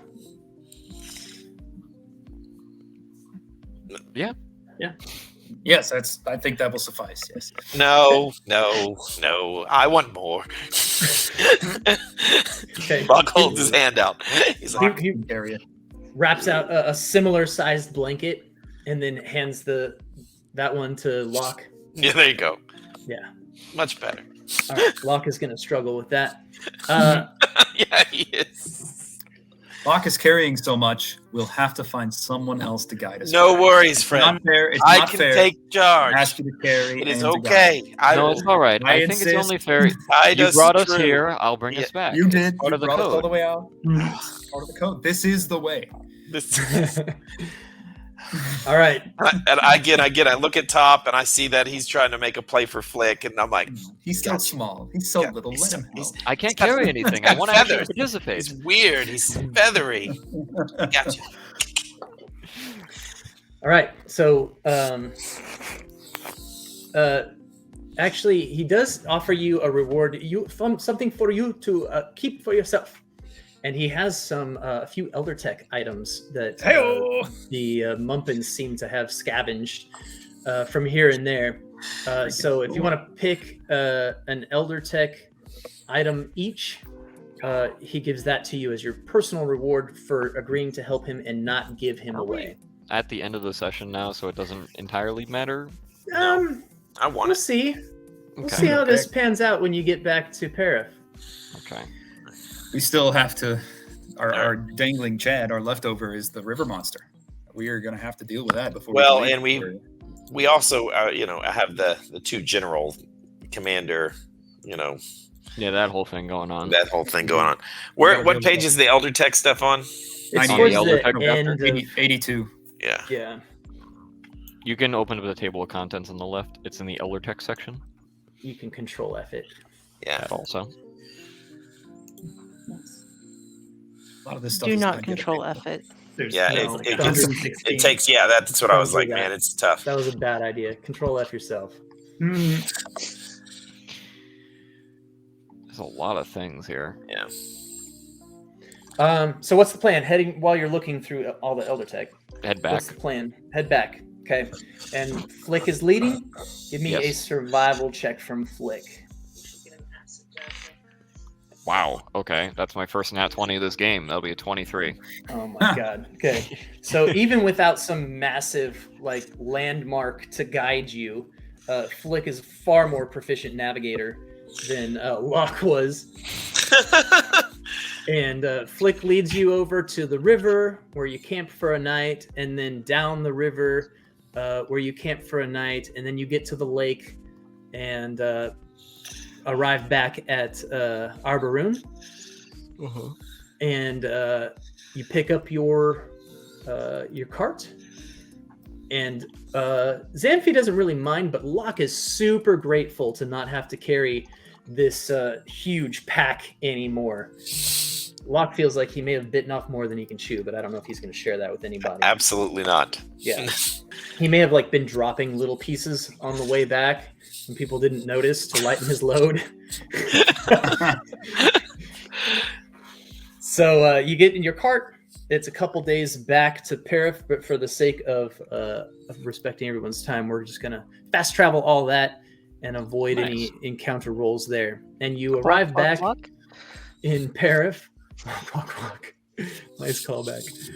You arrive back in Perif with plenty of evidence. And no deposit, sadly. Fast! There goes our 3 gold. My 3 gold. So are you heading directly to the hegemony outpost? Yep. To the Let's do it. general, yeah. Turn it in. Slam dunk this puppy. We are not dealing with what's his name? Officer, man. Commander, yeah. No, we're not having any of that. Okay. We got our business to think of.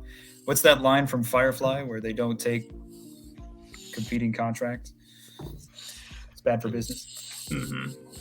Okay, so you're going straight to General Simanos. Okay. You make it in, and actually inside his tent is Gaius Valentum, the officer. And they're sitting there, they're looking at like a map, and there's all the little pieces on the map, and he's obviously like they're planning out their war strategy, right? And Valentum looks up at you, and then he looks over at the general, and General Simanos is like, welcome, just in time. Please tell me you have some good news. We have discovered the source of the thefts. It's not good news. Excellent. And Gaius is like, would you like me to hand those to the general? No. Hands them to the general. Okay. So he breaks the seal and opens it up, and he reads it, and he's like, this is from the archivists? Valentum's looking gesture over. for Zanfree to come in with the crates. Huh? Mm-hmm. Bags, it's like a Santa Claus bag of goodies, so I dump it in the floor. We could not get all of them because we were under the pressure of night. They were stolen by a river monster. That is what they called themselves, yes. They called themselves a river monster. Don't worry about him. But this is from the archivists, yes? Yes. So Gaius is like very pleased. Then we must go to war. We must fight for our people. Now do you have what you need, General?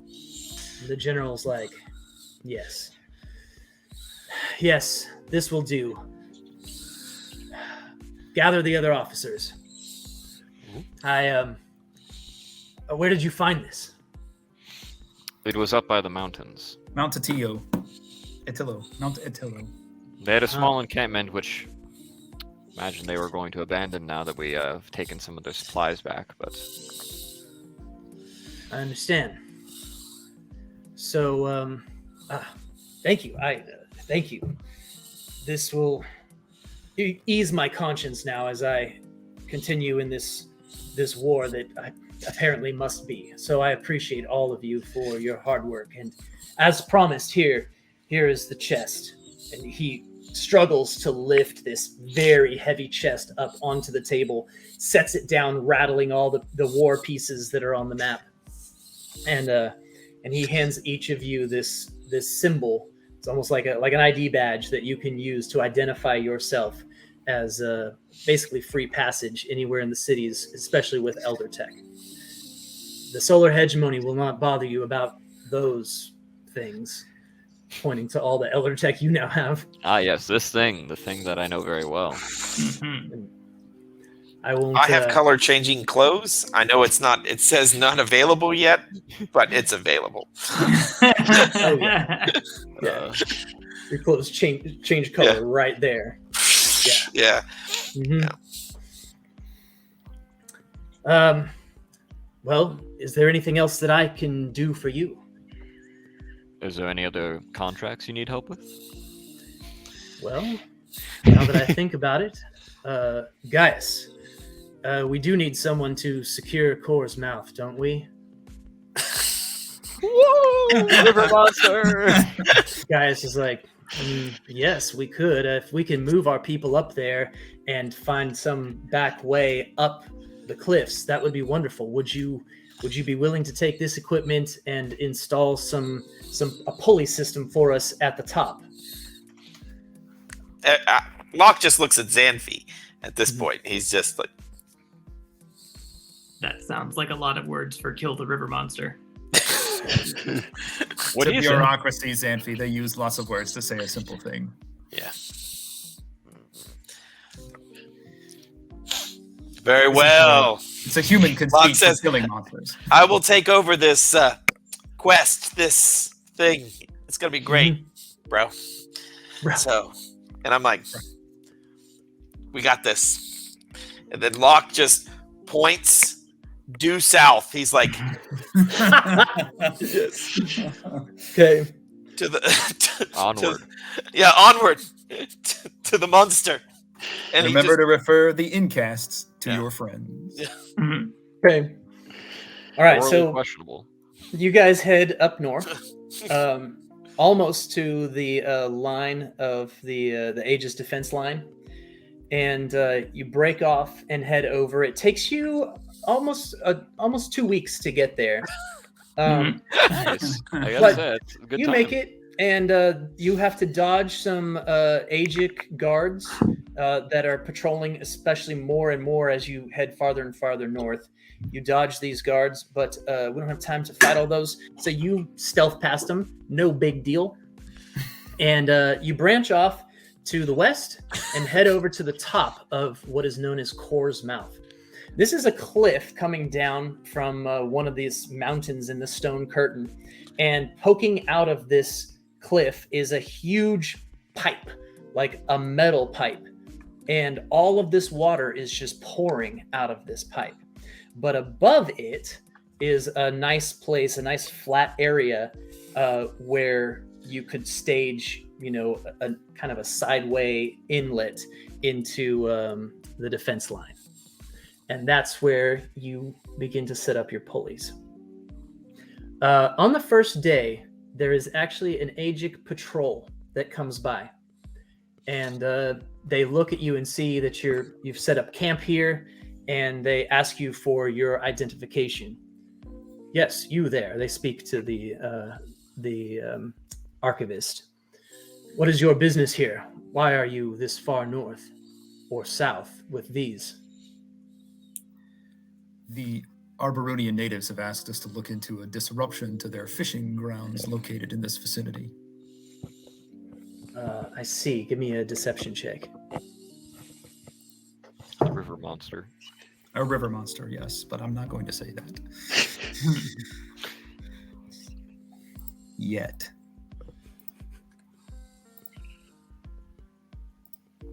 Uh, 24. All right. We have heard the rumors of the river monster. They say it. That is what they say, yes. I see. How long will you be here? We don't anticipate taking longer than 3 days to deal with this business. And Very return well. our report to Arboro.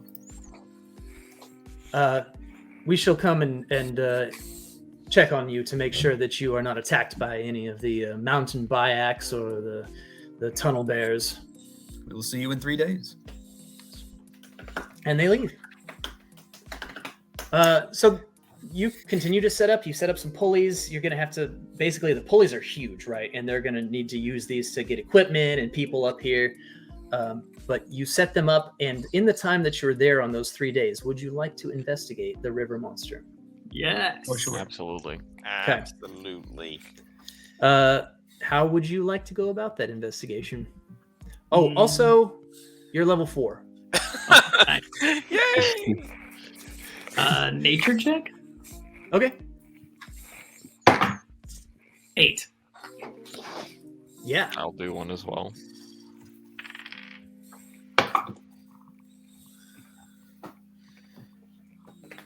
10. 10. So you find some marks that you think might be a river monster, and you follow those, and they lead you to a place where there's a number of turtles have beached themselves on the side of the banks. Oh no, bro. Clearly victims of the river monster's endless reign of terror. Mhm. Yeah, they're all alive. They're just Okay. turtles, regular turtles. Yeah, just turtles. And they're They, beat. they get down into the water when you approach. I chase it. Okay. Roll. I don't know. Roll an attack. That would be a 16. That'll hit a turtle. Yep. And I get to re-roll that because I'm a great weapon fighter, and that's a 6 damage. Yeah, you split it open. There's Nice. turtle everywhere. All right. I got dinner. Okay. Turtle soup. All right. So you investigate for a couple days. You eat your turtle soup, and then on the third day, you actually see something. It's up above, coming out of the big tunnel. Right? You see something that has a bunch of legs, almost like a giant spider, in almost like a mechanical exoskeleton. That as it comes out of this huge pipe that's way above you at this point, you would expect light to reflect off of it, but it just sort of absorbs all the light. It has this unnatural darkness about it. And you see it climb down the side of the cliff towards you. It doesn't seem to notice you. Give me a stealth check. All of us? Okay. Whoever's there hunting the river monster. 12? 19. Sorry, Okay. that's not 12. That's 13 because I leveled up. It does not notice you, but you notice that it really, like, when it gets into these shadowy places, it's almost impossible to see. And it comes down to where the turtles kind of nest, where they sun themselves in the daytime. And you see this retractable mouth come out, like way out, 10 feet out, and grab a turtle. That it doesn't even notice, the turtle doesn't notice until it's too late, and pull it back in and chomp on the thing.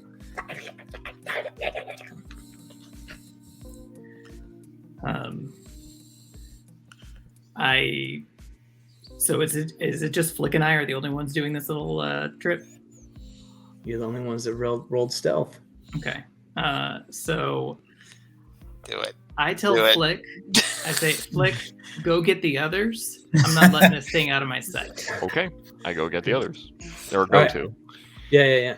It's gonna take you a bit. So, Xanfi, give me a stealth check as you follow it. It actually dives down into the water, and you can see it like crawling along the bottom of the river, and it comes up on the other side. Yes. So that would be a 7. Okay. And it turns.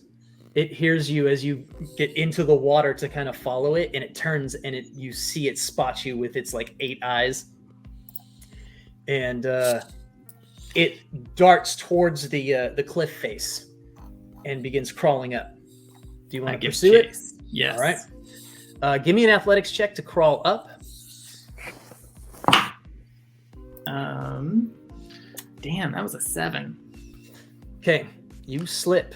You slip several feet up, and you take 10 falling damage as you bounce once and twice and hit the ground. And when you look up, the thing has just completely disappeared. It could be hiding in shadows. It could be just moved where you couldn't see it. You were disoriented for a moment after falling. It could be back in the tube. But you've seen this, you've watched it enough to know that when it goes into the shadows, it's very difficult to see. Okay. I'm gonna look around everywhere that isn't the tube, just to make sure it's not just waiting to ambush me, but I think it's in the tube. Give me an investigation check. The rest of you hear Flick running up, screaming, River monster! River monster! It's a 5 investigation. River monster. River monster. Xanfi thinks he sees one of its legs, And as he crawls up a bit farther, he realizes it's a vine. Just a vine hanging out the side of this rock. Okay. So the rest of you come down to where, I guess, Flick left Xanfi. You see Xanfi like halfway up this cliff, looking at this vine. Dig it. Xanfi, how's it going? Where'd it go? It attacked me, and I took. It almost killed me, but I think it's in the tube. We have to go get it. Why is most of the damage on your bum? It snuck up behind me. It's very sneaky. It hides in the shadows. I see. Locke starts making his way towards the pipe. I know Jeremy, it's 6 o'clock, and I've got to get to prom. Okay. Oh. Yeah. So Top is going to negotiate with the archivist. What Top is going to do is figure out how to let the archivists know what the hegemony is doing right here. And he wants to play both sides of this thing. Nice. So that both sides will be paying them for information about the other one. He's going to Yojimbo this thing up. That's what Top. Flick is going to fly off into the sunset and never be seen again. All right. Well, we're gonna let Xanfi battle the thing. The battle goes on. We'll say you use some of your newfound Elder Tech items to destroy the river monster, and you play both sides of the coin to benefit the mercenary group known as the Incasts, as true good heroes would do.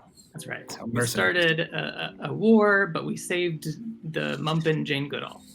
I feel like Marcus is going to feel that those two cancel out. Started a war, preserved the species. Okay. Well, we didn't necessarily save the species. We saved a small amount of the species. It was supposed to be extinct, just like the ivory-billed woodpecker. But we did start a war that potentially probably killed like millions of people. But it's not that important. Humans are going to effectively attack the archivists? Come on. Yeah, you know.